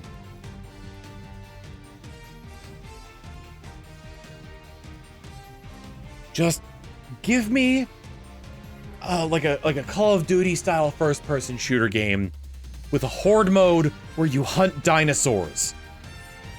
That's all! That's all I ask! We have had COD zombies for so long, but you've never hunted dinosaurs in them!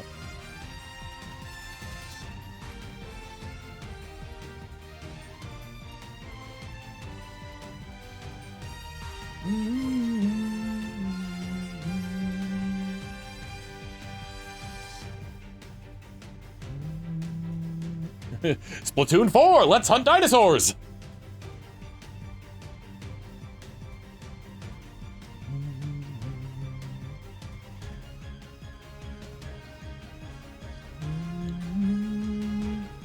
Exoprimal? Or maybe. Apparently there's been plenty of games that have done that.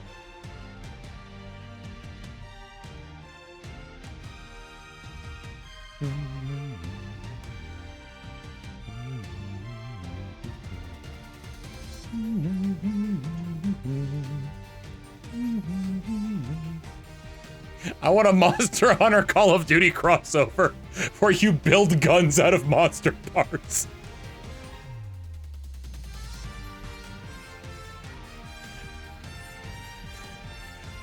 Rathian!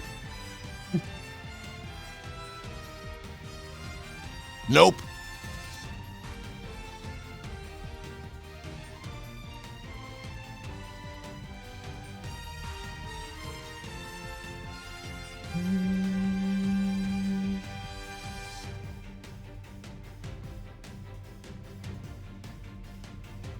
That's just Monster Hunter 3 modular bowguns in first person?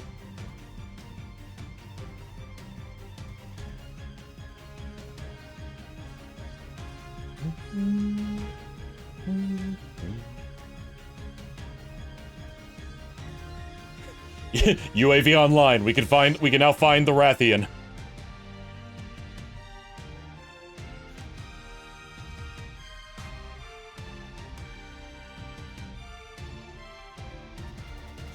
It's no good. It shot down our UAV.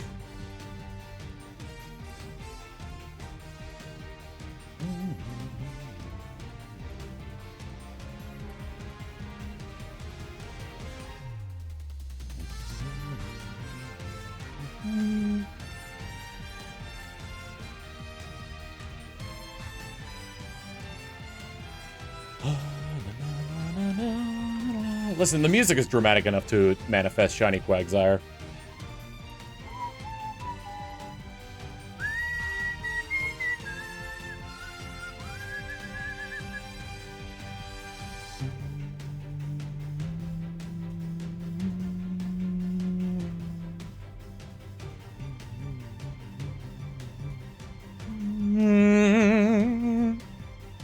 Hey, big guy.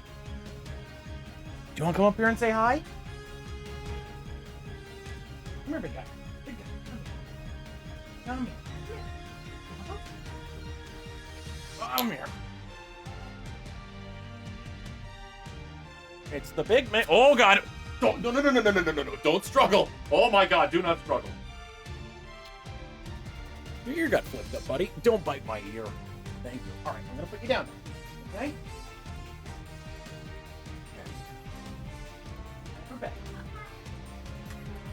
Oh boy, I've got his motor started. I'm sorry.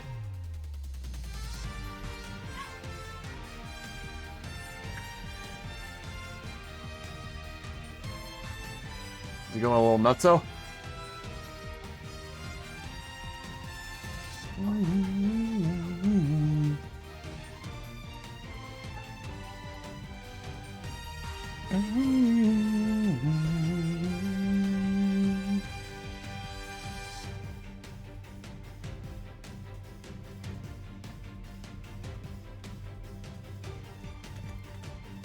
Christian is a giant sweetheart, but Manatee will always be my #1. Just like how my roommate loves Manatee, but Christian will always be her #1.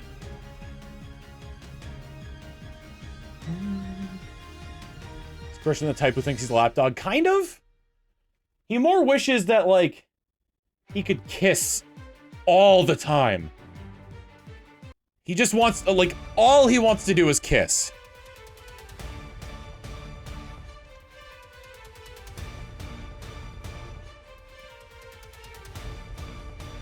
If I'm lying on the couch, his first instinct is to run over to me, jump up, and start, like, and just, like, lick my face and bite my ears.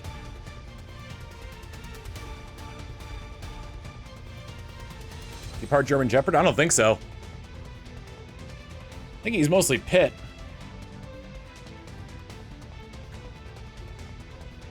Nope. All right.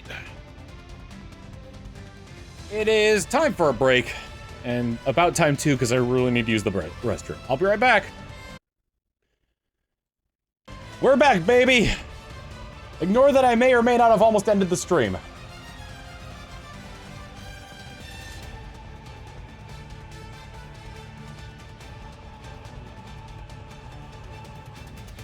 Those of you that wear glasses, do you ever, like, notice movement out of the corner of your eye? And, like, it's just like a glare or a reflection moving, and you go to look at it and there's nothing moving there? All the time, yes, yes, yes, constantly, yes. Well, thank you guys for watching my stream, making your eyesight worse. Anything out of the way to the bathroom? No.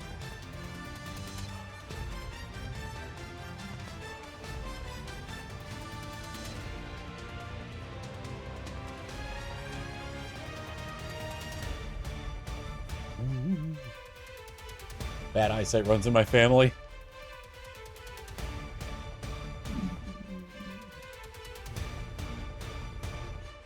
Or I'm not wearing my glasses and I'm like off frick on stuff the frames normally cover.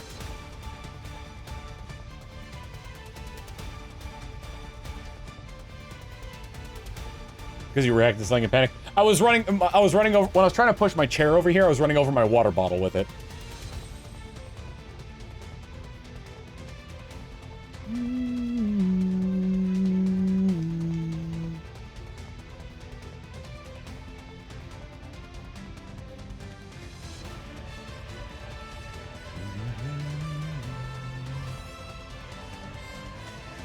When I left for break? Oh, I bumped into the shelf.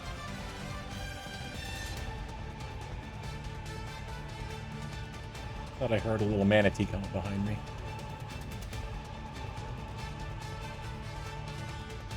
I've looked for my glasses that were on my face before. Well, when you're like me and you got 2 pairs, that's not so far-fetched. Especially if you're like, where the heck? Where are my blue glasses? I got my normal ones right here. I can't find my blue ones. Nope. Ever lose your cell phone while you're talking to somebody on it?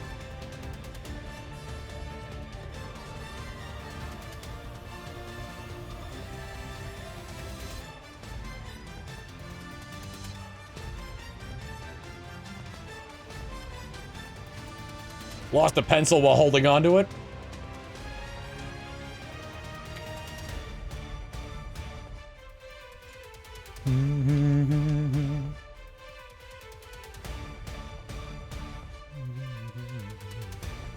Haha, relatable content, like, comment, and subscribe. Funny, relatable guy deserves your money. Ah!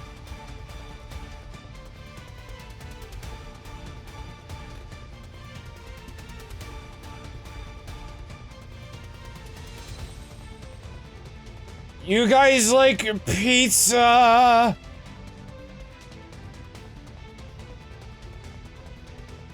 That's quirky and relatable. I'm Tom.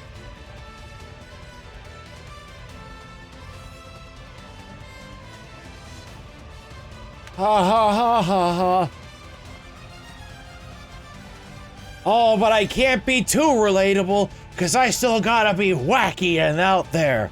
I put bees on my pizza.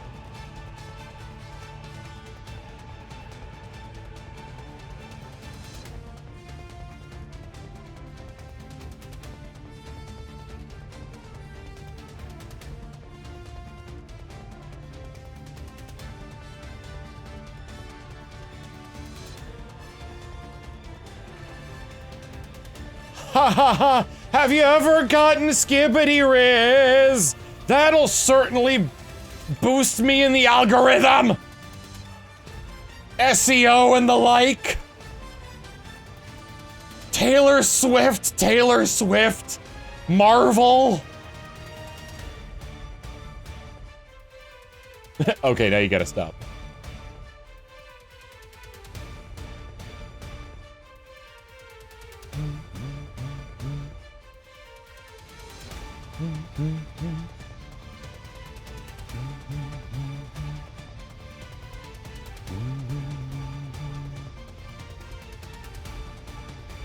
Nope.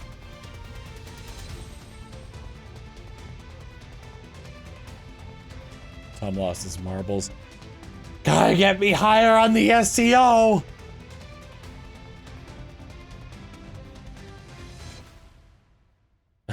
This raid stream is sponsored by Raiden.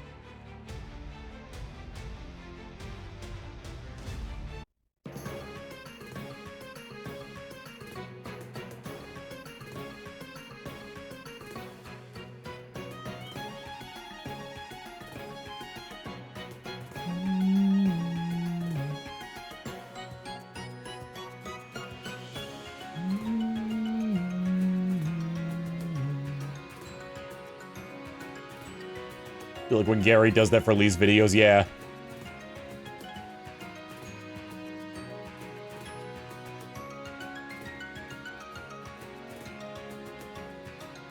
Man, Tom, you're really sold out supporting the bee industry. Why shouldn't I support? It's kind of necessary. We've started making robotic pollinators because, hey, guess what? We're killing bees.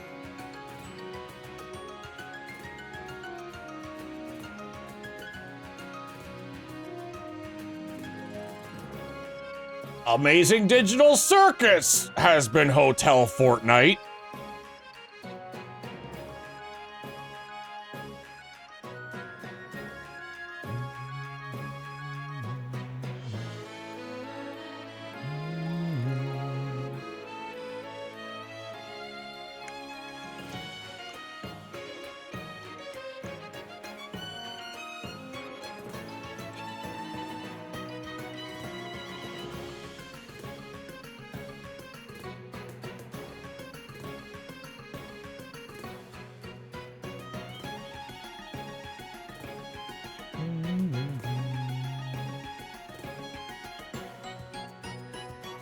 I just gotta say all the hot button topics in order to garner the attention of the algorithm, so they'll push my content forward. I think that is a good idea. Certainly, this will not alienate all of my old viewers who are used to the old ways of YouTube and did not want to be, like, blasted with new Generation Z and Alpha things. Mr. Beast Bluey. Nope. Thank you, Del. I was almost lost. Content farm era. This isn't even a real bedroom. It's a garage. I'm just like I'm in a storage unit. I said I lived in Austin, Texas for years. I'm not. I'm in a storage unit in Hong Kong.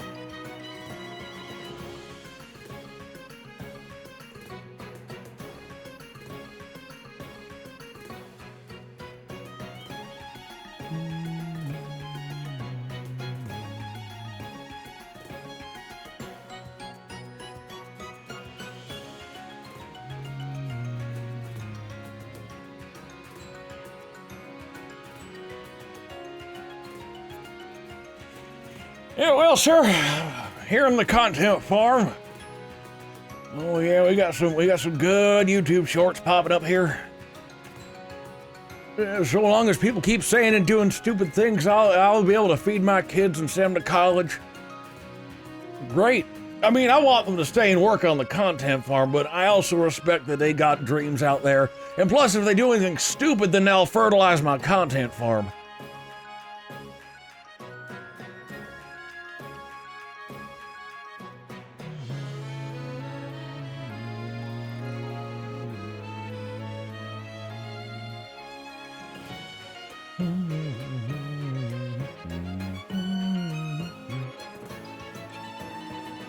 Question, but why didn't most people give up on learning new things after the age of 30? It's the way the brain develops. Once you hit 30, it's like, all right, I've learned everything that I need to learn, so I'm gonna solidify here. And not only does it make people unwilling to learn new things, but it also makes it harder for people to learn new things.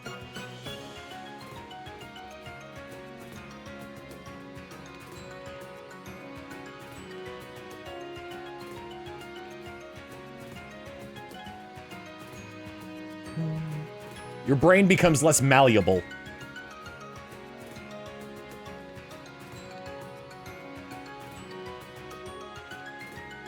Crap, I'm turning 30 in a few hours. I mean, like, it's not gonna be like instant, you know?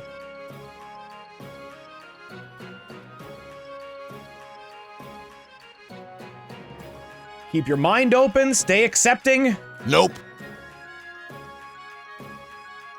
But never forget that, like, it's important. It's just as important to be open and accepting as it is to stick to your guns. And this is implying that you're not, like, hurting anybody.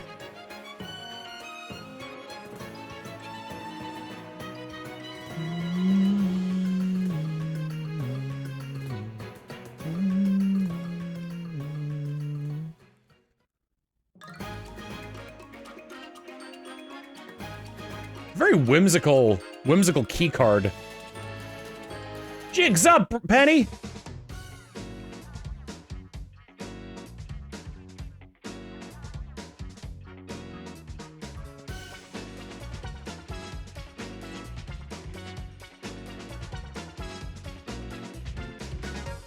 I am Earthbound.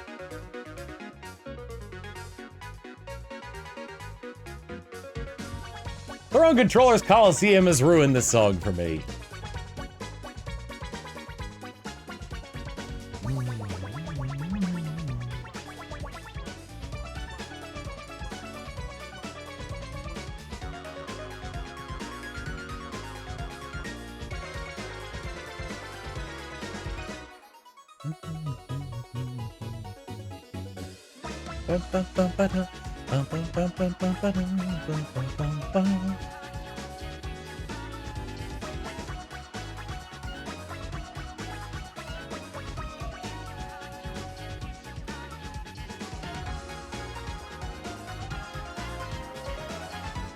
Just think about songs that use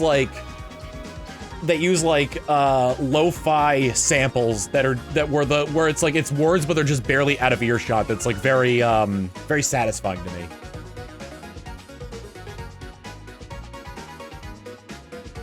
I am Earthbound.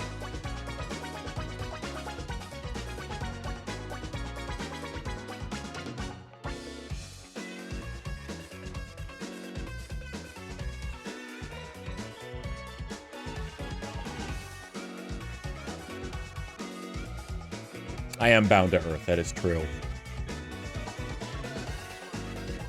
Ever seen the clip from Home Movies with the guys like requesting the dude play the guitar in different ways? All right, now make it angry. All right, now have it tell me a joke. Who's there? Nope.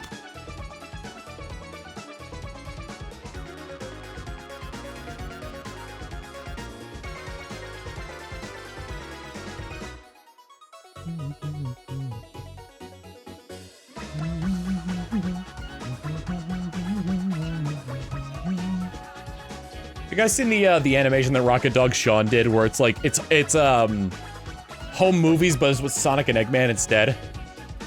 And Eggman is first off, like, it's like Sonic is Brandon and Eggman is Coach McGurk. But, like, he got a voice actor who sounds exactly like H. John Benjamin to play him.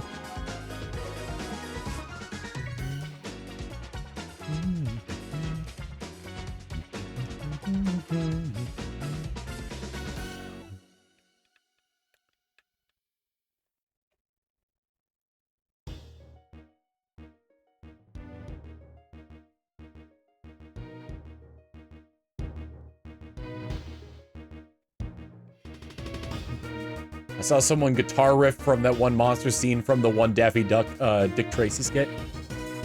Hammerhead! Snake Eyes! Pussycat! Pussycat Puss! Batman!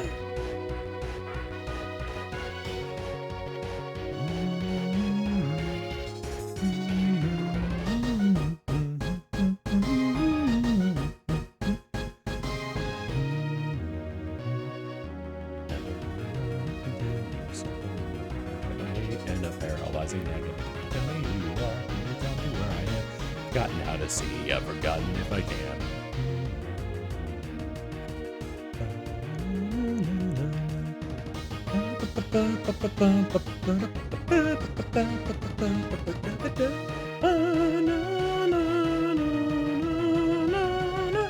Tito, Sprigatito, Sprigatito, Sprigatito.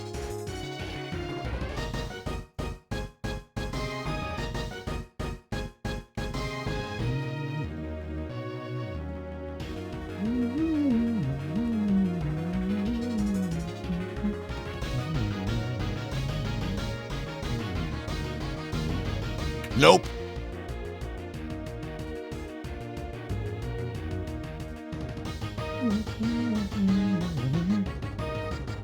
This is Battle Champion from Heart Gold Soul Silver as the base. Where is it? Oh, this one works too.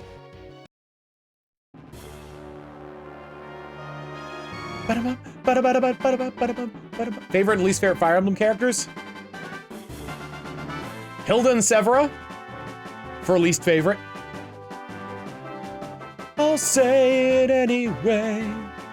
Today's another day to find you shying away. I'll be coming for your love, okay? Take on me. Take me on. I'll be gone in a day or two.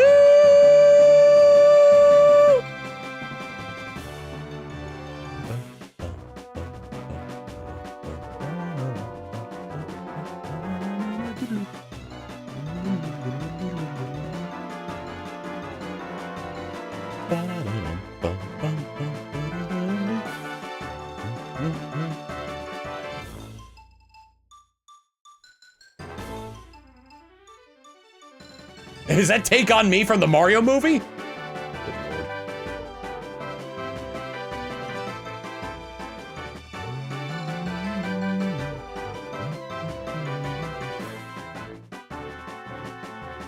Odds and ends.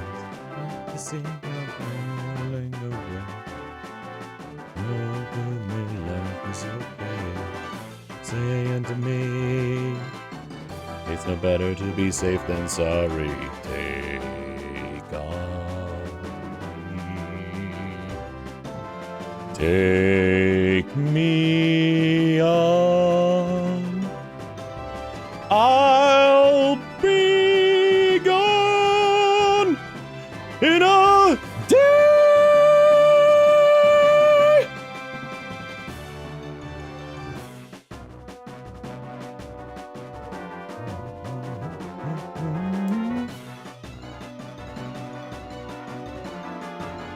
The 4-year anniversary of Paper Mario: The Origami King.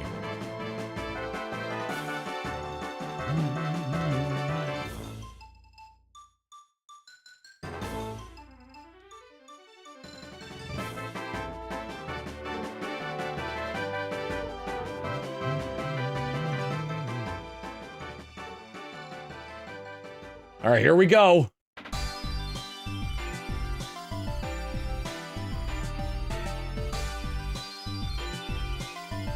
Haxorus, huh?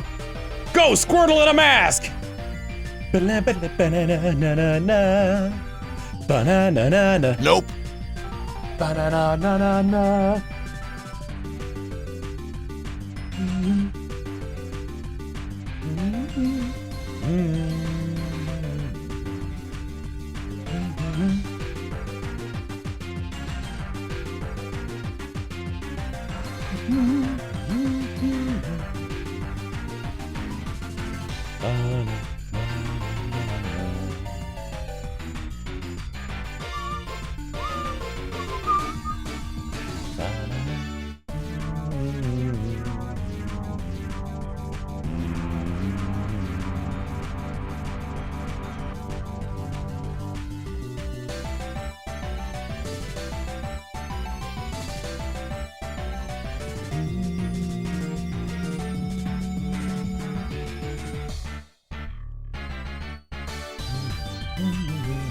It's a modern Stone Age family.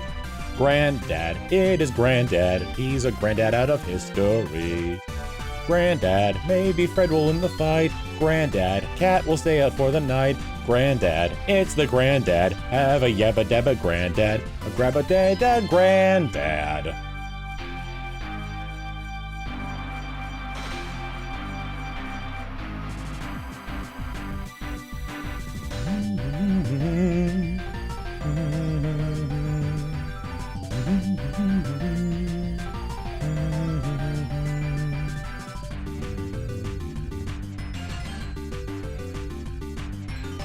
I'm kind of wondering, like, if they're how hard they were butting heads on the music inclusion in the Super Mario Brothers movie. Listen, kids these days don't want orchestrated nostalgic Mario tunes or anything related to Rare's Donkey Kong. They just want they want songs from the 80s that they were born 40 years after they came out. Who are those songs for?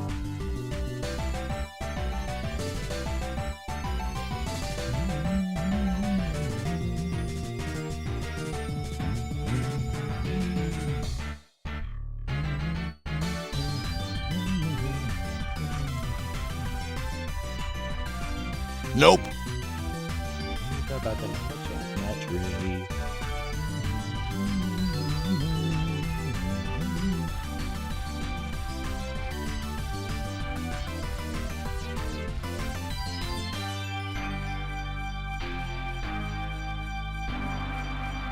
You know, honestly, I could imagine, like, it's because Illumination had leftover budget money and they didn't want to have less of a budget for future movies.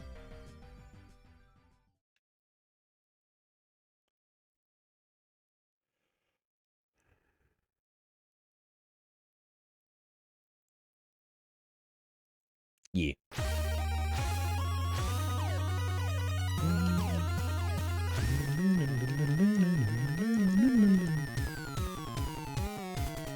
Because that happens in business all the time. If you go under budget enough, you get less budget next time.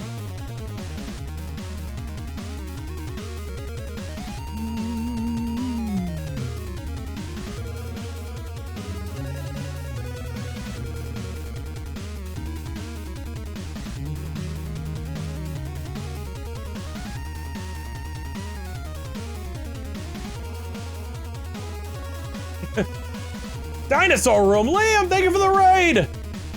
What's the dinosaur room? Countermeasures going on, putting this Quagsire to sleep. The dinosaur room! Ah! Well, here comes something to counteract the dinosaur room and destroy all of existence. What have you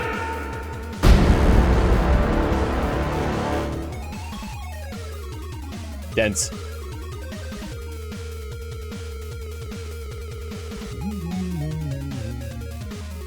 Liam, what were you playing?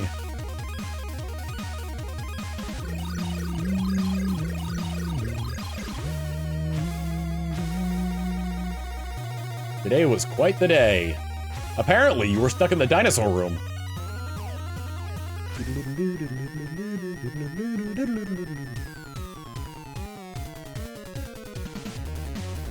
I've decided I'm going to live 100 days in the West Edmonton What?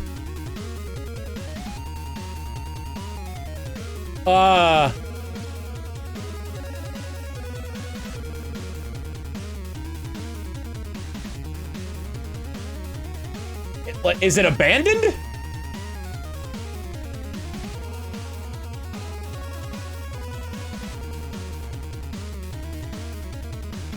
Is this from a game?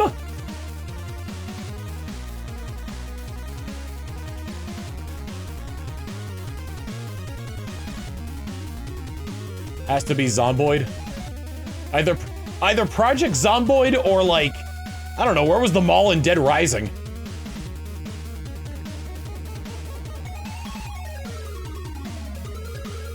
Nope.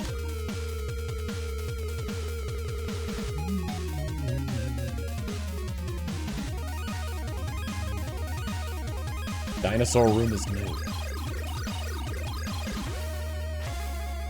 Dead Rising was in Willamette, Colorado.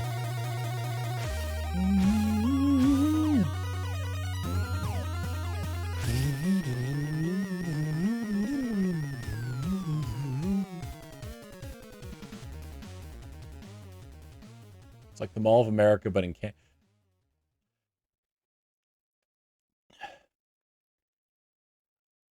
I have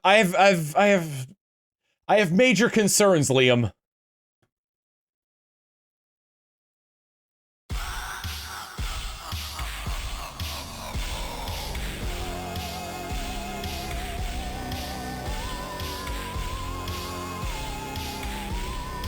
I apostrophe. They already got him.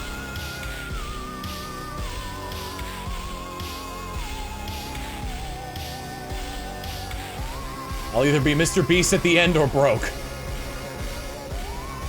What do you mean?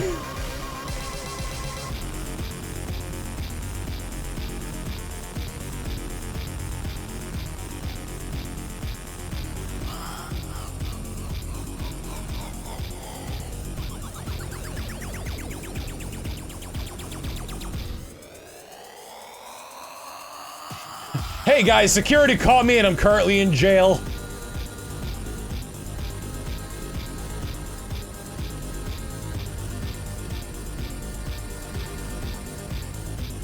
What's the song from? Plock! The Super Nintendo game, Plock.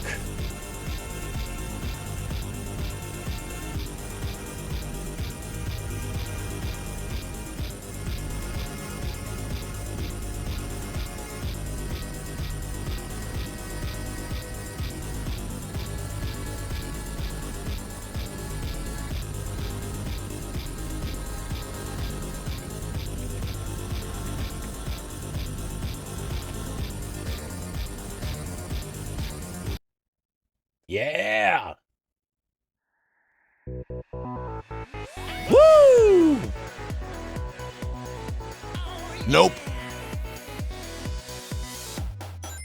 Rolling around at the speed of sound. Places to go, gotta follow my rainbow. Keep moving on. What lies ahead? One way to find out.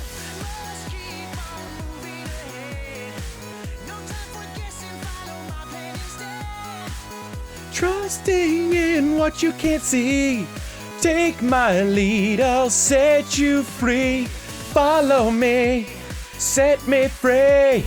Trust me and we will escape from the city. I'll make it through. Follow me, set me free. Trust me and we will escape from the city. I'll make it through, prove it to you. Follow me.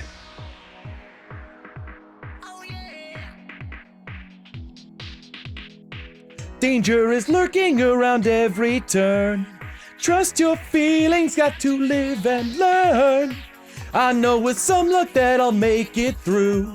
Got no other options, only one thing to do. I don't care what lies ahead. No time for guessing, follow my plan instead. Find our next rate no matter what net may be. Take my lead, I'll set you free. Follow me, set me free. Trust me and we will escape from the city. I'll make it through, follow me. Set me free. Trust me and we will escape from the city. I'll make it through, prove it to you. Follow me. Follow me.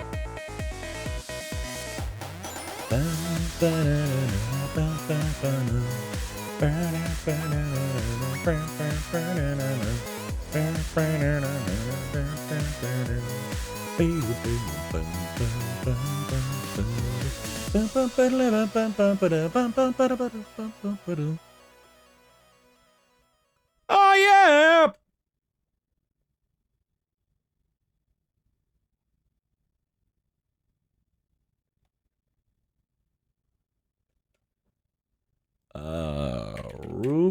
Rooftop Run, Act 1. Nope.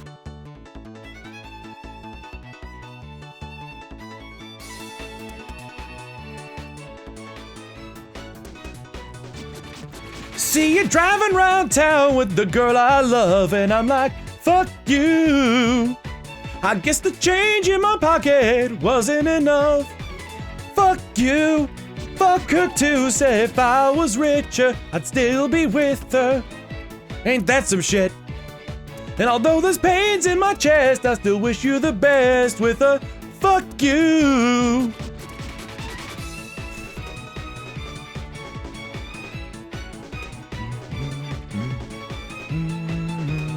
I love the mashups with these songs. Live and Learn DuckTales is always one of my favorites.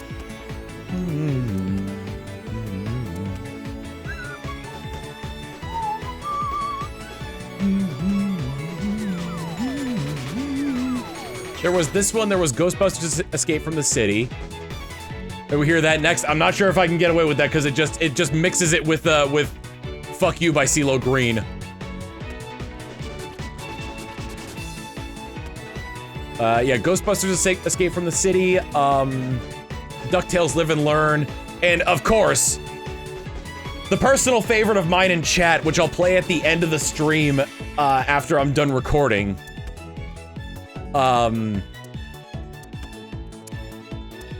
Through the safety and the dance.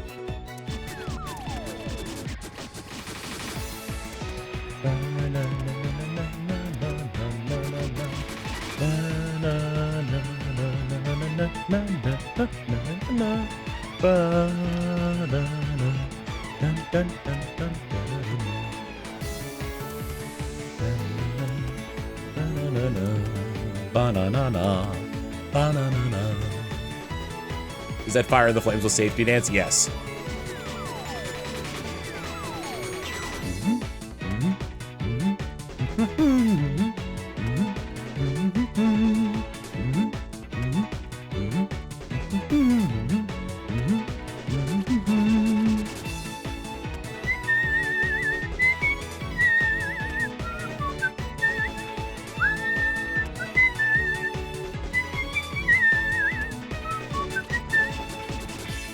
Nope.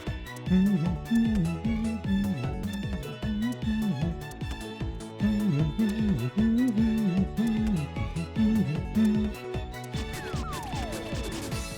think Sonic Frontiers lyrical bots will trigger the copyright bot? They haven't so far.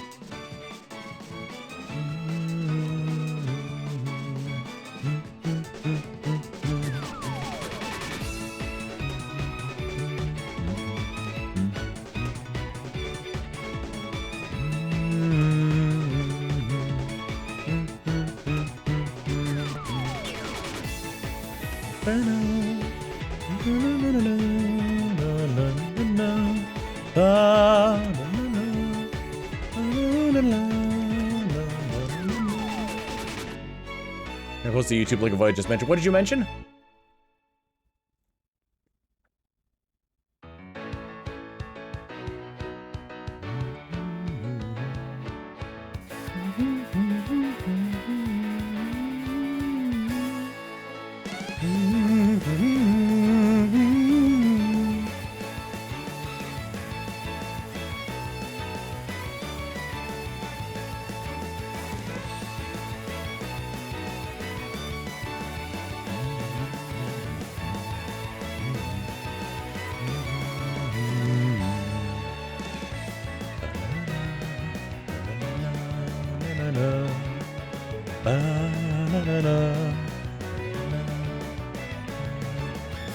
DK rap mixed with Rise from Final Fantasy 14. Yeah, I'll permit you for that one.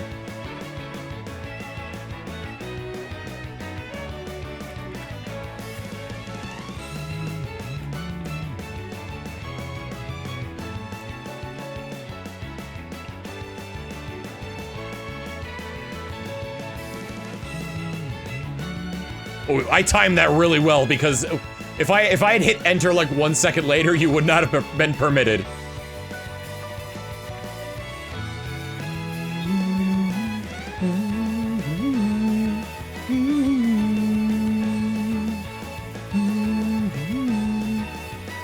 I think I can get away with DuckTales Live and Learn though.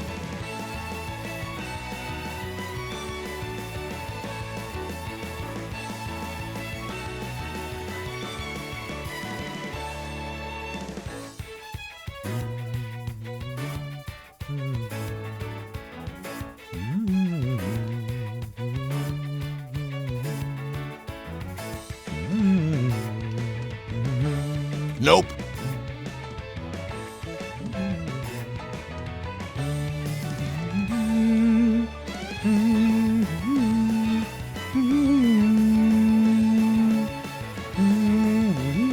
Time to go to church.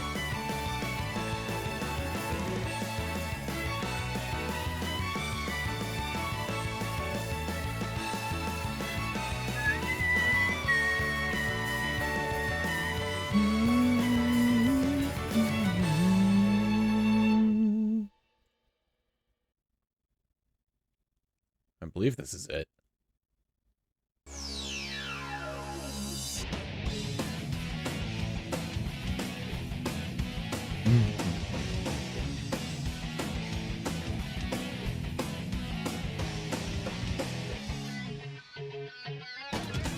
It's like a hurricane here in Duckburg. Race cars, lasers, aeroplanes.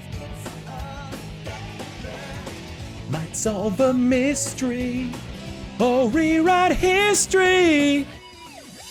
DuckTales, woo! Hanging on the edge of tomorrow.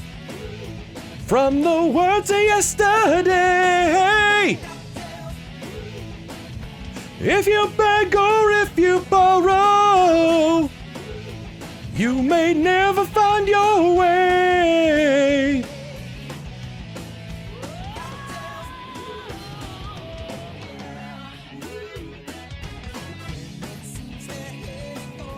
Final curtain. That's for certain.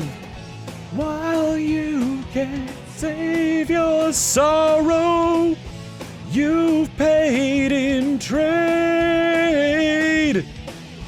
While you can't help but follow,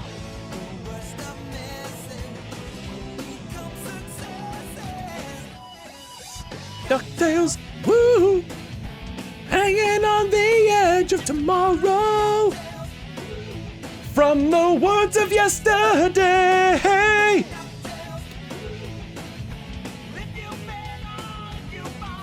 DuckTales, woo!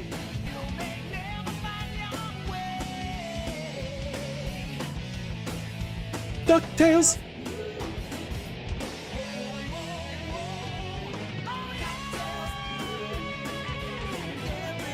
They're out there making DuckTales, woo! Nope. Tales of daring, do bad, and good luck tales, woo! Every day they're out there making DuckTales. Woo! Tales of daring, do bad, and good luck tales.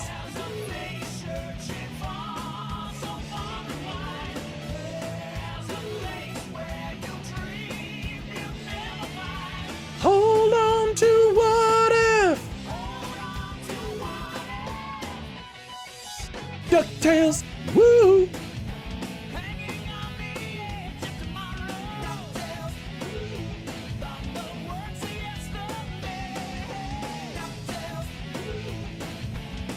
Did they reboot DuckTales, or was it just the short Darkwing Duck reboot? I mean, like, what exactly are you talking about? Because like 5 years ago they rebooted DuckTales. Are you asking if they rebooted DuckTales again?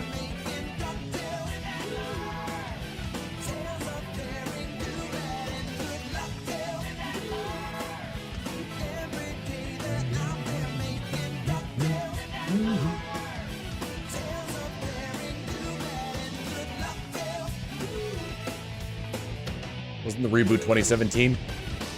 Time is a flat circle.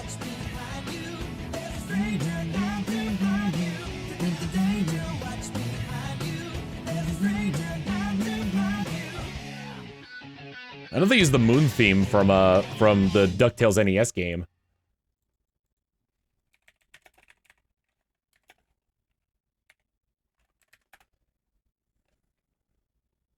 Speaking of,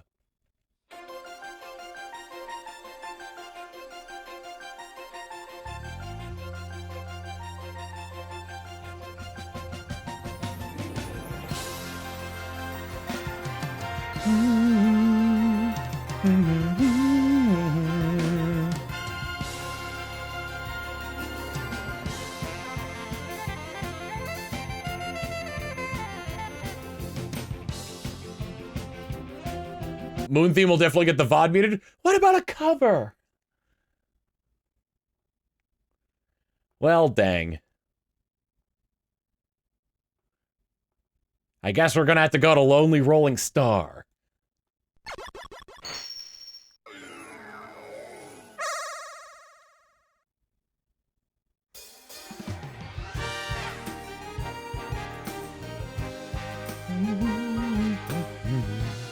The 8-bit big band, yes.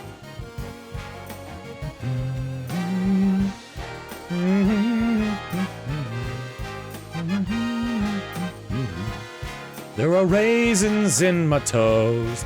There are these raisins. Hi, Troy.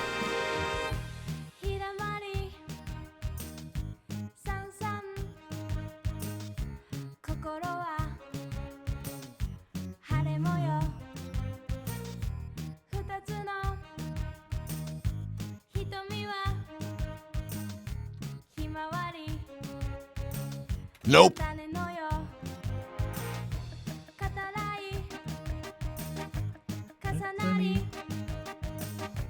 Katamari.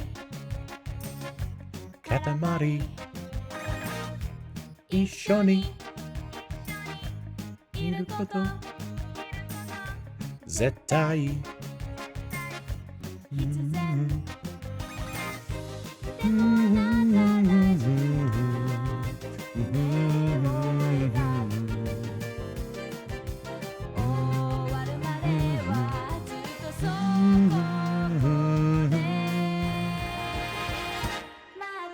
Your lonely rolling star.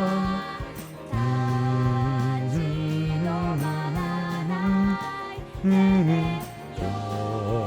lonely rolling star. Samae wo muite yuko.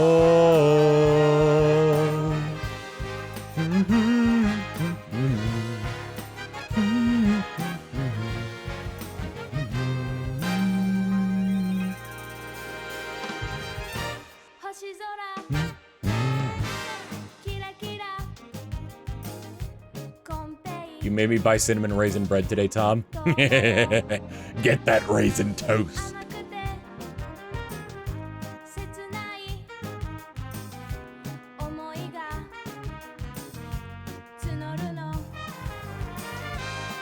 How high the number is, have you gone insane yet? Nah. These are just chatting streams featuring shiny hunting.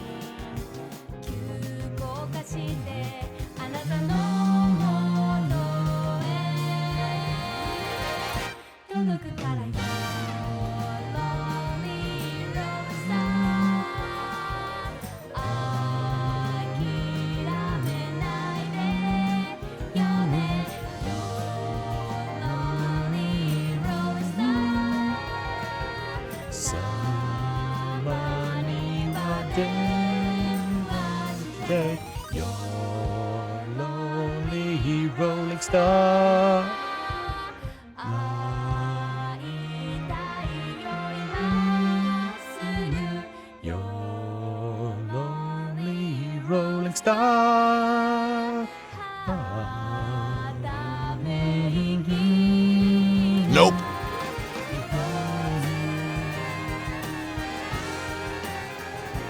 Is this Sab's version? No, this is the 8-bit Big Band's version.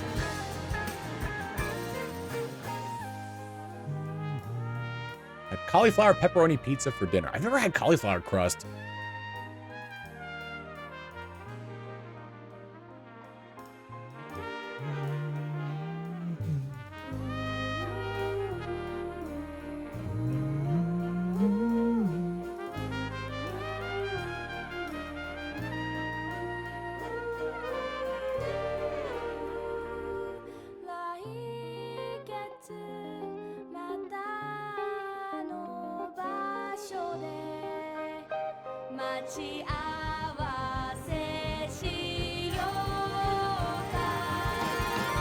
Ba-da-ba-da-ba.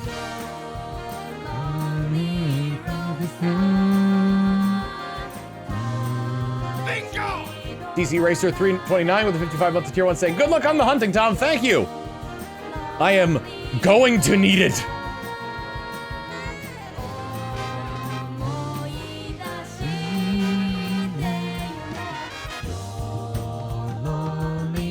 Rolling Star.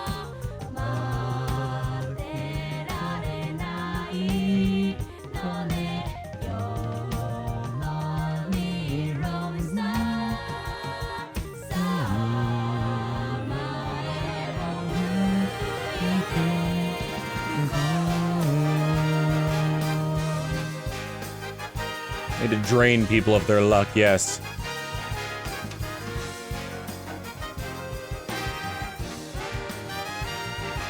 I think I find hilarious about Katamari is where it's like, you're essentially rolling up the Earth in order to form, like, new stars in the sky because the king of all cosmos went on a bender. Wait, oh!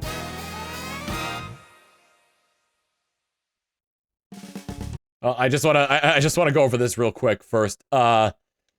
But like, and apparently, being rolled up in the Katamari is a pleasant experience. So any people that happen to get caught in there, they're fine. They're stars, they're fine. Great Mr. Tribute the exit saying, I call upon the spare luck of the nerd congregate. This man will get his pink salamander before 3,000 attempts or win the lotto.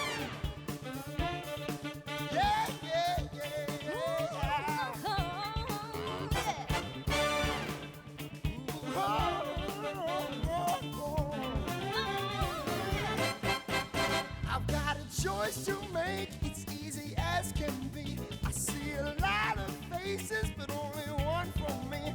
I want to impress. I guess you're winning the lotto, Tom. Across the screen, put on my Sunday best, call me the war machine. It's your way I'm looking. What song is this? You'll figure it out soon enough.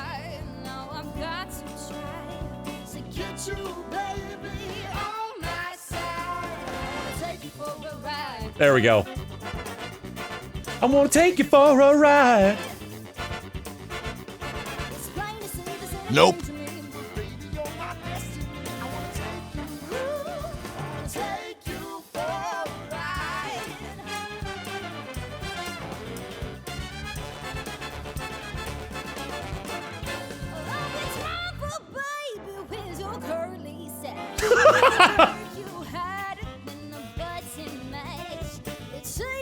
It's Marvel, baby. Where's your curly stash?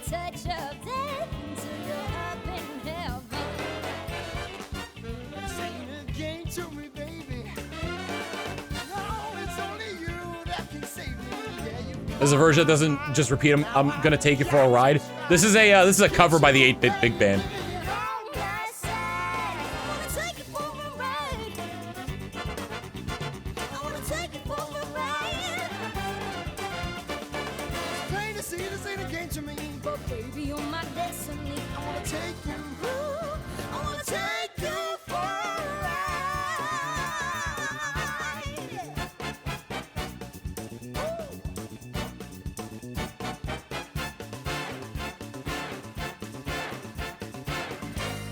If you look into this, version of it, seizure warning at around that part.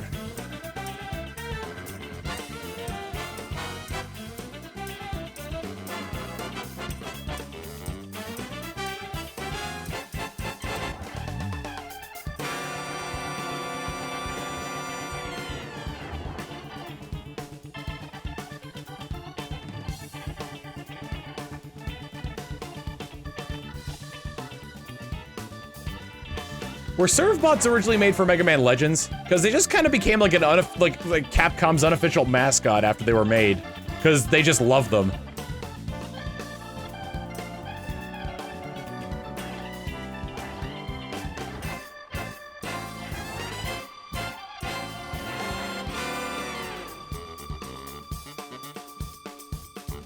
Tron Bonds babies. Oh, she's a mother.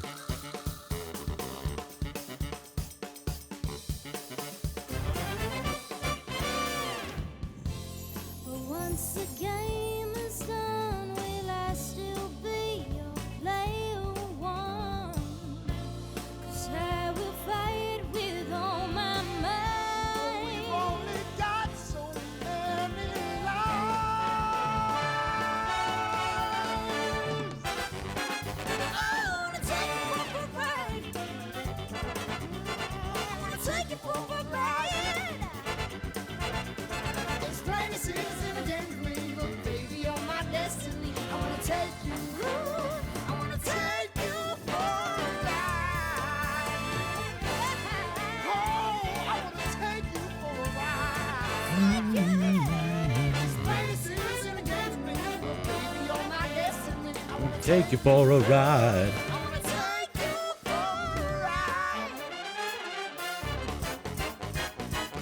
Server bots are wonderful, but I have a soft spot in my heart for Metor viruses.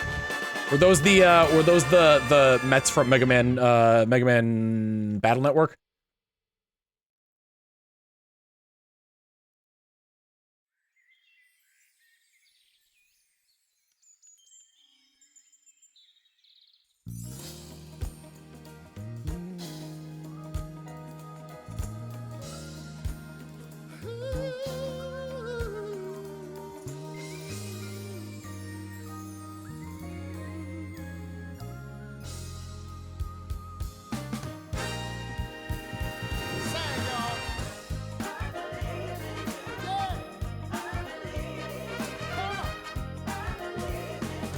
Nope.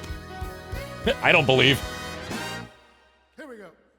Oh, I believe the morning sun is always gonna shine again.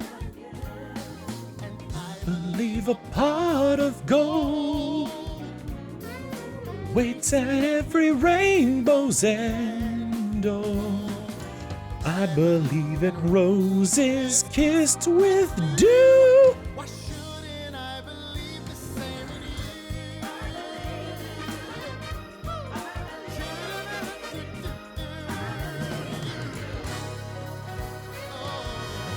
I believe in make-believe, in fairy tales and lucky charms, and I believe in promises spoken as you cross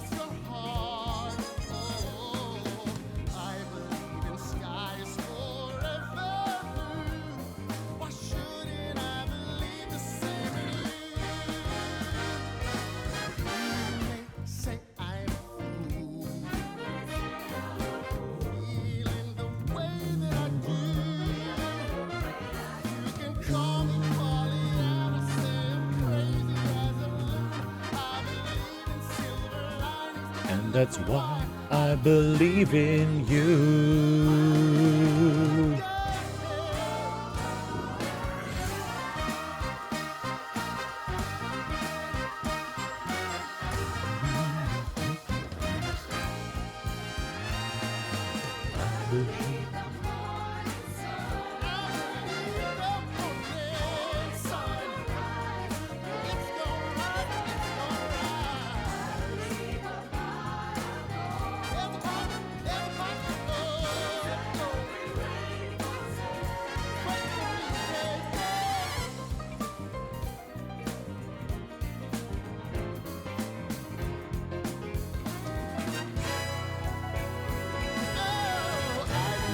There'll come a day.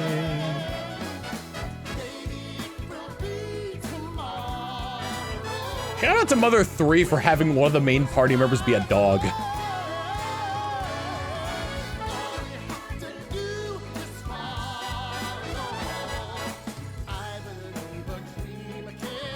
Nope.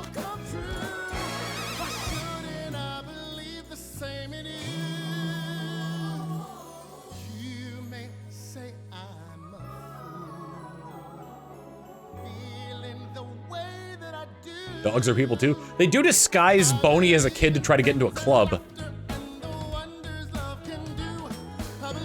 I can't remember if they call him the dog-looking kid or the dog-smelling kid.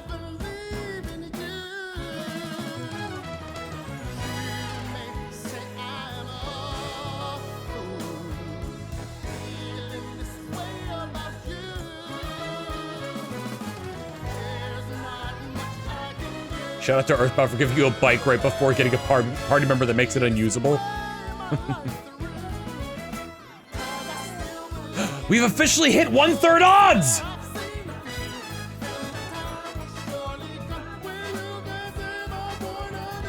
I believe in second chances, and that's why I've been you. It's like the combo thing in the new Super Mario RPG.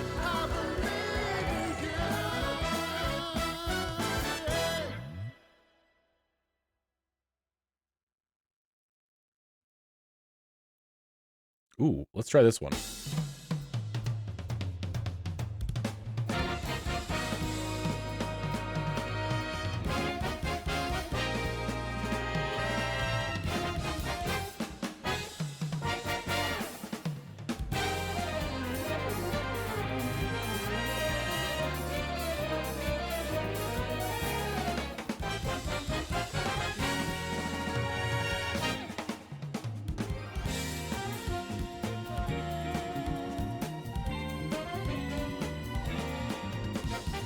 The lick! You caught it before I did.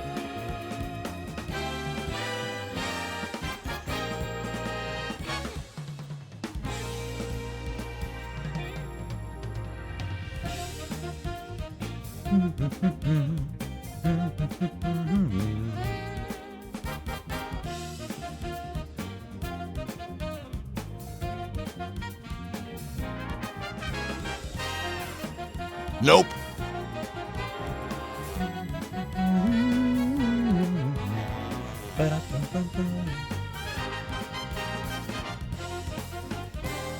Still love the way they adapted Ness's dad as a spirit in Smash Ultimate by turning him in.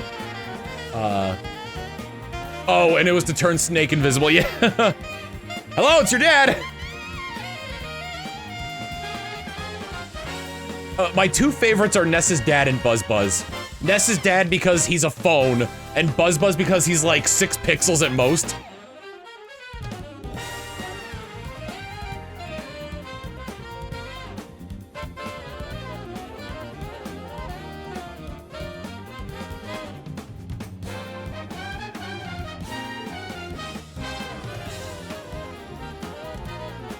What even is Buzz Buzz? He's a beetle. A bee, I am. Not.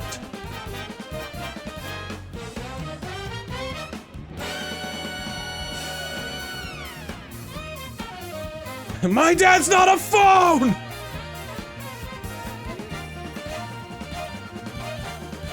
Well, you could have fooled me!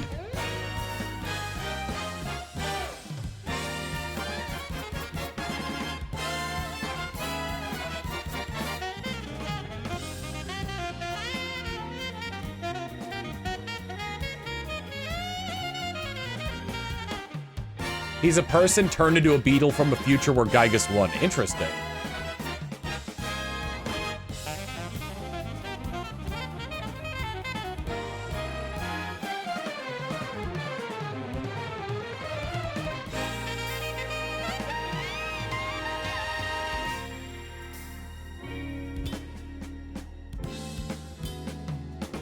I'm sorry, at this point of the song, a Lakitu just flew on the screen with a sign that said drum solo.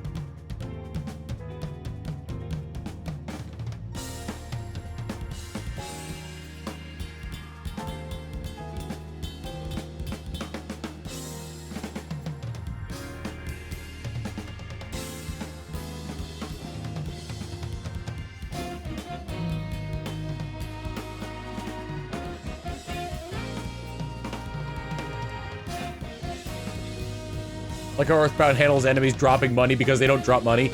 Your dad, it's just your dad depositing money in your account as you defeat more enemies. Yeah, that's how it works. Nope. Shut up, Del. That's not that. You don't know anything. So when you finish a fight, you just get experience, and then the next time you go to a phone and talk to your dad, he'll tell you how much money he dropped into your account based on how much money that the enemies would have dropped if they drop money.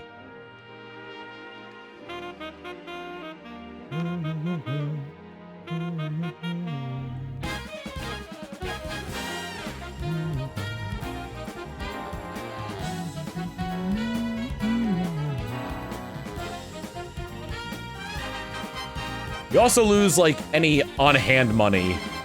You lose, what is it? You lose half of your on-hand money when you get killed. So before venturing out into a particular area, it's best to deposit your money. Just bring it out when you're going shopping.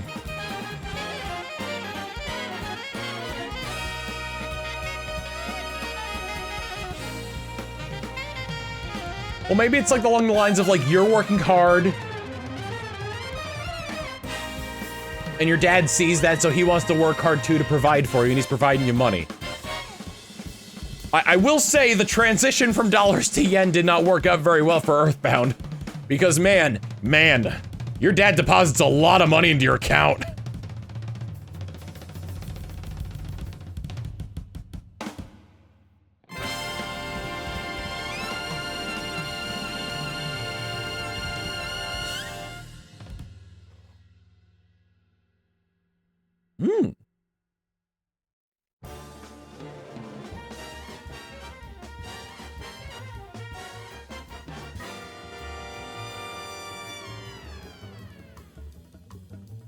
Can you see the sun is shining on me?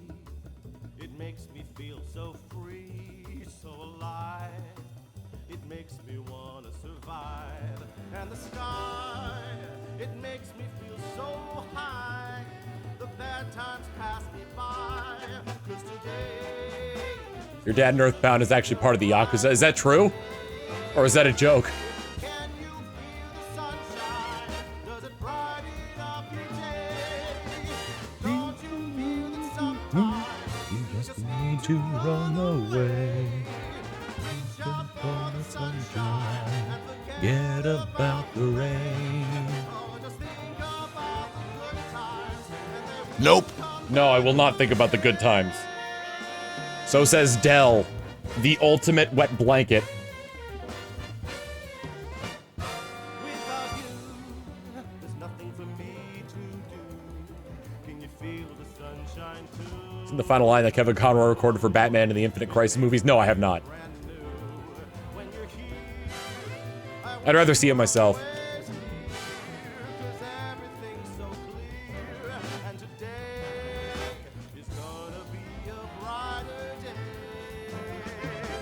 Can you feel the sunshine? Does it brighten up your day? I like that Mark Hamill's way of showing respect for Kevin Conroy's passing was to hang up the mantle of the Joker.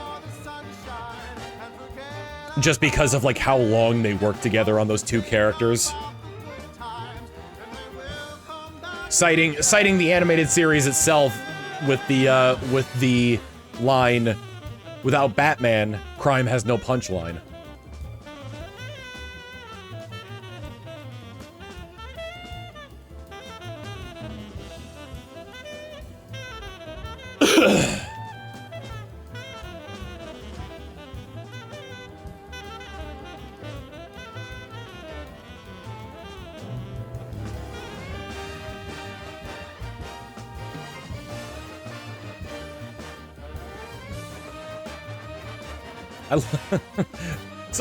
One of my favorite things about Star Wars is the first thing Luke does when Obi-Wan gives him his dad's lightsaber is look down the hilt.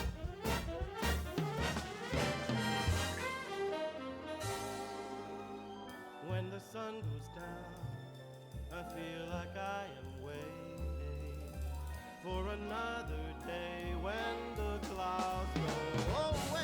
Wouldn't you know? Well, I guess if I didn't know what it was, maybe, but like Obi-Wan clearly told him what it was.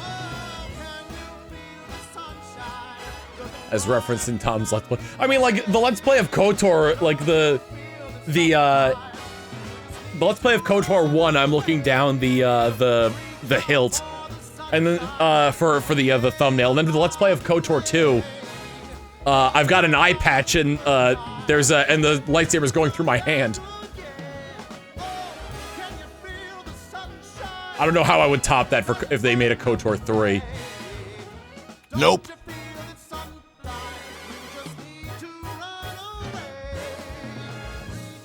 10 more. Those thumbnails were fun. I had fun making them. Or rather, I had fun making that Let's Play. Banjax made the thumbnail art for those. Banjax did a lot of good thumbnail art. It would be an eye patch and a metal hand, but I don't know how I would like, would I learn after the third time, or would another part of me be dismembered?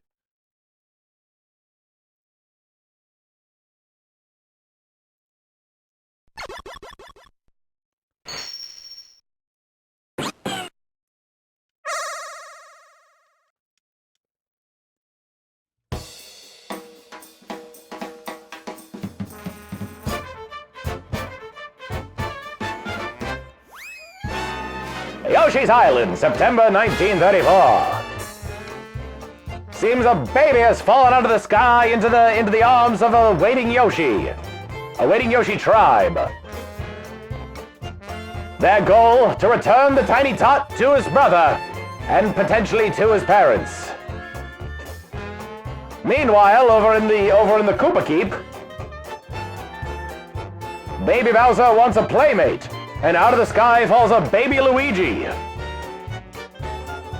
So Kamek, his loyal henchman, goes out to get another playmate in Baby Mario, attempting to steal him from the Yoshis.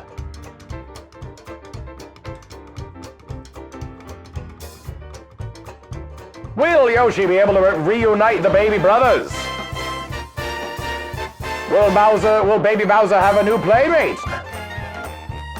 And will the Yoshis eat the baby? More on this on the Super Mario World 2 Yoshi's Island radio program.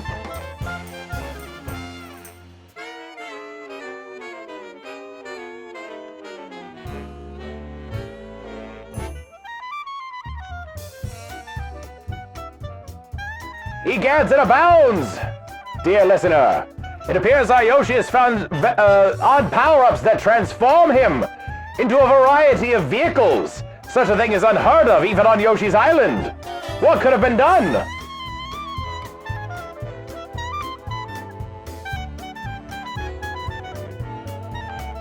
From a helicopter to a submarine to a mole digger.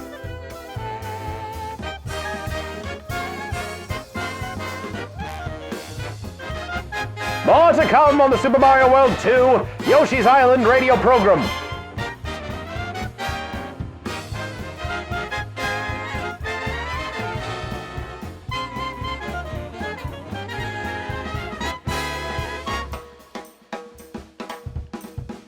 Now a word from our sponsor. Life got you down? Energy not coming around? Grab yourself a red potion straight from The Legend of Zelda. Recover your hearts in a heartbeat.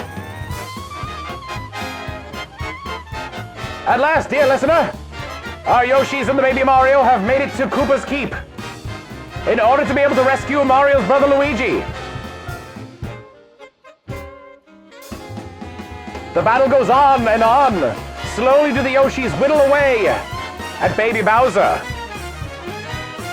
But it appears that Nasty Kamek has one last trick up his sleeve, making the baby Bowser grow to massive proportions. However, our hero comes through throwing eggs, throwing as many eggs. And my God, it appears that Yoshi has won, and the two Mario brothers are reunited in the stalk, shall bring them off on their set them off on their journey. Nope.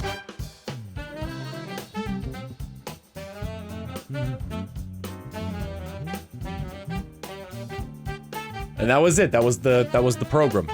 That was the Super Mario World 2 Yoshi's Island radio program.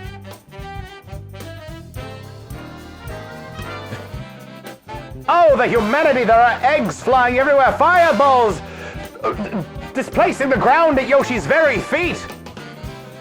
My God, dear viewer. Never has there been such carnage and destruction.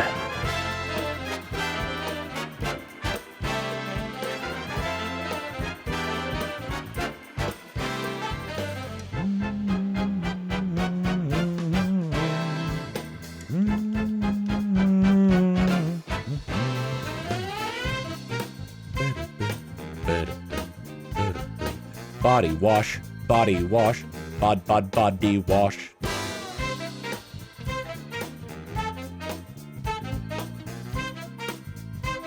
Join us next time on the Super Mario 64 radio program. Mario is all grown up and ready to take on a massive Bowser by himself.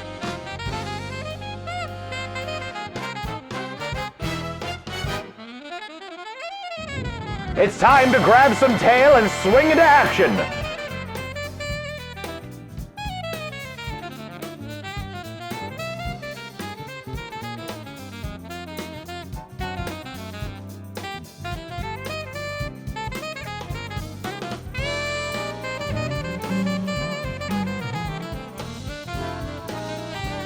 On tonight's episode of the Super Mario 64 radio program, battle versus the King Bob-omb.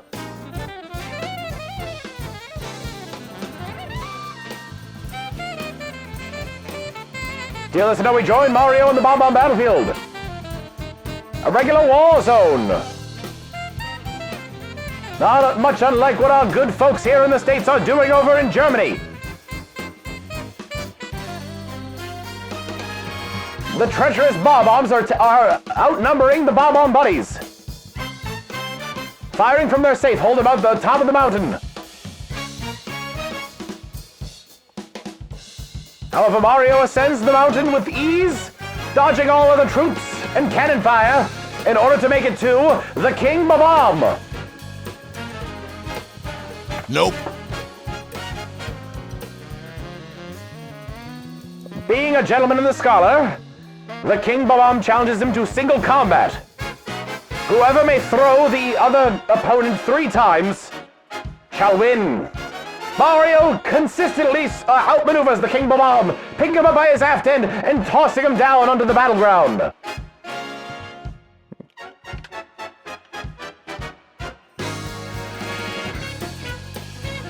Upon the 3rd strike onto the ground, a massive resounding explosion. Surprisingly no damage to the mountain, but within the King Bob-omb, a power star. One of the many that Mario needs in order to rescue the Princess Toadstool Peach.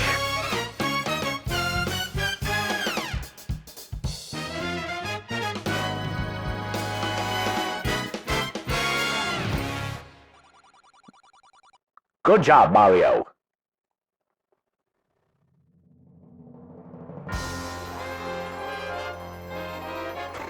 Dateline 1968. in the jungles.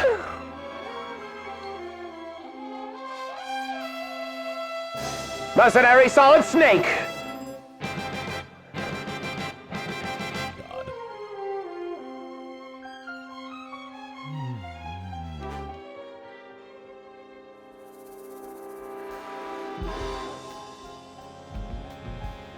Tom, I got a problem. I searched for Best of Megas XLR and the first video is 9.5 hours long. I think it's every episode combined. Sorry, Naked Snake. With darkness and silence through the night. What a thrill. I'm searching and I'll melt into you.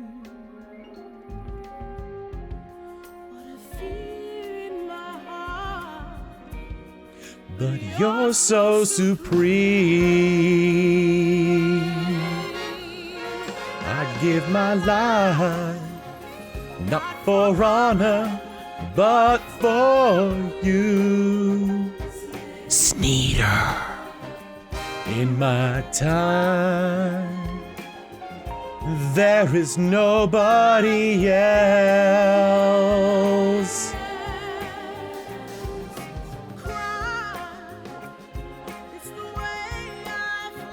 Nope. Sneeder. Still in a dream, Sneeder. Someday you'll go through the rain. Someday you feed on a tree frog. It's ordeal, a trial to survive. For the day we see new life.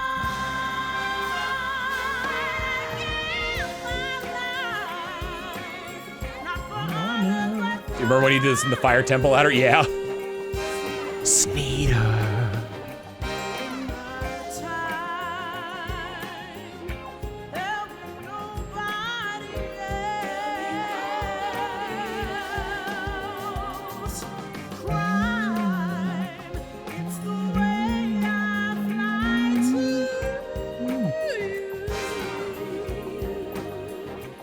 When I think of like old games with the best sprite work, Metal Slug is always the first one that comes to mind. The sprite animations in Metal Slug are so good. Especially the explosions. Dream, Sneeder.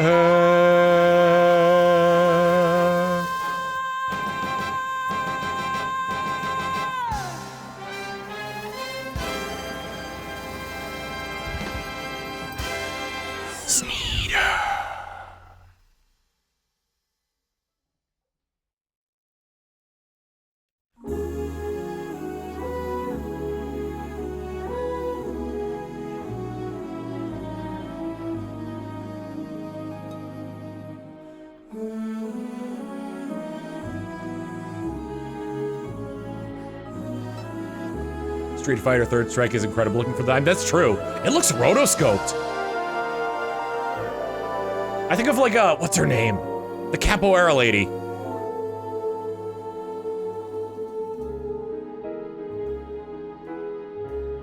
Just how smooth her animation looked. Elena, thank you. Nope. Beyond the shore, just out of reach. Yet the waters ever change, flowing like time. The path is yours to. Elena's coming to Street Fighter 6. Yeah, along with Terry and Mai.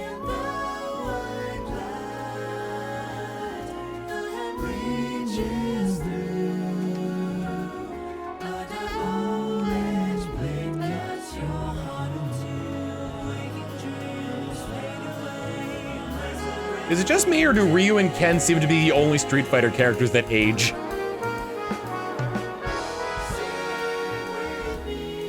I'd say Chun-Li ages as well, but she ages rather gracefully.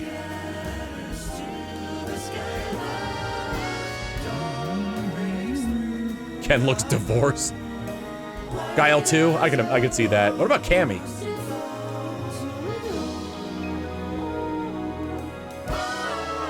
Sakura and Karen aged.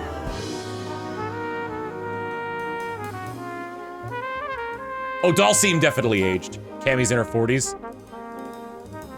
Like, how old is Elena?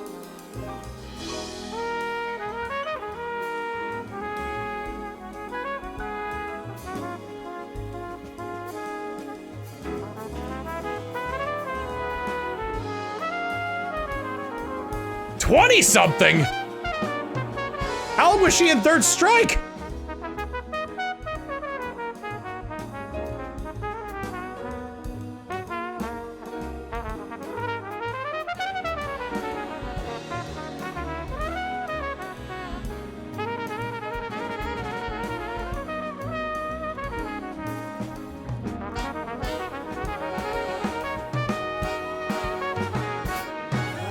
Dalsim's design feels more complete with his beard, yeah.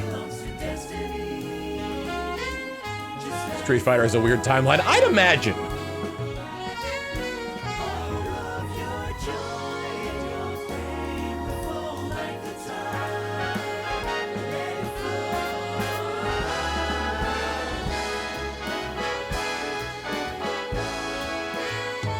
Isn't Chun-Li like 55 years old now? I have no idea. She got vengeance for the last thing I remember about Chun-Li's story was that she got vengeance for her dead parents, and then she was able to go on being a hot single girl.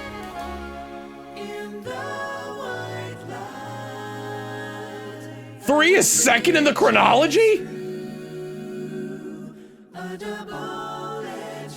Did they freeze Elena?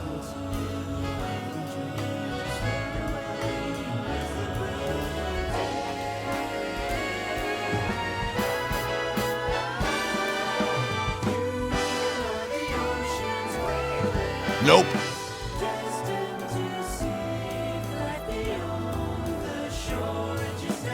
Three is after. Wait, what?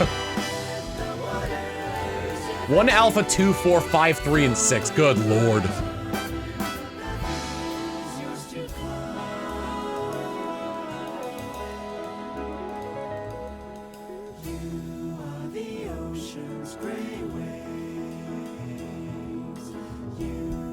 Isn't Turbo an enhanced edition of Street Fighter 2?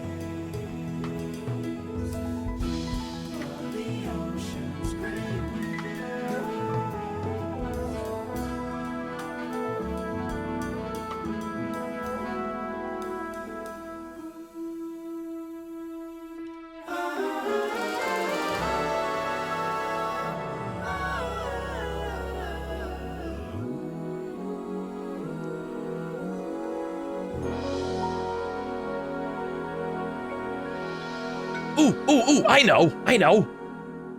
Let's listen to the song that got them a Grammy.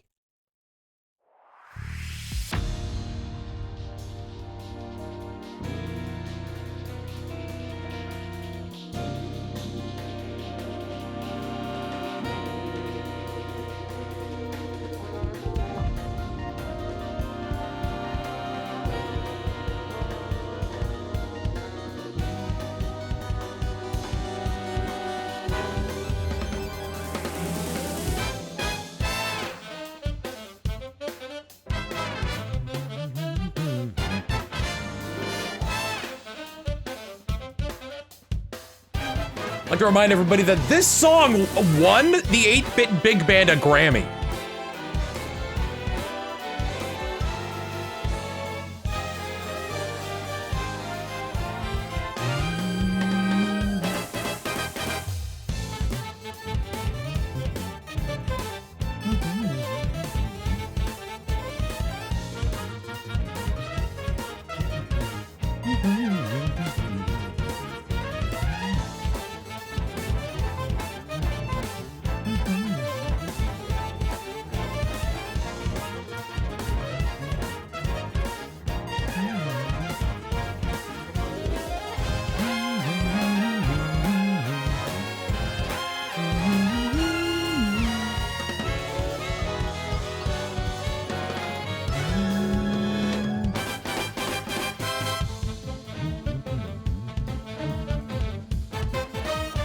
What song is this on? Took my tongue. Meta Knight's Revenge.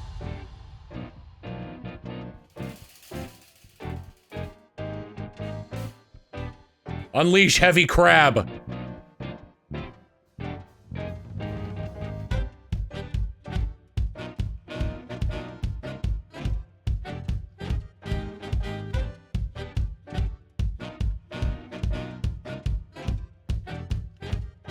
Nope. Damn it, Dell, Unleash Heavy Crab! Nope. I said Unleash Heavy Crab! Oh, I accidentally fast forwarded to the end of the song.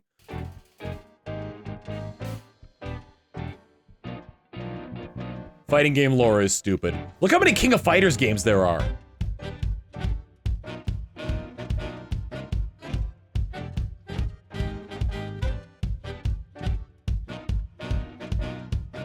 Heavy Lobster.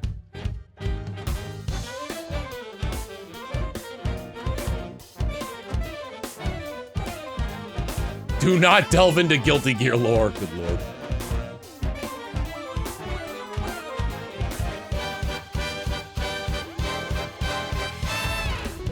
We do not have a definitive date for when we need to catch the shiny by.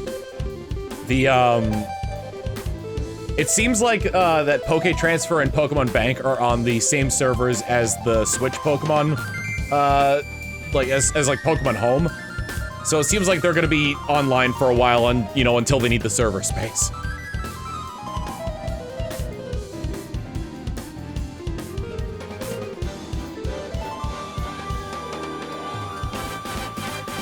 I used the move on the wrong guy.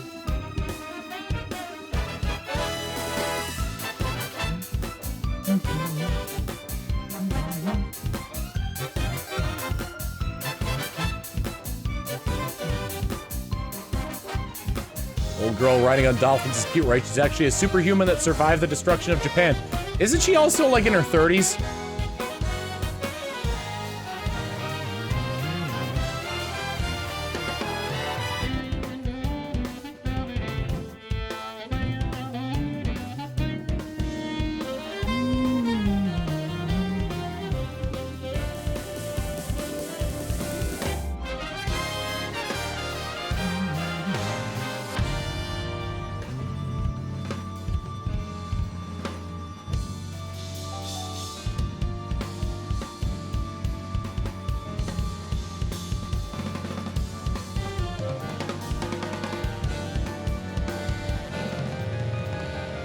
They can, I mean, they've gone back in time for the Elder Scrolls. Look at the Elder Scrolls Online. Still waiting on the Elder Scrolls 6, Bethesda!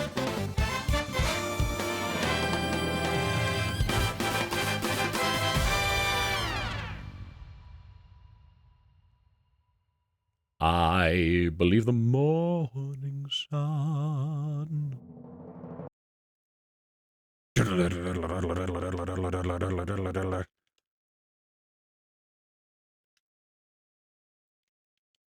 No Elder Scrolls 6, only Skyrim.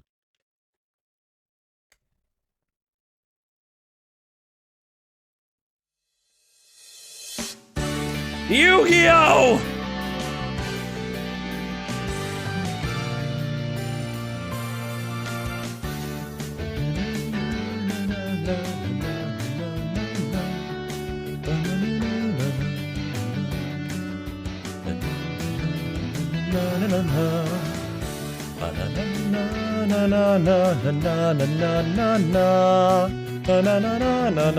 Skyrim 2.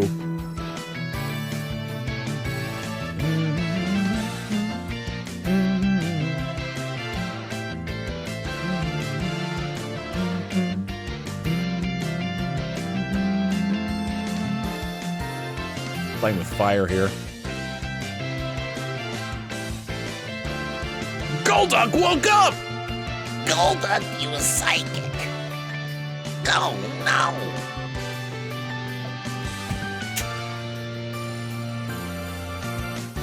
I gotta stop dropping stuff on my, I gotta stop dropping stuff on my, what's it called?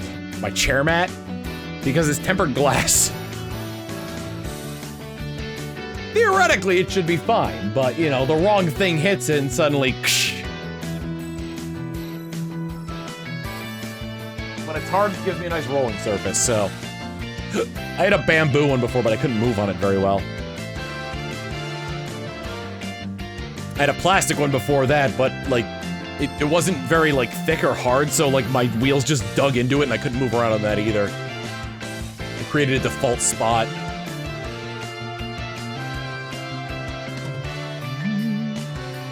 Nope. Honestly surprised that Quagsire didn't wake up.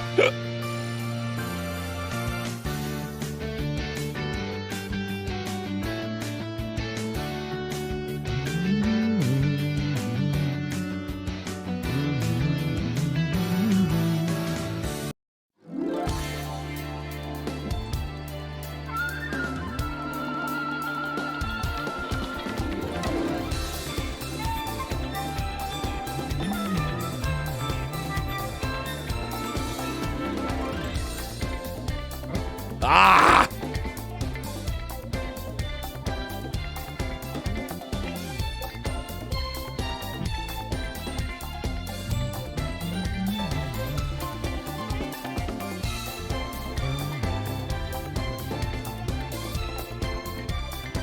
Release thine diaphragm, Hiccups! Release mine diaphragm, rather. It not be thine. Thou shalt not take ownership of mine diaphragm.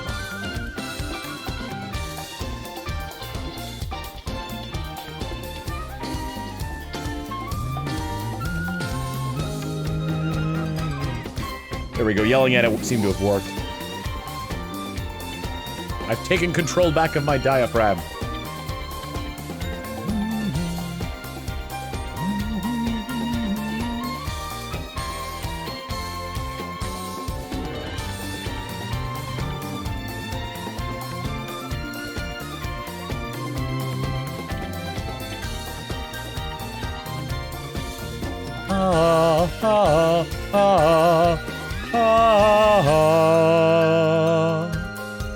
What music is this? This is, Time to Fight by Anna Shoulder from Xenoblade Chronicles Future Connected.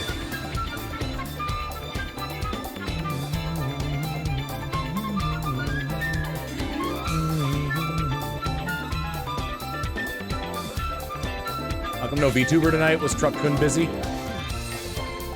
You know, I don't exactly know why I chose to be IRL Tom today.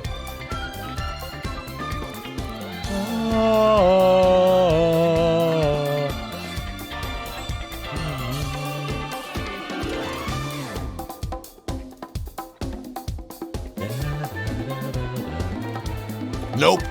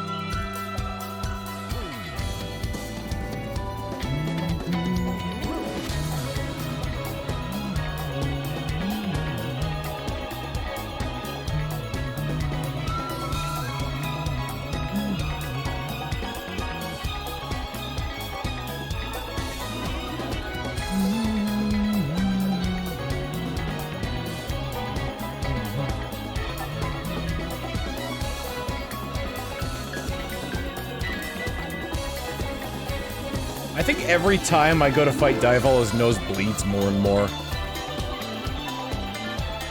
Soon it's just gonna be like a fountain of blood, and he's just gonna be a shriveled husk.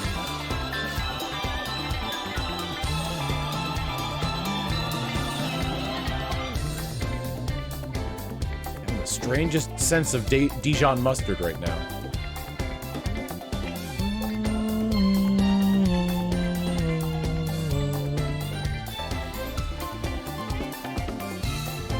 That's why the Quagsire's turning red.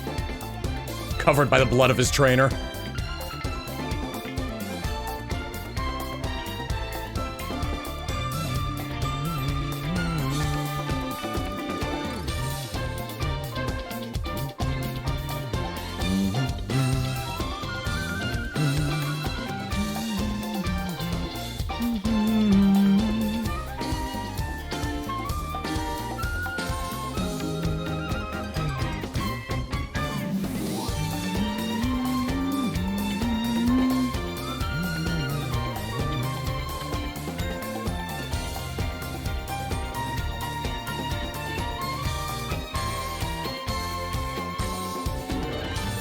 This Quagsire is not cooperating.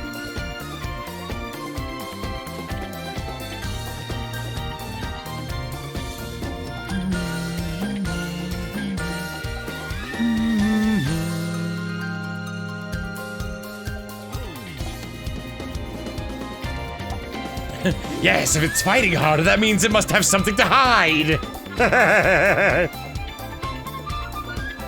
Ooh, if it's fighting so hard, then it must have something to hide. Like, a different color when going to my Pokeball.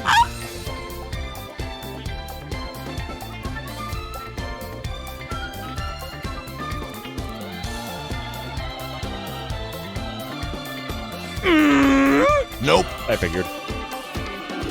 Last one for the night.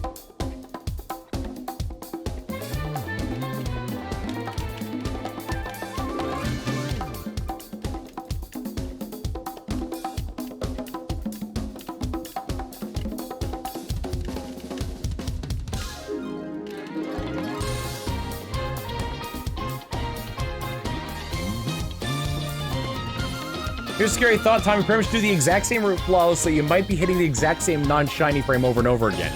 The seed that's generated is part of the variable that goes into it is the Wii's clock. So every time I do it, it's going to be different.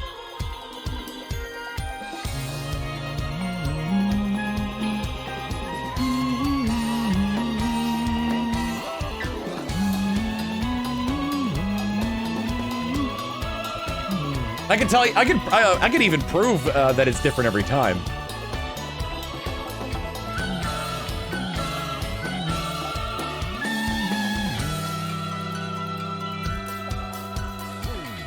How would I do that on the GameCube then? The GameCube's got a clock.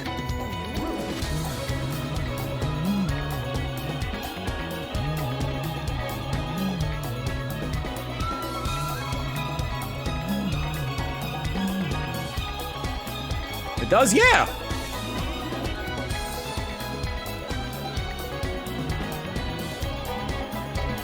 Hope you had a good day at work, Mike.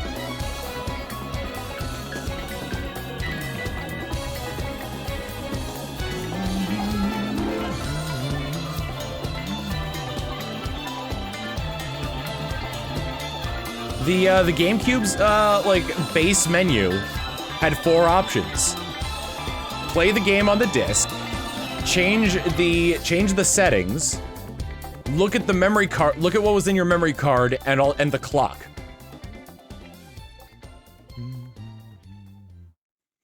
My cousin and I would change the clock to Halloween so we could play Ninja Turtles: The Pumpkins. I changed it to different holidays so I could play as different cars in The Simpsons Hit and Run. Different holiday themed cars.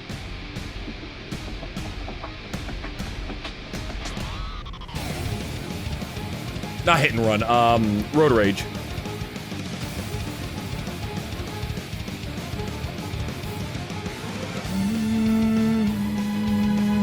Nope. Well, dang.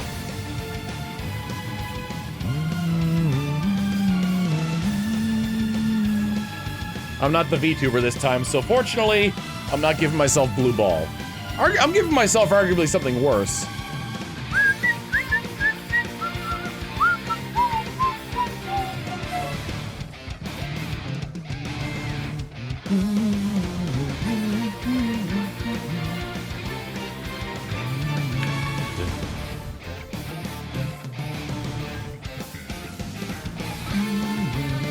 Alright, time for Fannual art.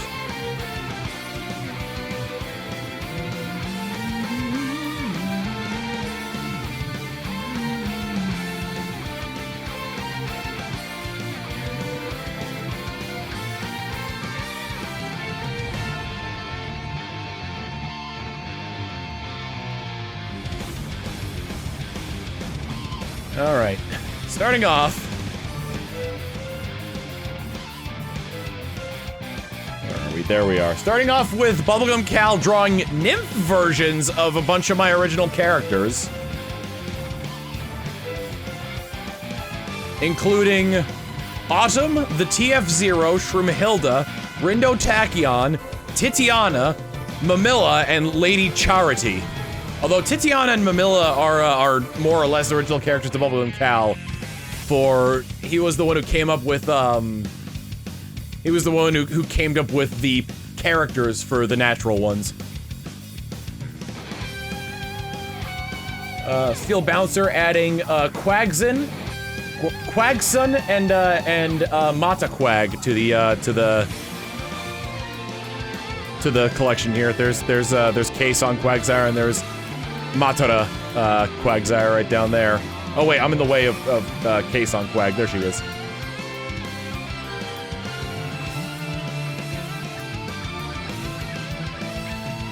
Yes, because I like boobs. My goodness. Next up, for Manila Bean, finally got around to drawing Autumn. I love your art style, so cute.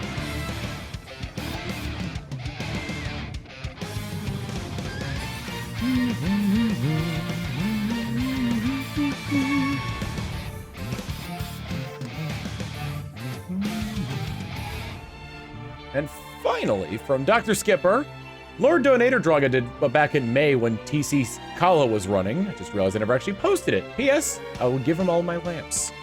There he is! It's a Lord Donator! I love the glowing white eyes behind the red glasses. Super cool. Alright. This is where I'm gonna stop the YouTube video because I promised chat through the safety and the dance, and I don't want to get this VOD copyright stricken on YouTube. So if you're watching this as a VOD later on YouTube, this is where it's gonna end. See ya! Later.